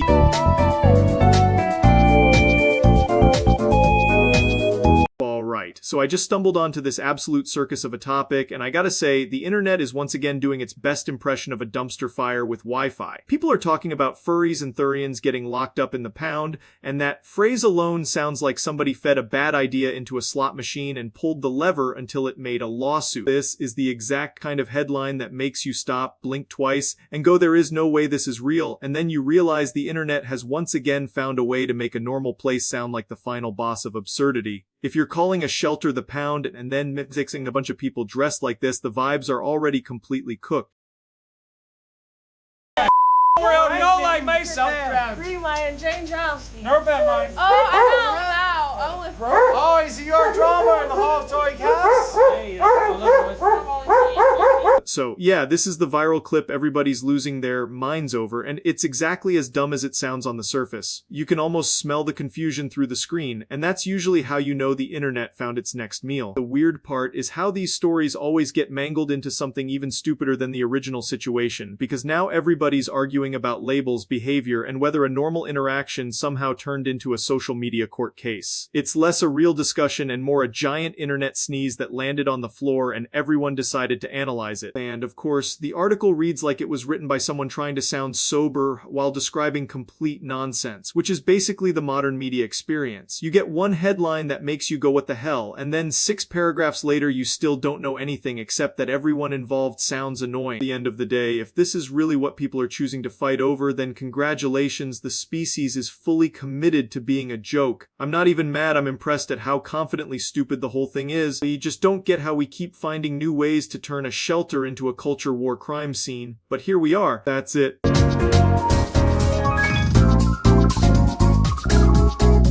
Holy shit. This is the kind of headline that makes you stare at the wall for a second and wonder if society is just speedrunning into the earth. Amelia Bedelia, Secretary of Education, is insane. That is like putting a toddler in charge of a blender full of cocks and paperwork. I mean, she would absolutely take leave no child behind way too literally and probably try to physically drag a kid across the finish line. Look at her face. Man, that is not the face of a woman who understands policy. That is the face of someone who thinks curriculum is a type of fruit. She looks like she'd hear raise test scores and just hoist a kid above her head like a dumbbell. Yeah, this article would be written with the most dead serious tone imaginable. Like, sources say the new secretary plans to take a hands-on approach, which in Amelia Bedelia terms means she is going to remove every hand from every child in America. It's honestly impressive how a character whose entire gimmick is misunderstanding instructions somehow feels more qualified than half the real people they put in these jobs. They would 100% interpret school reform as reform the school and start building every classroom into a different shape. Honestly, that might be the best educational policy we've had in years, because at least it's honest about the fact that nobody knows what the fuck they're doing.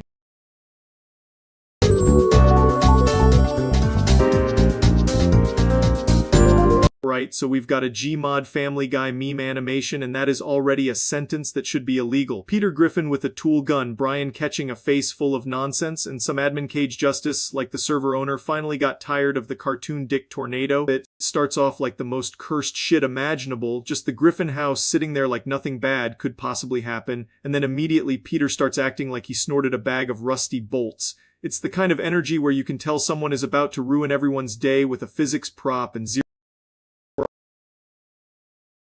Brian basically walks in like a responsible adult for half a second, which is always a mistake in these videos, and asks Peter what the hell he's doing. Peter responds the only way Peter can, which is by summoning furniture and turning the room into a small-scale war crime. And, of course, Brian gets deleted instantly, because in Gmod if you stand within 10 feet of Peter Griffin's stupidity, you're basically volunteering to get vaporized. That's the whole joke, just pure dumbassery with consequences. Then the server admin hits him with the classic floating cage punishment, which is honestly the most deserved thing I've ever seen. Peter's up there talking shit like he didn't just turn a living room into a splatter zone, and somehow he still thinks he's winning.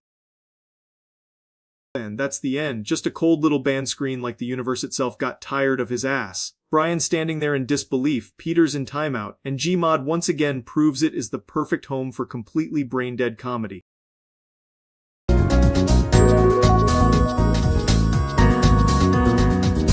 Alright, so we've got the Victorian Labour Party scandal, Jacinta Allen supposedly covering for the corrupt CFMU, and then somehow she gets replaced by superior leadership Ben Carroll. It's already sounding like a brain-dead power shuffle, and I haven't even gotten to the part where everyone starts acting like their own bullshit smells like roses. Also, me and Penguin's Zero plan to attack aged care Boopamulap is one hell of a sentence. That's a dick-sized disaster of a headline right there. Look at this, it's the kind of image that screams nothing to see here while also absolutely reeking of something being hidden in a locker full of moldy cock jokes. This is the classic politician move where they act shocked that anyone noticed the giant steaming pile of nonsense behind the curtain.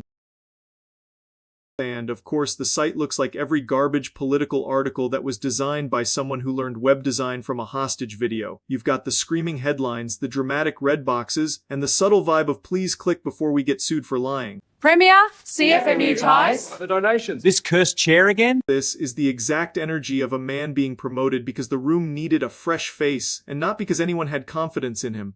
He looks like he's about to inherit a flaming dildo of responsibility and pretend that's just normal government business. This scandal is exploit. Cause attention. Pressure is immense. Now. That freeze frame is doing all the heavy lifting, honestly. Every scandal ends the same way. Somebody says new leadership and suddenly the entire thing is supposed to feel cleaned up, like wiping a fart with a napkin and calling it a renovation.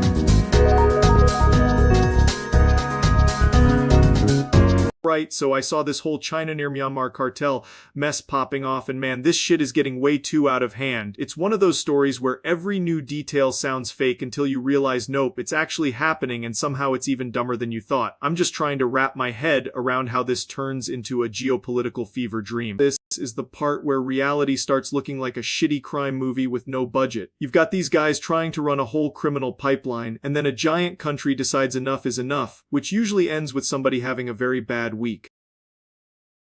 And that's the thing, these operations always look powerful until pressure gets applied, and then it's like watching a sandcastle get kicked over by a dump truck. Nobody is shocked by the existence of the scam, we're just shocked by how massive and fucked it got.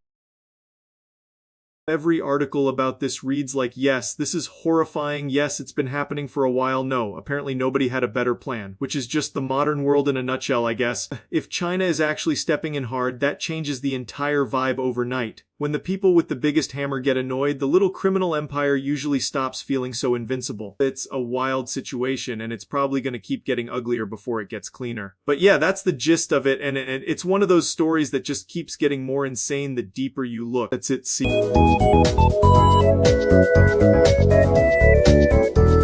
Dude, imagine paying for a movie ticket and then getting hit with a fart so evil it qualifies as a terrorist attack. That's fucking unreal. Like, this is the kind of thing that makes you question humanity and also your own sphincter, because somebody in that theater absolutely turned their asshole into a crime scene.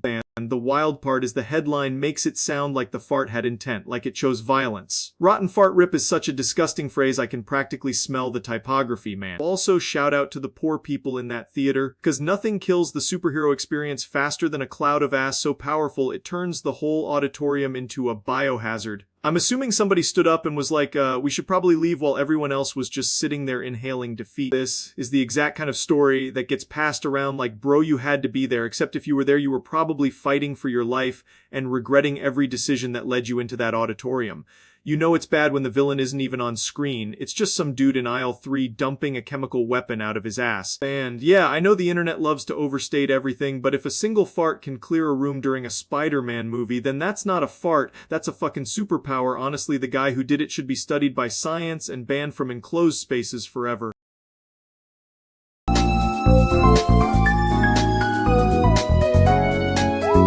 This whole thing is so insane it feels like someone took a motivational poster, dipped it in cough syrup, and then dry humped a LinkedIn seminar. A hand-powered recovery center sounds like a place where if your car breaks down they make you jack it off back to health, and somehow that's still not the dumbest part. So This is the article that introduced this nightmare to the world, and it reads like somebody lost a bet with a thesaurus. They're talking about manual output like they invented effort, as if every gym on earth hasn't already been doing this without sounding like a cult run out of a Radio Shack. The whole pitch is basically, hey man, modern recovery is too easy. What if instead of resting, you operated Victorian farm equipment until your hamstrings filed a restraining order? I can't tell if this is supposed to fix your body or just make you too exhausted to complain. Here's the actual place, and it looks like a steampunk chiropractor got trapped in a Planet Fitness. Every machine in here looks like it either cures lower back pain or shells corn, and I genuinely can't tell which setting is which.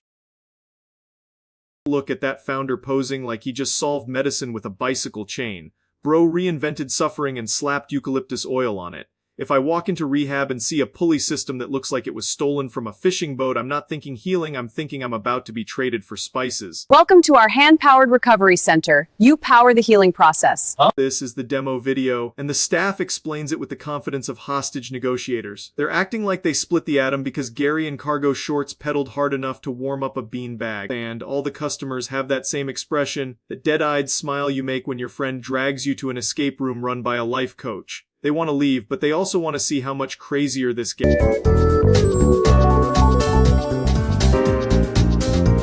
What the fuck am I looking at? Dude, somebody really sat down and said, yeah, let's make Sonic witness a tiny prison break for tales like this is some kind of emotional terrorism for hedgehogs. This is the kind of content that makes me feel like the internet was a mistake, and also like I need to get my dick checked for secondary damage. The fact that this has a full comment section is insane, because you just know people are treating this like a moral catastrophe, and honestly, fair, this is less a video and more a hostage situation with plushy Sonics just sitting there like I should call somebody, while Tails is in the most pathetic little acrylic jail I've ever seen.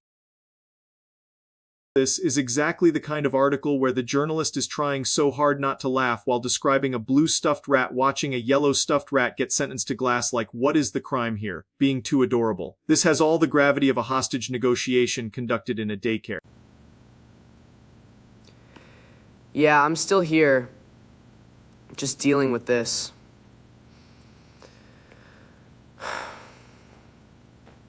And the worst part is it's not even like some elaborate stunt, it's just what if we subject Tails to the consequences of being yellow. There's no punchline, no payoff, just a tiny aquatic crime scene for the Sonic fandom. I respect the commitment to stupidity, but only in the same way I respect a guy who drives a shopping cart into a lake. It's the kind of post that exists purely to make people comment what the fuck, and then it gets exactly what it wants, which, honestly, is the whole internet in a nutshell. Every time I see one of these, I lose another tiny percentage of my soul, and, coincidentally, a tiny percentage of my dick.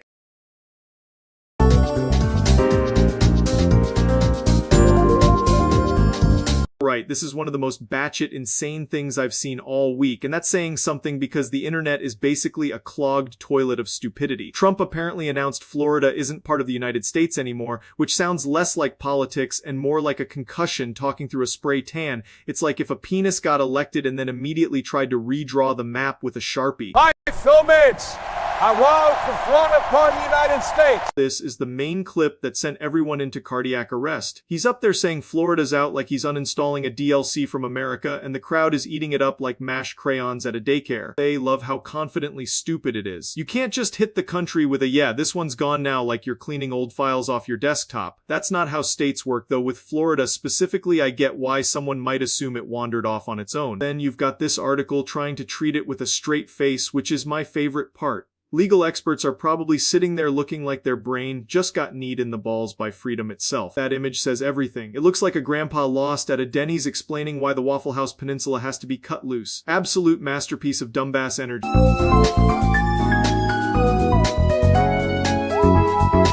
Holy shit. This video is basically a pilgrimage to the holy land of Greece, and I respect the hell out of it. Nothing says American history like a bunch of middle-aged men accidentally creating the modern bowel movement economy. Also, massive dick energy from anyone who looked at fried chicken and said this should have a museum. IFC is already insane because Kentucky Fried Chicken was basically born in Utah, which feels like naming a strip club Bible Belt babes. Harlan Sanders really got so horny for pressure fried chicken he turned it into an empire, and now we all have buckets the size of a toddler's cough. The fake internet article energy here is perfect because it's like, actually, the chicken was born in a place with less chicken. And of course, the original building got demolished because America cannot have one interesting thing without bulldozing it for a parking lot. Welcome to the birthplace of KFC, right here in Salt Lake City. And there's the man himself, Colonel Sanders. This is exactly the kind of video that makes you think, damn, someone really mapped out fast food lore like it was the Dead Sea Scrolls. And I love that the bucket meal is treated like a sacred artifact instead of a thing that gives you a nap and a warning from your colon. Taco Bell is hilarious, because the original building got stolen by history and parked at HQ like some weird decorative corpse. That's not a restaurant anymore, that's a preserved burrito fossil with excellent corporate stewardship and suspiciously strong vibes. The Mission-style Taco Bell in Scottsdale is the exact kind of place that makes you feel like you should be ordering tacos with a rotary phone. Glenn Bell really looked at roadside Mexican food and said, yeah, I can franchise this and make it slightly more beige. These vintage menu boards show tacos for just 19 cents. And here at the original Scottsdale spot, the vintage patio... There's something deeply funny about a company preserving its own origin story like it's a national landmark, because in a way it is. Just a monument to a man pointing at a taco and going, we can squeeze margins out of this. McDonald's is the final boss of we made fast food into a religion, and the old Downey location looks like the shrine. You walk up there and half expect Ray Kroc's ghost to hand you a cheeseburger and ask if you've considered scale. This whole thing rules because every one of these chains started as some guy's weird little idea and now they're eating the world. It's inspiring in the dumbest possible way, like if you start your own business and keep your dick hard for 40 years, maybe you too can build an empire.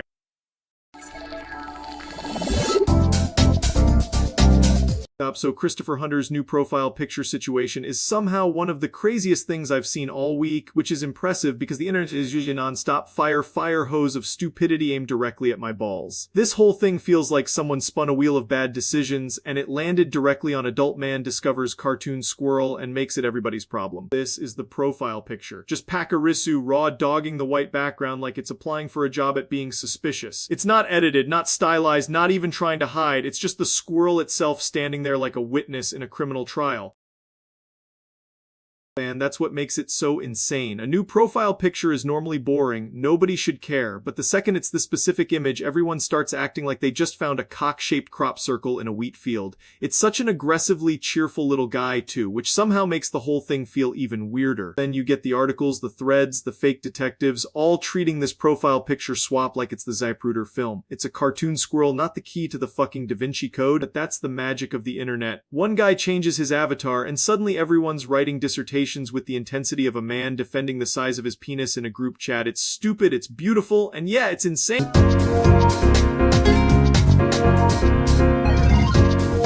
Sony made a laptop so aggressively 2001 it feels like it should come bundled with a Thong Song CD and a free trial for erectile dysfunction. The Sony Vaio PCGFX95P is such a weird, chunky relic that looking at it gave me the same energy as seeing a mall kiosk still open in 2026. It's beautiful, stupid, and built like it could survive a divorce. This is the Sony Vaio PCGFX95P, and just looking at it you can already tell this thing boots up with the confidence of a man who still says surfing the web. It has that gigantic plastic lunch tray build where every inch of it looks like it was engineered before shame was invented, and I kind of respect that. Back then every laptop looked like it was one firmware update away from becoming a fax machine, and this one is no different. This is the kind of machine that probably came loaded with 50 pounds of bloatware, a wallpaper of a blue sky, and enough fan noise to sound like it's trying to suck the pubes off a bowling ball. We found this fake-ass review page, and it reads exactly like every old tech article where they had to pretend weight was actually a feature. They'd say shit like reassuringly sturdy instead of this thing will detach your shoulder if you put it in a backpack for longer than 6 minutes, and they always hype the optical drive like it was the second coming of Christ. Oh wow, it can play CDs and DVDs, yeah, sick, so can a fossilized Walmart checkout lane. But to be fair, back then that actually was hot shit and Sony knew exactly how to sell that futuristic divorce dad luxury. Here's the money shot, the keyboard and screen combo that screams I just installed LimeWire and ruined the family computer. The bezel is so thick it looks like the display is being held hostage, and the whole thing has that old school texture where every surface feels like it was designed by a Tupperware engineer. Love old keyboards like this though, because they look like they could survive a fist fight. Modern laptops try to be all sleek and sexy, but this bastard looks like if you dropped it down a flight of stairs it would just open Internet Explorer out of spite and keep going. Of course, there's also the resale goblin side of this, where somebody found one in a closet next to old tax documents and decided it was now a sacred collector's artifact. Every vintage listing for shit like this acts like they're selling a moon rock when really it's just a very committed rectangle with a weak battery. But that's the charm of it. The Sony Vaio PCGFX 5P isn't cool because it's practical. It's cool because it's from that era where computers still had personality, even if that personality was overweight casino lounge appliance. It's a beautiful brick, and I mean that with full meat-riding sincerity.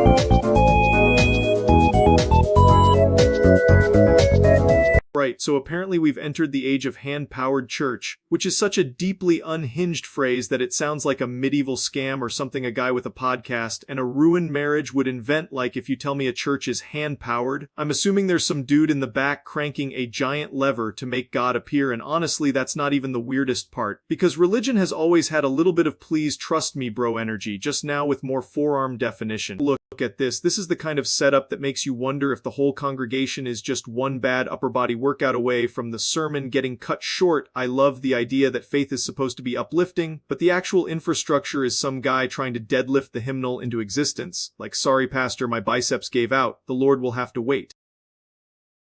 And, of course, the article is written like this is a wholesome community innovation and not a certified labor violation with stained glass. They always do that shit. They'll take something objectively insane and dress it up like a rustic return to tradition, when in reality it's just 10 guys in button-ups doing cardio for Jesus. Honestly, if the church wants to be hand-powered, fine, but then I want full transparency. I want to know who's on crank duty, who's doing maintenance, and whether the donation box only accepts protein powder and wrist wraps, because if faith is going to be this manual, somebody better at least get a forearm pump out of it.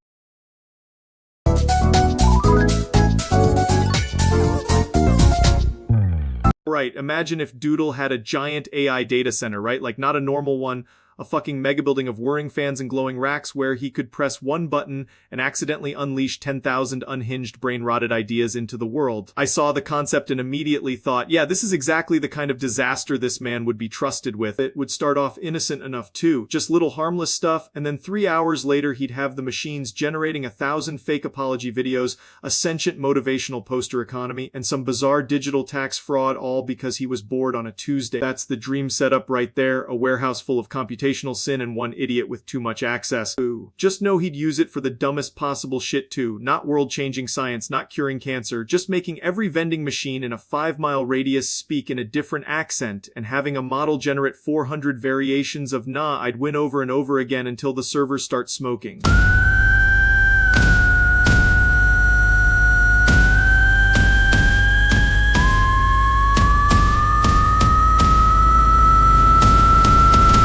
That's the exact energy, just pure scale applied to nonsense, like giving a toddler the keys to a nuclear-powered arts and crafts room. And the best part is the collateral damage would somehow still be funny, because every failure would be accompanied by some stupidly polished output that makes it look like the machines are trolling everyone on purpose. This is why it'd be dangerous, because he wouldn't even be using it for evil. He'd just be doing stupid shit on a scale so large it wraps around into genius by accident. Like, if you hand one guy this much power and he uses it to make 80,000 AI-generated pictures of a raccoon in a tuxedo, honestly that's kind of a national treasure. I love the idea of the article trying to sound professional while the entire situation is just man obtains industrial-scale stupidity engine. That's the whole appeal, honestly, not that he'd build the future, but that he'd weaponize latency for comedy and somehow make it everyone else's problem. So yeah, if Doodle ever gets a data center, I'm expecting the dumbest possible miracles and probably one catastrophic masterpiece after another. That's the kind of reckless infrastructure I can respect from a safe distance. It's stupid, it's expensive, and it would absolutely be hilarious for about 12 seconds before the fire department shows up. That's it, see.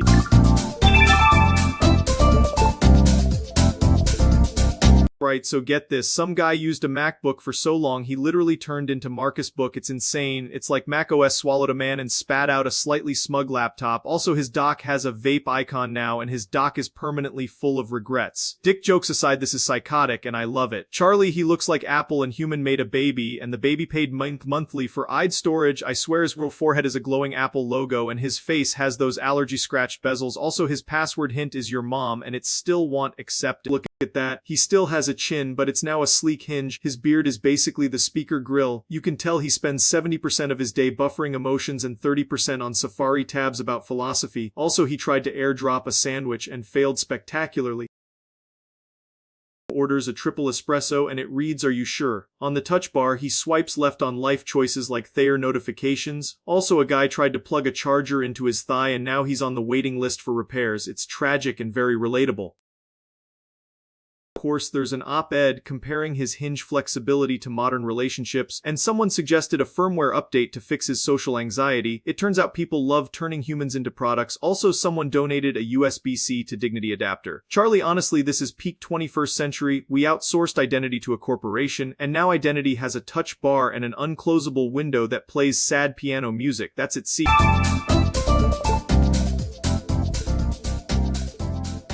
Right, this situation is so catastrophically cooked it makes a tire fire look like aromatherapy. Everything's gone. The kids, the house, the dignity, probably even the fridge magnets. My man got hit with the full divorce fatality, the kind of legal finishing move that leaves you butt-ass naked emotionally, financially, and spiritually. This is the kind of downfall where your penis files a missing persons report because it doesn't want to be associated with you anymore. This is the primary crime scene right here, a man reconstructing his whole life with the artistic confidence of a raccoon on cough syrup. He literally drew his old setup on a public wall like a sad cave painting made by someone whose alimony payments are due in the morning. Not even roasting the technique, because honestly the perspective on that fake shelf is doing more heavy lifting than his current therapist. The security camera angle really sells it too. It looks like he's recording a hostage video for people being held captive by family court. You can feel the property loss radiating off the concrete. Then you've got this masterpiece of journalism stepping in like they uncovered Watergate when really it's just a dude role-playing home ownership beside a sewer drain. The headline reads like a meteor hit his prenup. What kills me is the commitment. He didn't just stand there looking sad. He fully committed to the bit and posted up in front of a random surveillance cam like it was his new production team. This is rock bottom with set dressing. It's miserable, it's pathetic, and honestly it's kind of inspirational in the most divorce guy way possible.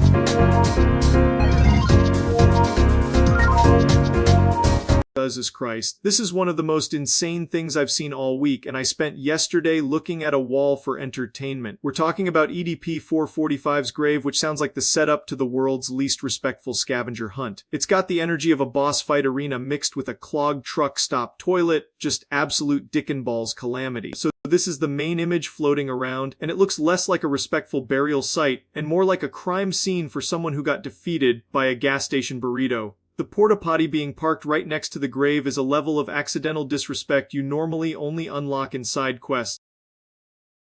I mean, look at this shit. The caution tape is there like investigators are trying to piece together what happened after hearing one final wet thunderclap from beneath the earth. It's unbelievably cursed, and if this was the actual memorial setup, then whoever organized it deserves jail time for visual terrorism. Then you've got this dogshit article acting like it's covering the moon landing like experts are baffled. No shit, they're baffled, man. There's a porta-john standing guard over the grave like it's the final raid boss of public indecency. If this is fake, it's incredible. If it's real, it's even better. Either way, this is the kind of image that vaporizes your brain cells on contact, and honestly, that feels weirdly on brand.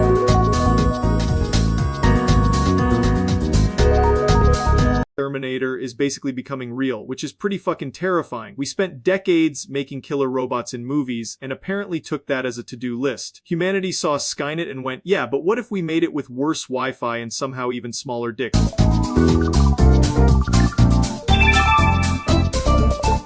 Alright, today we're talking about the Emoji Movie, which is still one of the most aggressively stupid things ever put on a screen. It's like someone looked at a phone and said, what if we made a movie with the brain activity of a wet dick? And then got $1 billion to do it. I mean, holy shit, this thing is an advertisement wearing a movie costume, and somehow it still manages to be dumber than the ad breaks. Like if a penis had a LinkedIn profile, this would be it. So the whole setup is this little emoji dude Gene who can make more than one face, which apparently makes him a freak in Emoji Town or whatever. And yeah, right away you can tell they smashed together Wreck-It Ralph, Inside Out, and the Lego Movie in a blender and somehow forgot to add any flavor. It's derivative in that extra pathetic way where you can practically hear the writers sweating.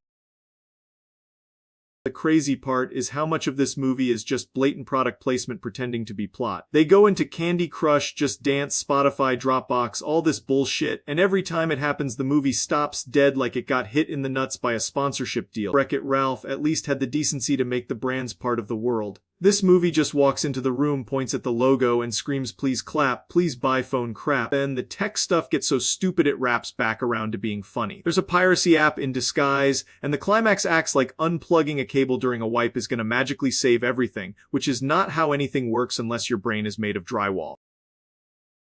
It's like the writers asked a toddler what a phone does and then built the whole screenplay around that answer. Also, the humor is just endless poop jokes and random puns, like the movie is trying to drown itself in diarrhea so nobody notices it has no personality. And then it tries to act hip like teens are all just phone zombies who can't read a sentence without crying. The whole thing feels like a 45-year-old marketing guy saying "Yo fam" while slipping on a banana peel and shitting his pants.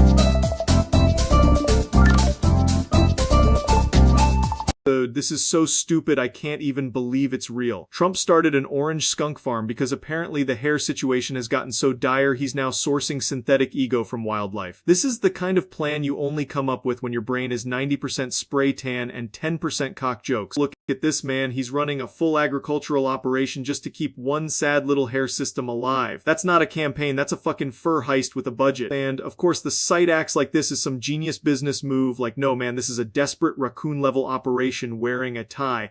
I'm convinced the toupee is now the only thing holding the country together, and it's being assembled from skunk-ass hair in a barn somewhere. Breaking news, Trump tours your skunk farm. This is tremendous, folks. The best skunks believe. Workers harvesting the fluffy fur now. This is the part where you can tell everybody involved has accepted that the plan is insane, but nobody wants to be the one to say, "Sir, maybe don't make your hair out of skunk fleece." Folks, look at this. The greatest toupee ever. Tremendous fur. Nobody does it better. And there it is, the final product. He's one gust of wind away from looking like a haunted traffic cone, but hey, at least the skunks have found purpose in this deranged little...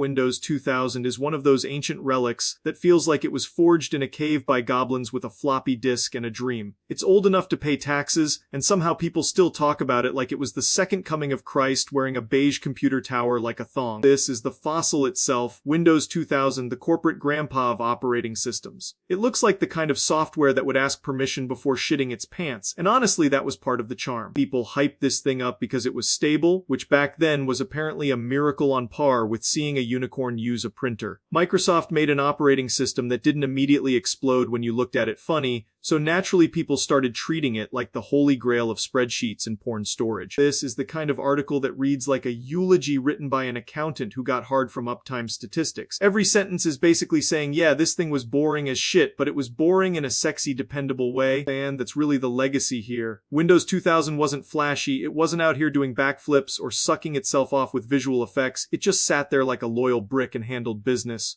In a world where operating systems were constantly tripping over their own dicks, this one mostly kept its pants on. Even the boot screen looks like it was designed by a tax form, but people see it and feel comfort. It's like digital mashed potatoes, ugly as hell, but it gets the job done. So yeah, Windows 2000 was the dependable meatloaf of operating systems. Not sexy, not exciting, but it wouldn't randomly kick you in the dick, and for that people still remember it like a legend.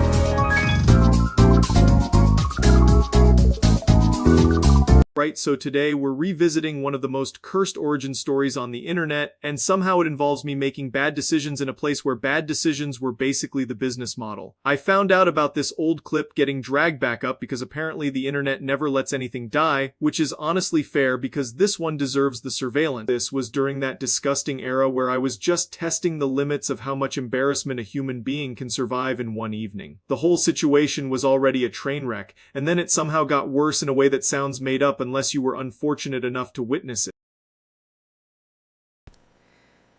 Hi. Yeah, so I guess I'm just like streaming.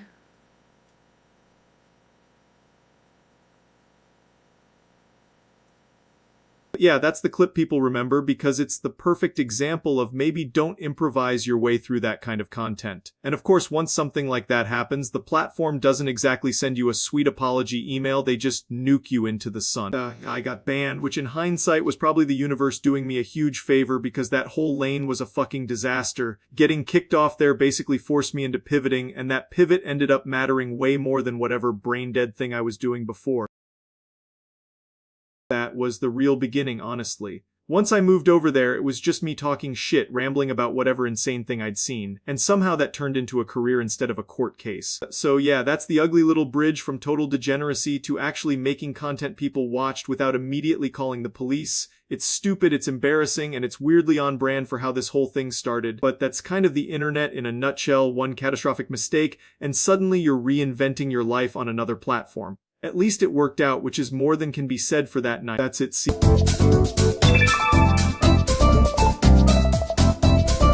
Right, so today we're talking about this absolute masterpiece of human stupidity, a hand-powered metal concert, which is just a fancy way of saying a room full of dudes trying to shred while their wrists file for workers' comp. Like, bro, if the music sucks that bad, you shouldn't need a hand crank to generate the electricity. You should just cancel the whole thing and start over. Look at this setup. This is what happens when somebody says we need more energy and the venue goes bet. Nothing says elite live performance like a dude on the side of the stage turning a crank like he's trying to summon Satan with a salad spinner. And the crowd is just pretending this is normal, like, yeah man, of course I came to a metal show to do unpaid labor for the PA system. This isn't a concert, this is a Victorian torture device with guitar solos. That dude looks like he's one bad turn away from launching his shoulder into the ceiling, and the insane part is the music probably still sounds like ass, so all that effort just to hear a double bass drum like it's being punched through a wet mattress. Honestly respect the commitment though, because if you're gonna make a concert this dumb, you might as well go all in. It's the kind of idea that sounds hilarious for 6 seconds, and then becomes an OSHA report with palm sweat.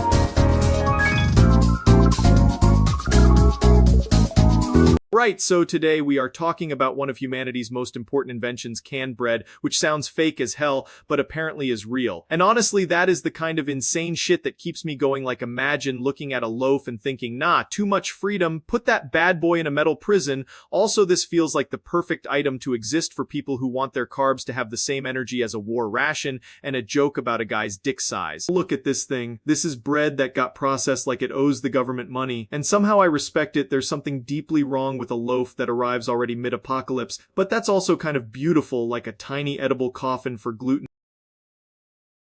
And of course the internet would do the exact same thing, where someone says here's canned bread and 1,000 people immediately act like they discovered a lost artifact from the ass of history. This is the kind of topic that makes me feel like civilization peaked somewhere between sliced bread and saying fuck it to even more bread. Honestly, I need to know who the first guy was that said, yeah, let's can the bread, let's make it shelf stable and emotionally unavailable. That man was either a genius or 3 beers away from putting ketchup in a mason jar and calling it dinner.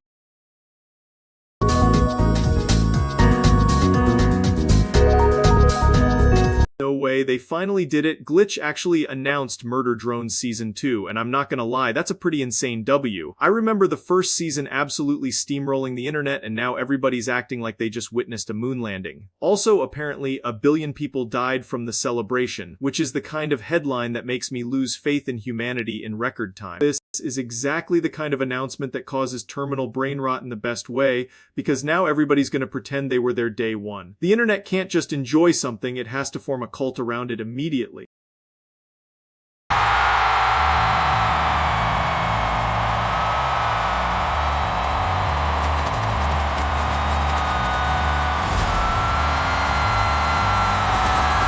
this is the part where the community collectively becomes feral, which honestly is fair. The fan base has been starving long enough that this is basically a government food drop. If they keep the same tone and animation quality, this is gonna go stupid hard. I just hope they don't fumble the bag, because this series has way too much momentum to start tripping over its own shoelaces. So yeah, huge announcement, gigantic hype, and somehow the celebration already turned into a civilization-ending event. That's the internet though. One second it's joy, next second it's an apocalypse with memes. I'm excited for it, and I think it's probably gonna dominate the conversation for a while. That's it. See.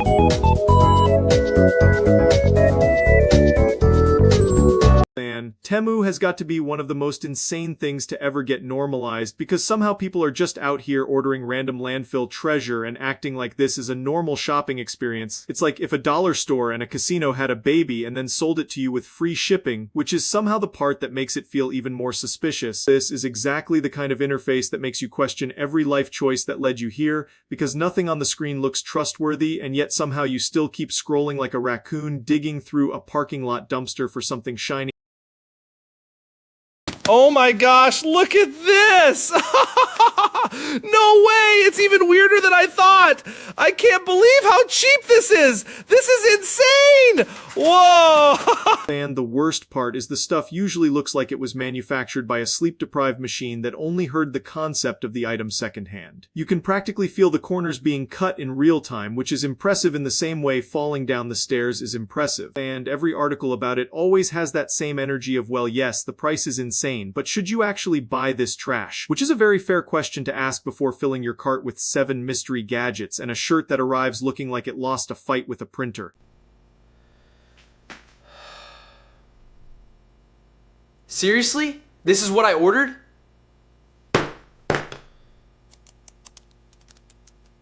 That's the Temu experience in a nutshell, man. It's not shopping, it's gambling with a tracking number, and somehow people keep coming back because the prices are so stupidly low they short-circuit the part of your brain that usually says maybe don't buy the $1 drill bit set. So yeah, Temu is basically the king of impulse purchases and questionable optimism, and I get why people keep giving it a shot even though it feels like every package comes with a faint aura of regret. If you want cheap chaos, it delivers cheap chaos, and that's probably the entire business model. At the end of the day, it's one of those places that is hilarious to talk about and a nightmare to trust, which is kind of impressive in its own deranged way. They respect the hustle, but I would never rely on it for anything that matters. That's it. See.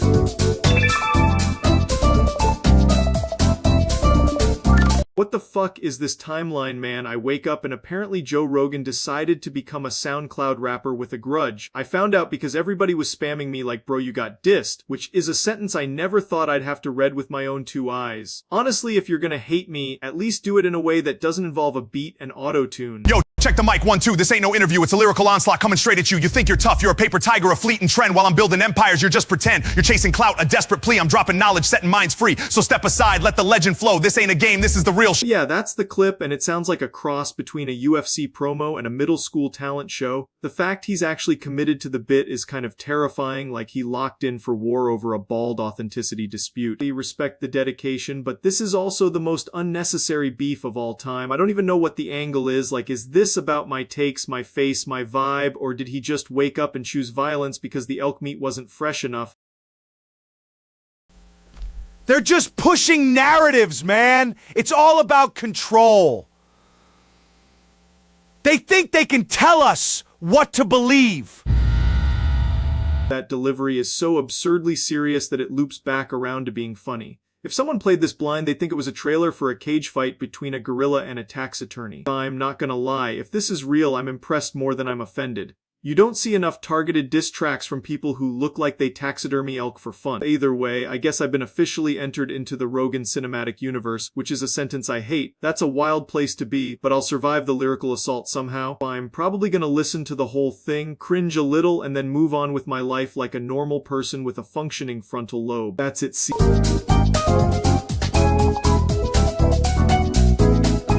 So apparently Joe Rogan is out here doing the political speedrun any percent, which is already insane enough to make me check my lungs for smoke alarms. I found out because the internet can't ever just let a regular day exist, so now I'm staring at this circus like, alright, let's see how bad this gets. We need to wake up! They're not telling you the truth! They're not telling you the truth! You gotta do your own research! Yeah, this is exactly the kind of energy that makes every sentence sound like it got hit by a truck on the highway. It's less a campaign speech and more a hostage negotiation with a microphone. The coverage makes it look like the whole thing was one bad decision after another, and honestly, that might be the most accurate political summary possible. Every time I see a live clip like this, I feel like I'm watching Civilization Buffer. We're live at the downtown square where thousands have gathered to hear from Congressman Miller. The atmosphere here is electric as tensions rise. This is the part where everyone pretends they're calm, but you can hear the room falling apart in real time. It's like someone fed democracy 3 energy drinks and told it to improvise. If this is the future of politics, we are unbelievably cooked because nobody in that room looks like they know where the breaks are. I've seen better organization at a drunk wedding. Anyway, that's my take on this absolute disaster. It's loud, stupid, and somehow still weirdly entertaining, which is probably the most depressing part. That's it.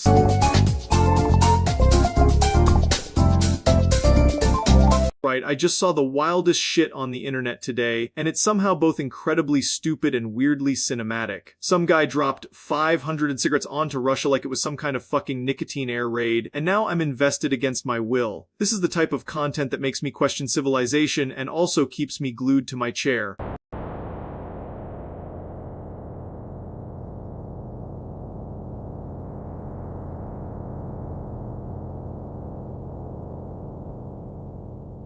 Look at this, it's like a delayed reaction bomb for the most annoying habit on earth. The sheer commitment to dropping half a gas station's worth of cigarettes is honestly impressive in the dumbest way possible. I mean, what's the end game here, man? Are we promoting lung damage with a dramatic flourish or just giving pigeons a new addiction? This is the aftermath, and it looks exactly as pathetic and hilarious as you'd expect. It's like the world's saddest confetti, except instead of celebrating anything, it's just celebrating bad decisions. And you know somebody had to stand there and go, yeah, this is the shot. Absolute king behavior if your king is deeply unwell.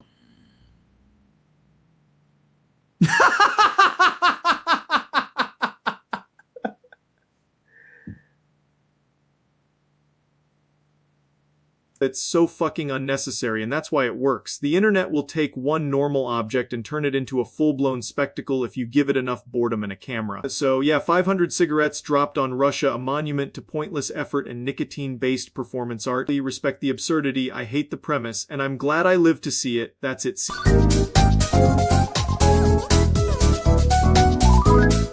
So apparently this video is making the rounds and I had to go look because the internet cannot resist a chaotic singing clip from a classroom from what I saw. It's 2 Chinese students absolutely committing to some C-pop/anime song energy like their lives depend on it, and honestly that's the kind of random shit that can dominate a week online. 朋友一生一起走，永远的朋友。 This is exactly the kind of video that goes viral because it feels like it was never supposed to leave the group chat. It's loud, sincere, mildly embarrassing, and somehow that combo makes the internet act like it just discovered fire. And the funniest part is nobody in that room looks prepared for the performance, which always makes it better. There's something deeply powerful about fully singing your heart out in front of bored classmates like you're headlining the damn Olympics. The teacher is ready to be crying.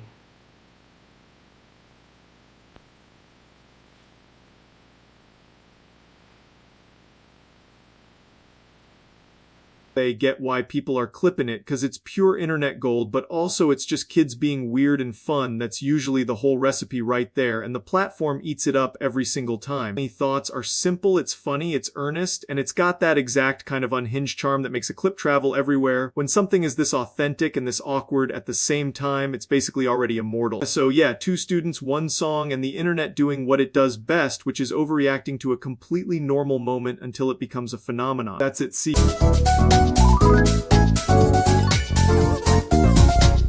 Right, so apparently Tung Sahur is back on the bullshit, and I found out the same way everyone else did, by being forcibly exposed to some brain-rotted clip at 3 in the morning. This is one of those things where you can feel your IQ leaking out before the video even starts, and honestly that's how you know it's important. Look at this fucking goblin. This is the exact kind of creature that gets immortalized online because a single clip was so stupid it became folklore. It's like a cursed mascot for bad decisions and sleepless nights.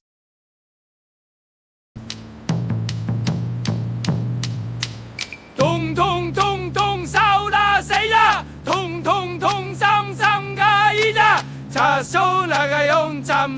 there it is, the viral masterpiece in all its pixelated glory, where the only real art form is making everyone wonder why they watched the whole thing. This shit spreads because humans are weak and we love nonsense. And, of course, people keep remixing it like they're preserving a national treasure, when really it's just internet sewage with good branding. Still, I respect the hustle, because this thing has somehow achieved cultural staying power. My takeaway is simple. The internet will always turn the dumbest possible noise into a full-blown event, and I'm not even mad about it. I'm just impressed that we keep finding new ways to be this stupid. If you heard tung tung sahur and immediately knew what it was, congratulations, you've been infected like the rest of us. That's it.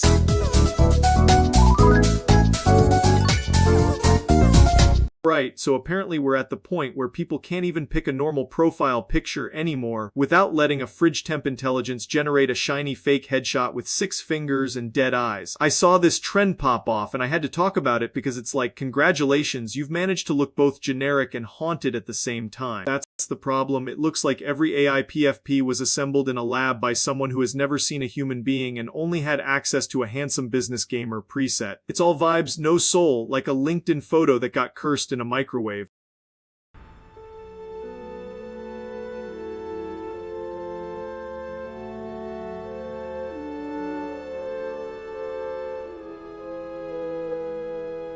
And this is the part where they always defend it like, I just wanted something unique. Brother, you picked the same exact Cyber CEO anime smolder template as 40,000 other weirdos. You didn't choose unique, you chose the factory setting for cringe. The funniest part is they act like everybody else is crazy for noticing. Like, no, I'm sorry, if your profile pic has skin that reflects light like a bowling ball and your teeth are all fighting for government assistance, I'm gonna say something. Fame. Not even mad at the tech, I'm mad at the confidence. You can't show up looking like a corporate wizard rendered in a cartoon blender and expect respect. That's just not how this works. Anyway, that's my take. AI profile pics are basically digital cosplaying for people with no personality, and that's a harsh but fair diagnosis. That's it.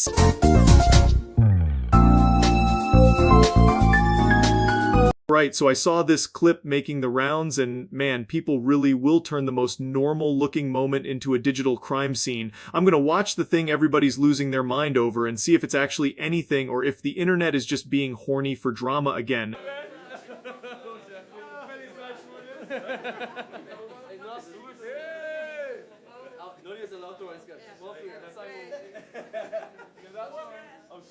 Okay, yeah, that's the clip. It's the kind of footage where half the comments are acting like they just uncovered the Zapruder film and the other half are pretending they're legal experts now, which is always a fantastic combo. And here's the thing, if you pause it at the exact wrong frame and squint with the dedication of a guy trying to spot Bigfoot in a Home Depot, you can make anything look insane. That's basically the whole internet economy now. Dug around, watched it a few times, and the funniest part is how confidently everybody speaks when the source material is a potato with anxiety. Like, relax, chief, your analysis is coming from a clip filmed by a raccoon. Anyway, if you're gonna make a mountain out of a molehill, at least make sure the molehill isn't just a shadow and 3 pixels. That'd be my expert take, after years of being unwillingly dragged into this garbage. That's it, see.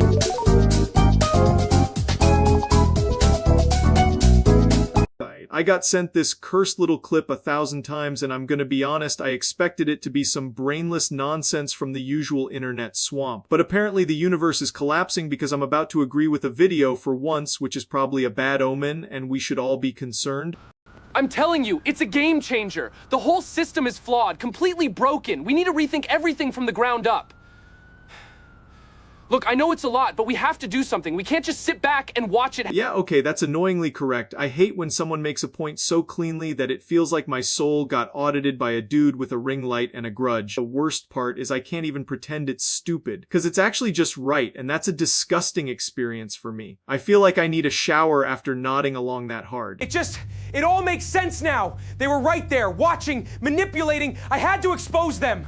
But nobody believed me. They called me crazy. But I know the truth. Look at me. I'm basically the physical embodiment of well fuck, he's got a point. This is not a comfortable place for me to be, but credit where it's due, the video cooked. So yeah, against all odds, I agree with it. I don't like it, I resent it, and I'm embarrassed that it happened on camera, but here we are. That's my honest take, unfortunately. I hate that this person was correct, but they were correct. That's it, see ya. That's it, see ya. I'm telling you, it's a game changer. The whole system is flawed, completely broken. We need to rethink everything from the ground up.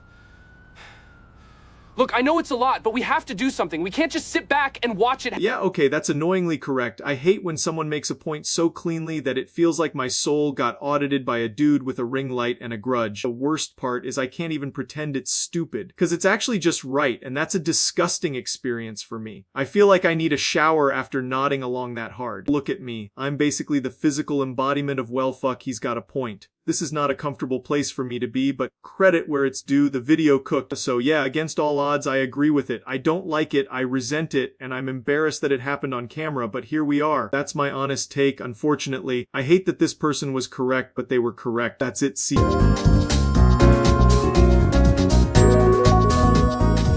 Right, so apparently my room has decided to become a fucking action movie because there's a bomb in here, which is honestly rude as hell because I was planning on doing absolutely nothing today and now I gotta be alive on purpose. I found out because something started beeping like a tiny asshole and now I'm standing here wondering if my life is ending over some garbage in my own bedroom.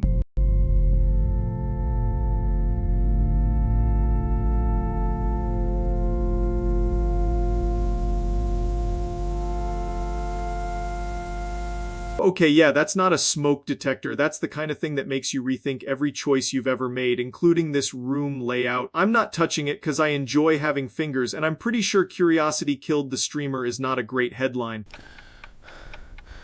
This is the worst possible time to discover I live in a place with suspense.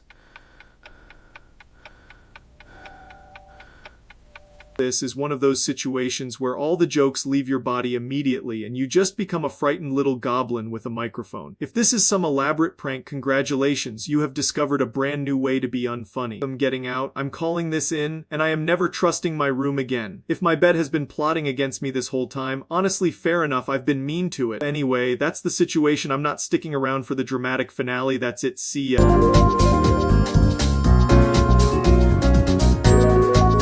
Alright boys, we got a fresh nightmare on the docket because I was in the middle of recording and my phone starts going nuclear like some scam goblin decided today was payday. I'm trying to talk and now I'm getting harvested by a guy named Steve with a headset from the 7th circle of hell. Please press 1 to speak to our representative.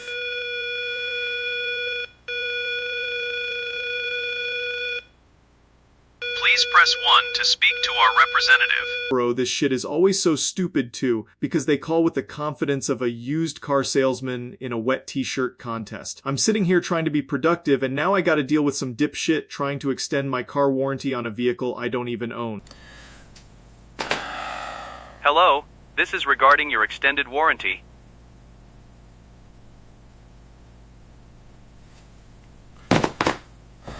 That's the move every time, just let them cook themselves into a wall. If you answer with anything besides silence, they think they've got a live one and they start spraying nonsense like an idiot fire hose. Anyway, that's the exact level of interruption I love getting while I'm in the groove. Absolutely beautiful timing. It's like the universe heard me trying to have a thought and said, nah, fuck that, here's a parasite with a spoofed number. Easy victory, scam call got folded. Recording continues, life remains a little less annoying than it was 30 seconds ago. That's it, see ya.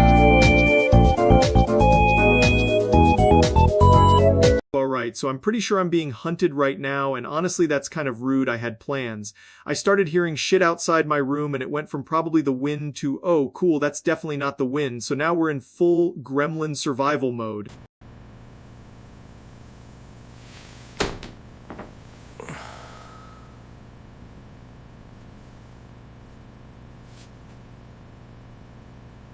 Okay, yeah, that's not ideal. If you hear me go quiet, just assume I've been folded into a lawn chair by whatever the hell is out there and I'll be back when society is over. That's my current fortress, and by fortress I mean the cheapest possible hostage situation. I've got one chair, a bad attitude, and the overwhelming suspicion that something is about to start knocking like it pays rent.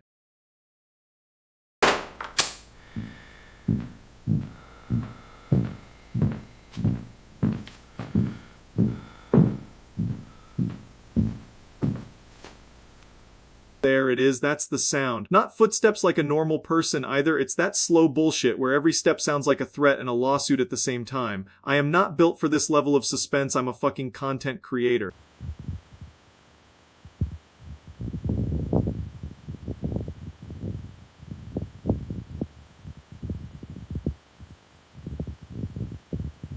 Yeah, no, that's absolutely the part where I start rethinking every decision I've ever made, including breakfast. I hate when the silhouette has confidence. That's how you know it's serious. If they get in here, I'm gonna be the most disappointing victim of all time because I will immediately panic and say something stupid. My only defense is confusion, and I'm not even good at that. Anyways, I'm gonna stay hidden and hope whatever is out there gets bored and leaves me alone. That's really the plan, which is fucking tragic, but it's what we've got. That's it, see?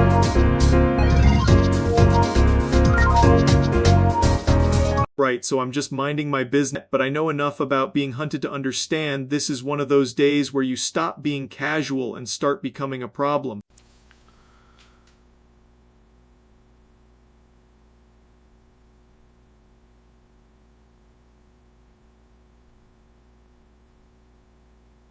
Okay, yeah, that's not normal. That's the exact posture of a guy who has heard footsteps in the hallway and now has to speedrun survival. If there's one thing I respect, it's a good instinct, and mine is screaming at me like a busted smoke alarm. This is me being smart, tactical, and completely normal. I've entered the phase where every tiny sound becomes a federal announcement.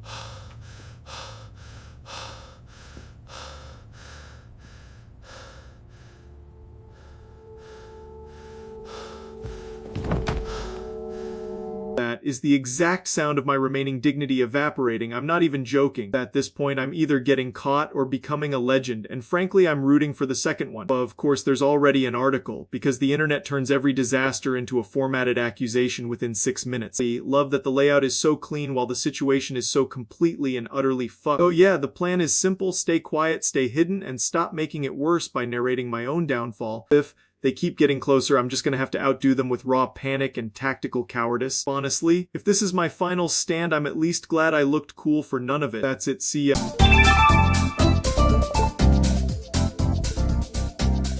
I woke up, opened my feed, and immediately regretted having eyes because somehow the internet found a new low and then dug under it like a damn gopher. This is one of those stories where you read the headline and go, there's no way this is real, and then you click it and it gets worse in every possible direction. Yeah, that's basically the entire situation right there, just pure online brain rot in human form. It looks like a Tumblr post got hit by a truck and then the truck started posting too. The wild part is everybody involved is acting like this is normal, like this is just Tuesday and not the most unhinged sentence you could possibly assemble with the English language. I'm not even mad, I'm impressed in the same way you're impressed when you see a raccoon pick a lock. I just don't know what to do anymore. Please help. It's just, everything is falling apart. This is the clip that kicked off the whole mess, and it's exactly as uncomfortable as you'd expect. The vibes are rancid, the camera work is worse, and somehow everyone in the comments is acting like they're participating in a community event. At this point, I think the internet just needs a hard reset and maybe a priest with a crowbar. Anyway, I've seen enough. I'm tapping out before my soul gets flashbanged again. That's the post, that's the apocalypse, and that's why I drink water with a little fear in it. I'm gonna go stare at a wall and think about better choices. That's it, see.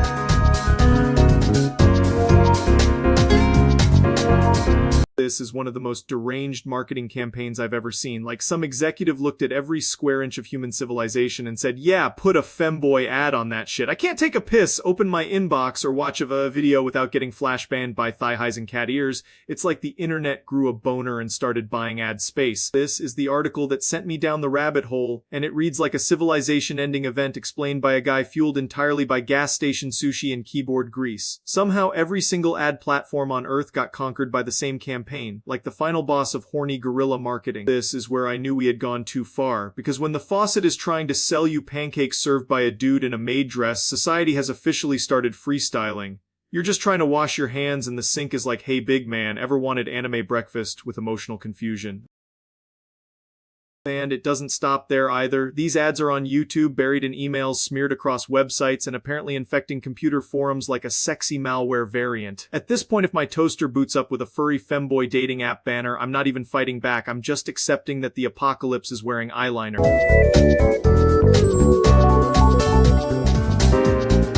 Bro, So, Lunchly is the kind of product that makes me question whether I've been too hard on modern society, because apparently I'm now at the point where I see a suspicious little lunchbox and go, yeah, this is peak civilization. I love it so much I bought 1 million of them, which is honestly just responsible investing if you think about it. And yes, I do eat the moldy cheese because I'm not some coward who turns his back on flavor. There's something beautiful about a product that looks like it was assembled during a power outage and still somehow manages to call itself lunch. I mean, look at this. This is art. This is what happens when someone takes lunch, removes the soul, then somehow charges extra for the privilege. And the cheese, man, the cheese has character. The cheese has a timeline. The cheese has been through things. I respect that. I don't want my lunch pristine and sanitized. I want it to look like it survived a war and still showed up to work.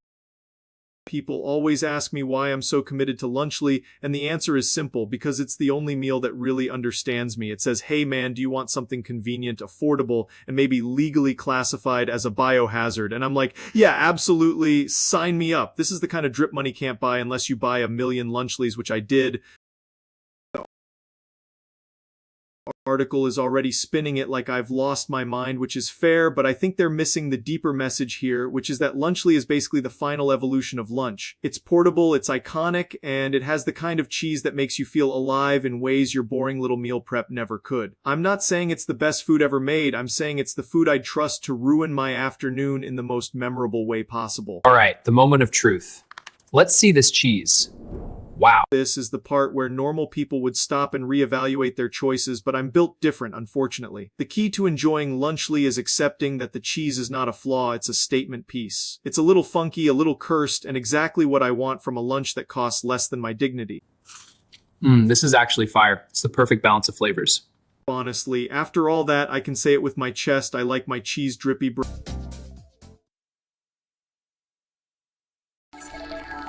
The DVD-R vs DVD plus R war is such an insanely stupid little corporate dick measuring contest. Like, imagine $2 billion nerd factions staring at the same shiny circle and going no, mine is the correct circle. And somehow normal people were expected to care which little plus or minus was on the front. Absolute freak behavior. This is the part where the internet pretends optical media was some sacred ancient science, but really it was just people trying to cram a movie onto plastic with enough precision to make a laser not act like a confused tiny dick.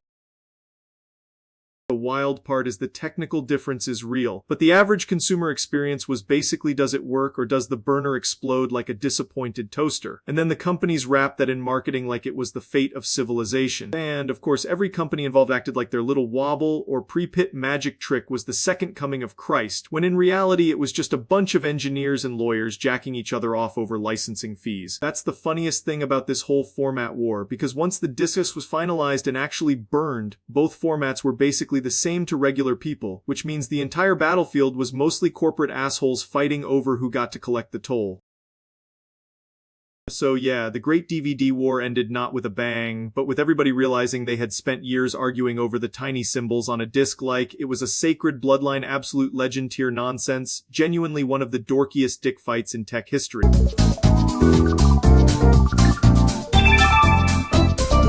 This is one of the most deranged things I've ever had the displeasure of slapping my eyeballs against. It sounds like the setup to a porno written by a sleep-deprived goblin, and somehow it still manages to be dumber than a dick with a concussion. This is the article that kicked off the whole ass disaster, and it reads like it was written by a Roomba that rolled through a bottle of NY Quill. They're treating this like it's Watergate, except instead of Nixon it's just me apparently smuggling a roommate in my torso. They claim inside sources confirmed I have a friend living in me, which is already crazy wording. That sounds less like journalism and more like a Craigslist ad posted by a haunted flesh apartment, and this is the image everyone's passing around like it's definitive proof, as if a glowing chess goblin is a medically accepted diagnosis. It looks like E.T. got tired of biking and decided to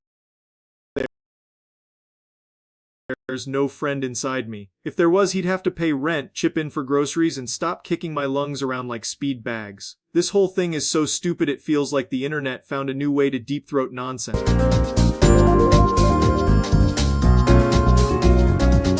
Jesus Christ, this cat has had a worse glow down than a guy who uses a vacuum cleaner as a personality. Like, this thing went from I pay taxes and have a mortgage to I eat crayons and call my mom for help opening applesauce. It's actually insane how aggressively childish they made this little bastard. And that's the source image right there, the full evolutionary timeline of how do we make this cat look less like it pays child support and more like it needs a juice box. You can literally watch the brain cells evaporate across the years. It's beautiful.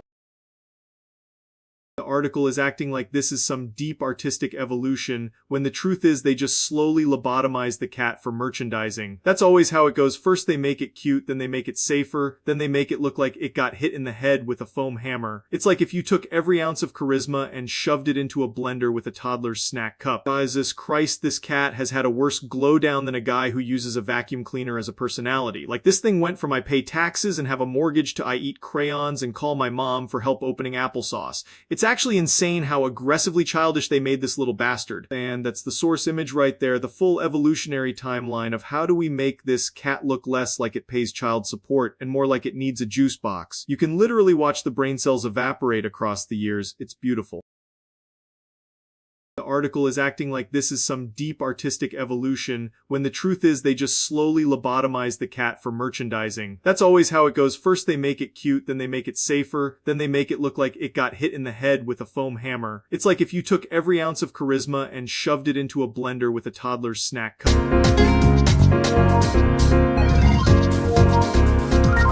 This is one of the dumbest things I've seen all week, and that's impressive because the internet usually drags its nutsack across my forehead every morning before breakfast. Google apparently wants search to feel less like finding information and more like being trapped in an AI aquarium where every fish is lying to you. Google's replacing search with a nonstop AI strain. Just an endless absurd stream. So this is the actual video. It opens like a student film made by a philosophy major who just discovered weed, then immediately gets into Google, turning search into a glorified content slurry machine. It's like if asking a question online got replaced by a robot confidently jingling its keys in your face. And that's the nightmare here. Search is supposed to help you find stuff, not swaddle you in an endless AI diaper full of synthetic goo. If I look up something simple, I don't want a machine-generated river of maybe facts. I want the answer and the sources, not Clippy after a concussion. Here's the article layout they're talking over, and it looks exactly like every tech website designed by a guy who thinks rounded corners are innovation. The whole pitch reads like they took the last good part of the internet and fed it into a paper shredder shaped like a penis. If this actually happens, independent websites get buried, users get dumber, and Google becomes less of a search engine and more of a hallucination hose. That's about it. See ya.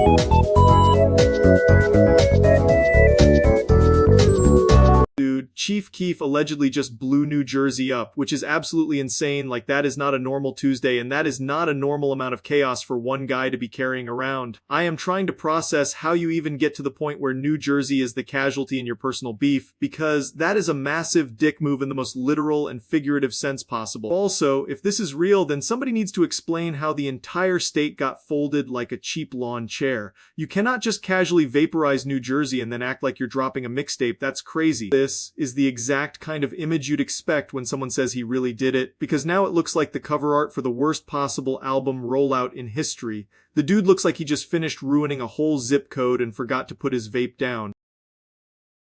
And, of course, the site looks like it was built by a guy who got his web design degree from a cereal box. They always make these pages look like the truth is hiding inside 47 pop-ups and a banner ad for debt relief.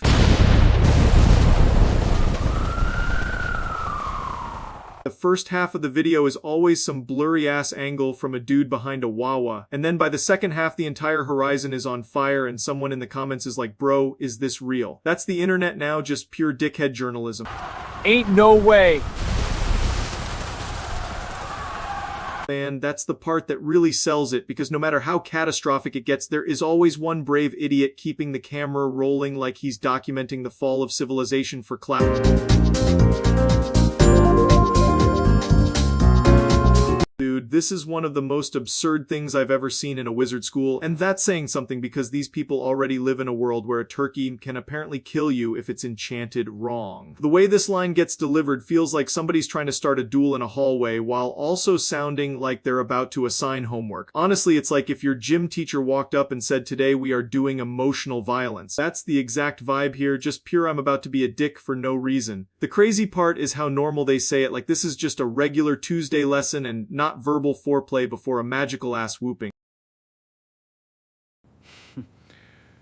Do you remember me telling you we are practicing non-verbal spells, Potter? And the delivery is what sells it, because it's not even a big dramatic yell, it's this calm, cutting little jab like they rehearsed being annoying in the mirror. It has that perfect I know I'm being insufferable and I'm gonna commit to it energy. You can just feel the bullshit rising in the room like the air gets thicker every time somebody says, Potter. And of course it's a spell lesson, because in this universe even the passive-aggressive comments is the kind of quote people remember because it's so specifically petty it loops all the way back to being funny. It's not just dialogue, it's a tiny power play with a wand attached, which is honestly peak wizard school behavior. At the end of the day, it's a great line because it's smug as hell without trying too hard, and that usually hits the hardest. It's also a reminder that wizard arguments are somehow even more dramatic than normal ones, which is impressive and kind of embarrassing. Anyway, that's the whole thing, and it's still stupid in the best way. That's it.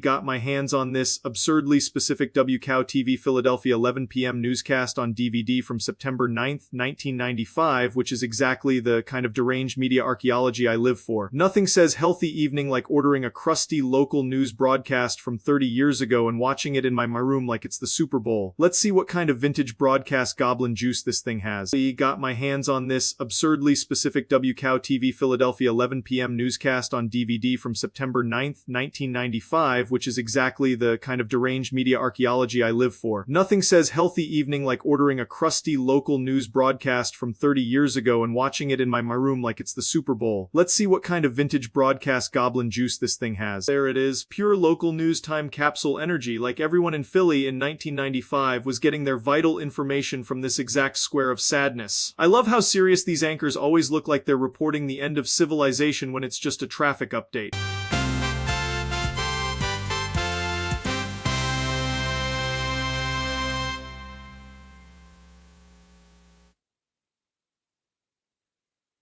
There it is, pure local news time capsule energy, like everyone in Philly in 1995 was getting their vital information from this exact square of sadness. I love how serious these anchors always look like they're reporting the end of civilization when it's just a traffic update. Good evening and welcome to 6 ABC Action News at 11. Time night, City Council debate local business spotlight. This is where the magic starts, because old local news always feels like it was made in a lab to sound important while covering the most random stuff imaginable. The visuals are giving we spent the entire budget on a map of Delaware County. And that's the appeal, honestly, it's not just nostalgia, it's a time capsule of dead air, awkward pauses, and people pretending a parking lot story is breaking national news. I could watch this shit all night and somehow feel smarter and dumber at the same time. That's the whole vibe right there, just random city misery delivered with a professional voice and a terrible camera angle. This is peak broadcast it like it matters energy. Honestly, I respect the hell out of it. It's stupid, it's nostalgic, and it feels like opening a little fossil of TV history right in my room. So yeah, I ordered the thing, put it on, and now I'm just living in the year 1995 for no reason other than curiosity and poor impulse control. Honestly, worth it. That's it, see ya. Good evening and welcome to 6 ABC Action News at 11. Time night, City Council debate local business spotlight. This is where the magic starts, because old local news always feels like it was made in a lab to sound important while covering the most random stuff imaginable. The visuals are giving we spent the entire budget on a map of Delaware County. And that's the appeal, honestly, it's not just nostalgia, it's a time capsule of dead air, awkward pauses, and people pretending a parking lot story is breaking national news. I could watch this shit all night and somehow feel smarter and dumber at the same time. Honestly, I respect the hell out of it. It's stupid, it's nostalgic, and it feels like opening a little fossil of TV history right in my room. So yeah, I ordered the thing, put it on, and now I'm just living in the year 1995 for no reason other than curiosity and poor impulse control. Honestly, worth it.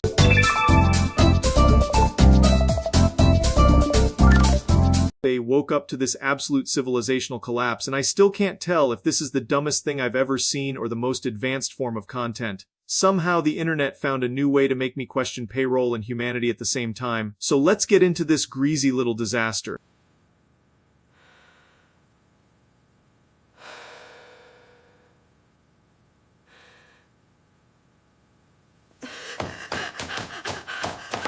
This is the turning point, because now we're no longer dealing with a man, we're dealing with a peanut butter goblin with a microphone addiction. The transformation is so completely unnecessary that it loops back around to genius, which is honestly insulting to everyone involved. Give me deal dogs! Yeah! Give me deal dogs! Yeah! Yeah! Yeah! Yeah! Deal dogs! Yeah! Yeah! That's the exact kind of sentence you only hear when someone has abandoned all social responsibility and chosen violence through dessert. I respect the dedication, but I also think a wellness check has never been more deserved. It's like if a gas station sandwich developed sentience and decided to become a streamer. The scariest part is that I believe he would do this for free, which makes the whole thing even worse. Honestly, this is peak brain rot, but I can't say it wasn't committed. He turned into a peanut butter mutant and made it everybody's problem, which is basically the highest compliment I can give here. That's it.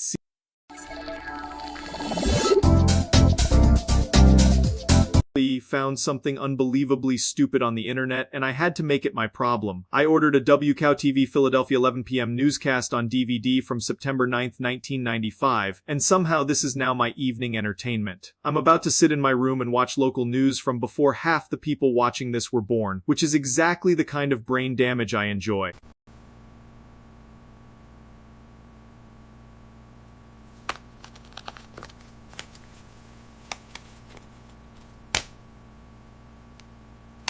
This is such a perfect waste of time because there's something magical about watching a news broadcast that was made when everything looked beige and sounded like somebody was talking through a sock. It's local TV too, so you know it's going to be the most aggressively normal shit imaginable and somehow still interesting as hell. Good evening and welcome to 11 o'clock news tonight. We lead with the ongoing debate over the proposed stadium expansion. And concerns are mounting over rising property taxes in the city's northern suburbs. Now let's go to our reporter Susan Miller, who is live at City Hall with more on this. Look at this shit. It feels like a time capsule from a civilization that had no idea the internet was about to ruin everybody's life. The broadcast is so calm and polished, like the world isn't actively on fire outside the studio window. And that's what makes it weirdly fascinating, because I'm just sitting here watching ancient local news like it's a forbidden artifact. It's boring in the exact way that makes it kind of incredible, which is honestly the highest compliment I can give a 1995 newscast. I love that this kind of thing even exists, because somebody had to preserve a random Philly newscast like it was the fucking Rosetta Stone. Now I'm the idiot watching it in my room like this is essential viewing. They respect the hustle, I respect the weird preservation energy, and I absolutely respect how niche and unnecessary this is. That's the internet at its best and worst, and I'm here for every second of it. That's it.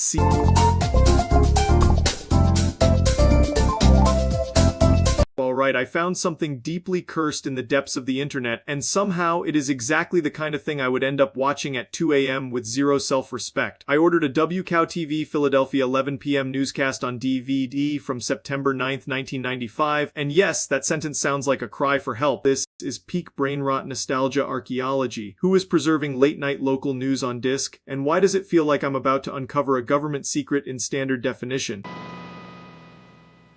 Good evening, and welcome to 11 p.m. News. Tonight, we're expecting a chance of showers. In other news tonight, look at this shit. It's like television got put in a time capsule and then somebody mailed it to me for no reason. The quality alone makes it feel illegal, which is honestly pretty impressive. And now we've hit the credits, which is always my favorite part because it means the whole thing was real and somebody actually had to make this abomination. This is history, baby, and history is apparently sponsored by terrible impulse purchases. So yeah, that was the full journey, and I gotta say it delivered exactly the weird dead technology energy I hoped for. There's something beautiful about watching a local news broadcast from decades ago like it's a sacred artifact. I'm gonna keep making decisions like this until my room is just a museum of obsolete media and bad ideas. That's the dream, honestly, and this DVD is one step closer to it. That's it.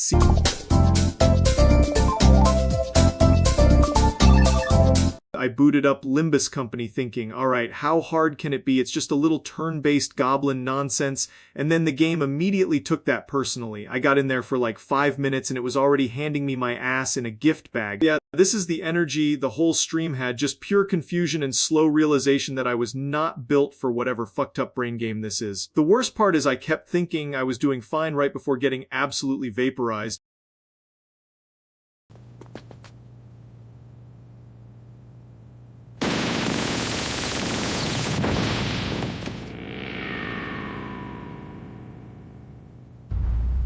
That's the clip right there. Me eating shit on camera while the game sits there like next time try not being a loser. It's impressive how fast it can turn confidence into a funeral.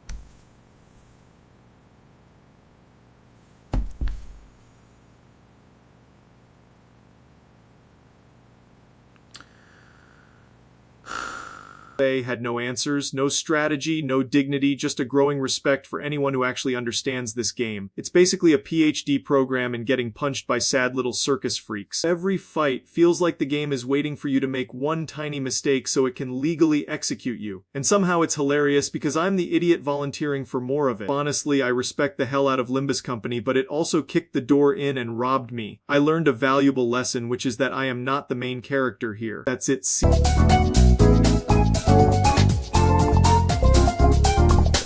Right, so I booted up MoistCr1TiKaL thinking I was going to do the classic 2 minutes of confusion, 5 minutes of suffering routine, and somehow it turned into a full-blown humiliation arc. I kept telling myself the game couldn't be that bad, which was my first mistake, because of course it was that bad and I was the target audience for pain. This is basically the exact moment I realized the game had already won, because everything on screen looks like it was designed by a malicious philosophy major. And me, being the moron I am, was still trying to figure out which button made the goblins stop ruining my life.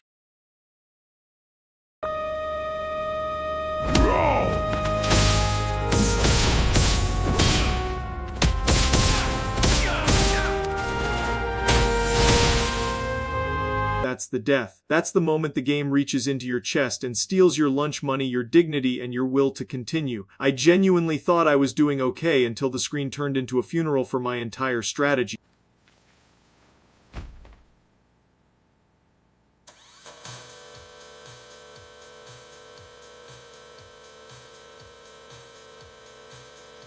And that was when I knew I'd been outplayed by a bunch of miserable little anime accountants with trauma. I respect it, honestly, but I also hate it with every fiber of my being. MoistCr1TiKaL is just a professionally built machine for making you feel stupid in slow motion, and I walked right into it like a raccoon in traffic. I'll probably keep playing it too, because apparently I'm addicted to being punished by menu screens. But yeah, lesson learned, the game is sick and I am not. Got absolutely obliterated for content like a champ. That's it, see.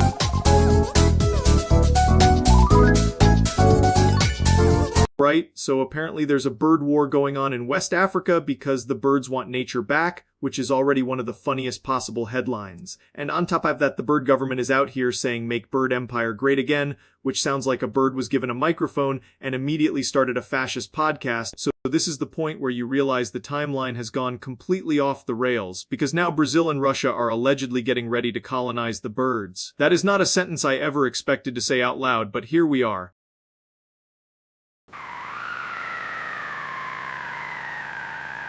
Command, we have a situation. Bird density is unprecedented. Requesting further instructions. The birds are apparently not backing down either, which I respect, because if you're going to declare an empire, you better commit to the bit. But if the plan is colonize the birds, I feel like that's one of those ideas that sounds good until you get dive-bombed by 1,000 pissed-off sparrows. And honestly, this is exactly how every disaster starts, with some idiot saying it's a manageable situation right before it becomes a total zoo. I just hope somebody in charge realizes nature does not negotiate with tanks, it just shits on them from above. That's fucking wild, and I can't believe this is the hill everybody's choosing to die on. If the birds win, I'm not gonna act surprised, because they've had air superiority this whole time. That's it, see.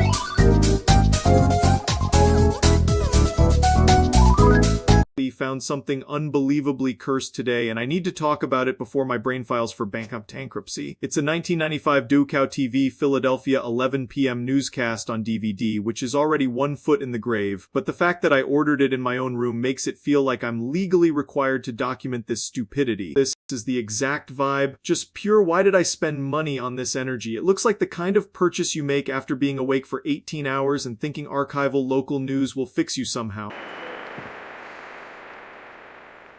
And now, a look at tonight's top stories. First, a major traffic accident has shut down the interstate And yeah, this is the actual tape vibe, all grainy and weird and honestly kind of awesome in the most pathetic way possible. It's like time travel if time travel was run through a pawn shop DVD burner. The audio specifically is what gets me, because it sounds like the entire city of Philadelphia is being filtered through a dying microwave. I respect the commitment though. This thing is a historical artifact and also a punishment device. Look at that. That's not media, that's a summoning circle. I ordered a relic and now my room feels like a broadcast archive. Honestly, I'm kind of glad I got it. There's something beautiful about how stupid this is, and that alone makes it worth it. I am gonna keep digging through this rabbit hole because my judgment is already gone, so I might as well commit. That's it.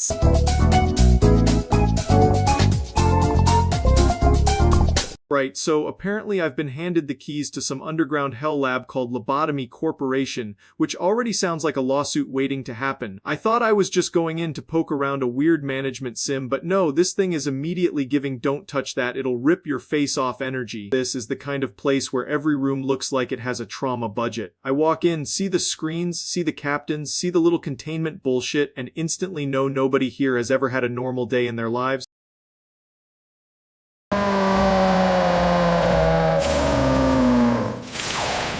Containment breach! Sector 7! All personnel evacuate! And then, because I apparently have zero survival instincts, the giant nightmare balloon thing just decides I'm lunch. It's got the subtlety of a freight train and the appetite of a guy at an all-you-can-eat buffet. Great, let Joe back there.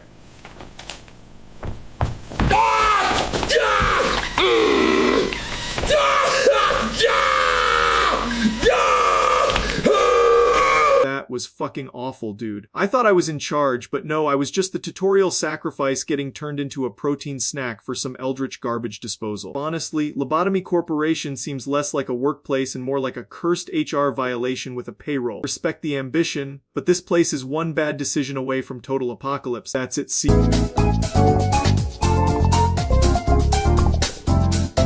So I found this bullshit where I apparently get hired to run some underground nightmare factory called Lobotomy Corporation, which sounds less like a company and more like a legal way to get killed in a basement. I swear every time I look into one of these management games, it's just, hey man, what if your job was to be haunted by paperwork and also die?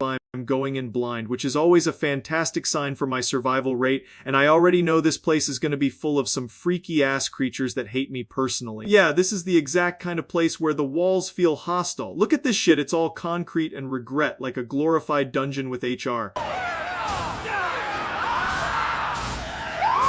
Containment breach. Sector 7 unstable.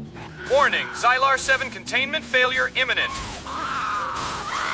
This is the part where I spend 10 minutes pretending I understand the UI, then one employee gets clipped by a thing with 17 teeth and the entire facility becomes a funeral procession. It's always management until the monster starts managing back. Oh wow, that's the eat you whole guy. Fantastic, I love a creature design that looks like it was engineered by pure hatred and expired meat. And, of course, it comes right for me, because apparently I'm the idiot in charge and also the snack. I try to hold the line, but that thing is built like a nightmare with an appetite.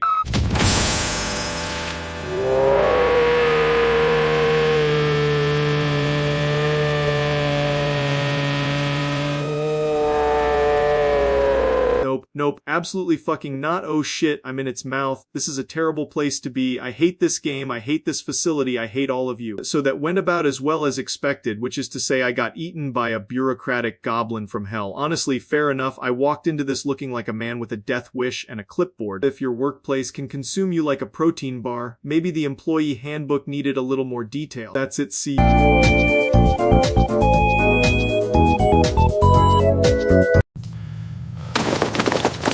Hey! Watch it! Hey! Watch it!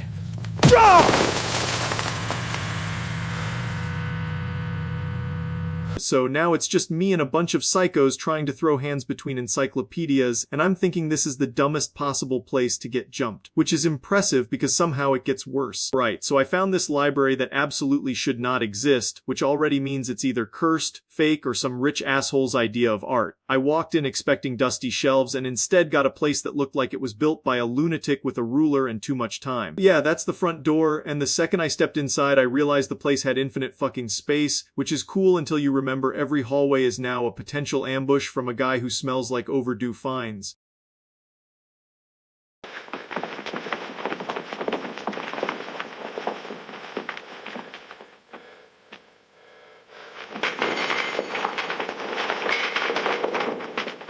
This is exactly what it looks like, which is me discovering that the library's security policy is basically read or get your ass beat. I'm not proud of it, but I was winning enough to keep my dignity breathing.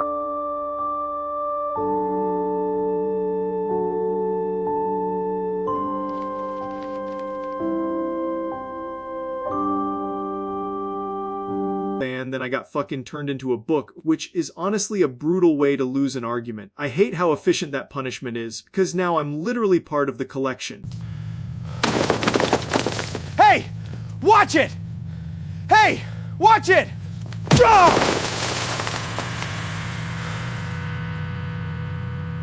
So yeah, I walked into an infinite library, fought everybody in sight, and got shelved like a loser. Not my finest hour, but at least I'm part of the collection now. So now it's just me and a bunch of psychos trying to throw hands between encyclopedias, and I'm thinking this is the dumbest possible place to get jumped. Which is impressive because somehow it gets worse. Yes, if you can't beat the library, you become the library. I'm still pissed I lost, but that was one hell of a trip. I'm never trusting a library without an exit sign again.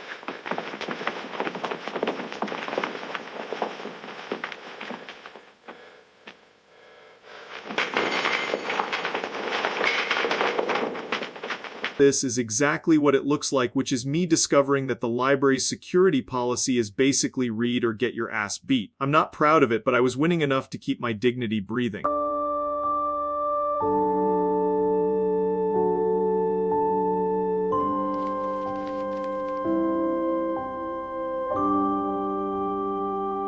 And then I got fucking turned into a book, which is honestly a brutal way to lose an argument. I hate how efficient that punishment is, because now I'm literally part of the collection. Yes, if you can't beat the library, you become the library. I'm still pissed I lost, but that was one hell of a trip. I'm never trusting a library without an exit sign again. Infinite space, stupid fights, and then bookification, which is a real word now because I said it. That's it, see?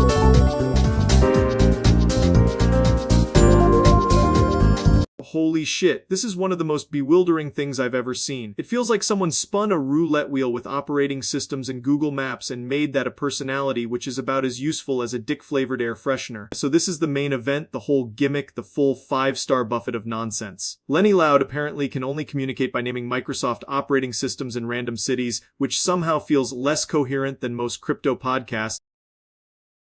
Don't know who discovered this or why it exists, but it has the same energy as a mannequin gaining sentience in a Best Buy. Imagine asking for directions and getting Windows Me Detroit. That's not a conversation, that's a stroke with product placement. Even the fake news article treats this like a supernatural event, like the Vatican needs to investigate why her vocabulary got replaced by a 2006 laptop recovery disk and a tourist brochure. I love how specific it is too. Not just random words, not just places, but Windows versions. She's basically Clippy after blunt force trauma. Anyway, that's about it. It's stupid, surreal, and weirdly impressive.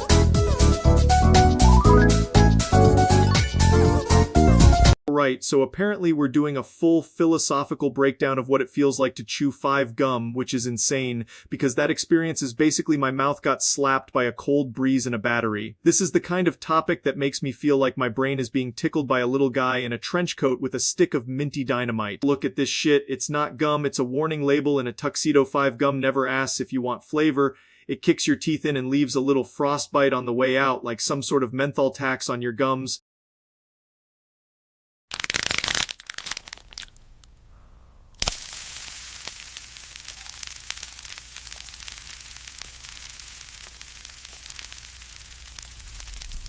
This is exactly how the internet would describe chewing it, like it's a spiritual event instead of a piece of gum. It awakens your senses. Yeah, it also makes your tongue feel like it just got drafted into the Ice Age. And, of course, there's always some fake online article acting like this is a gourmet tasting note, like hints of wintergreen, followed by a smooth finish. No, dude, it tastes like a fresh pack of violence and the kind of breath that could cut glass. That's the whole appeal, though. It's not subtle, it's just aggressively minty in a way that makes you feel like your saliva got a gym membership. It's one of those things where the flavor doesn't fade, it just leans in closer and whispers you're not ready.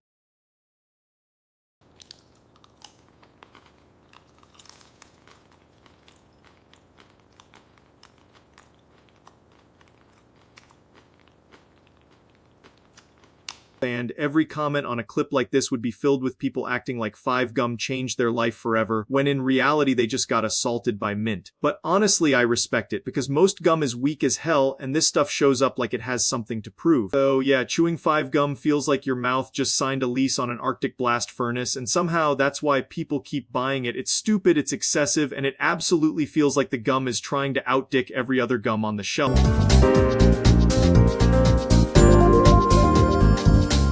Right, so I was digging around old broadcast history stuff and somehow landed on this weird-ass nugget from Philadelphia, which is not where you expect the timeline to get interesting, but here we are. WCOW-TV pops up in 1948 like, hey guys, we're on Channel 10 now, and suddenly you've got a test pattern with the energy of a printer warming up in a dentist office.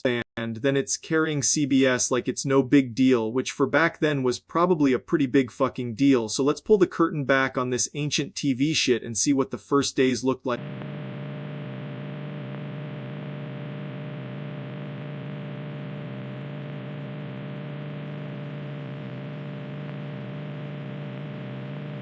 This is the kind of clip that makes your soul feel old, like you can hear the room temperature being 54 degrees and smell cigarette smoke through the screen. It's basically the birth certificate of a station, and somehow it's still more visually interesting than half the shit on cable today. That's me is how formal everything used to feel. Even the test pattern has this please respect the institution vibe, like it's about to lecture you on manners and broadcast standards. Meanwhile, modern TV just opens with 6 ads and a guy screaming about crypto. This is the kind of control room where one wrong move probably set the entire eastern seaboard on fire. Look at all those knobs. That shit is not user-friendly. It's just congratulations, you're now employed by electricity.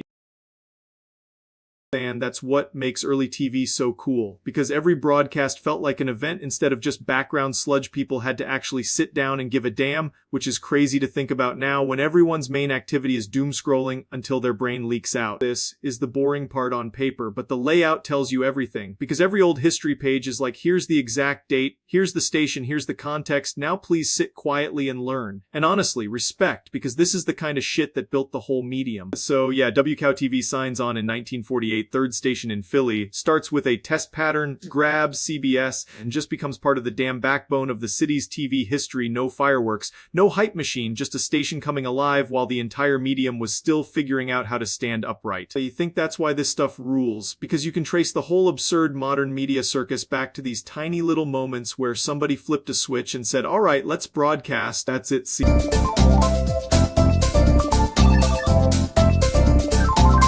Windows 95 was such a bizarre moment in time, like they looked at computers and said, what if we made the whole thing feel like a toy box from hell? And somehow it changed everything. This was the era where every click sounded like your computer had a sinus infection, and every error felt like a personal attack on your balls. This is the visual equivalent of opening a haunted toolbox, and I love how the interface was like, here's a start button, as if they just invented fire and wanted a medal for it. Also, the taskbar looked like it was designed by a man who had never once seen a woman, and was extremely proud of that. The start menu was honestly the most sexually charged thing about the whole operating system, because people would just press it and feel alive again, and every time you installed something it was like summoning a demon that only knew how to delete your homework. This is exactly the kind of article that would make some guy in 1995 stare at a 14-inch monitor and whisper technology is finally beautiful. Meanwhile, the machine is actively loading like a dying horse with a LAN cable shoved up its ass. That's the true spirit of Windows 95 right there. Not functionality, not stability, just pure confidence and a little bit of chaos in the pants. That's its C.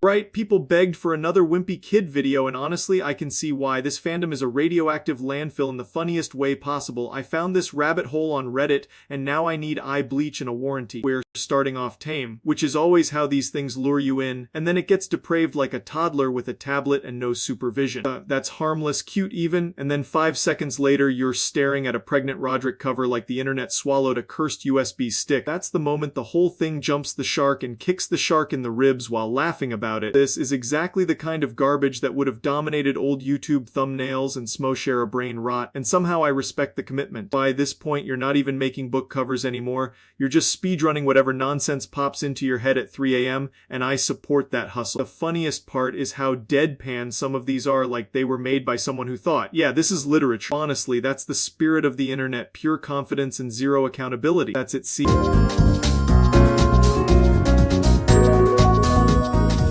Right, so today we're talking about the absolute dumbest,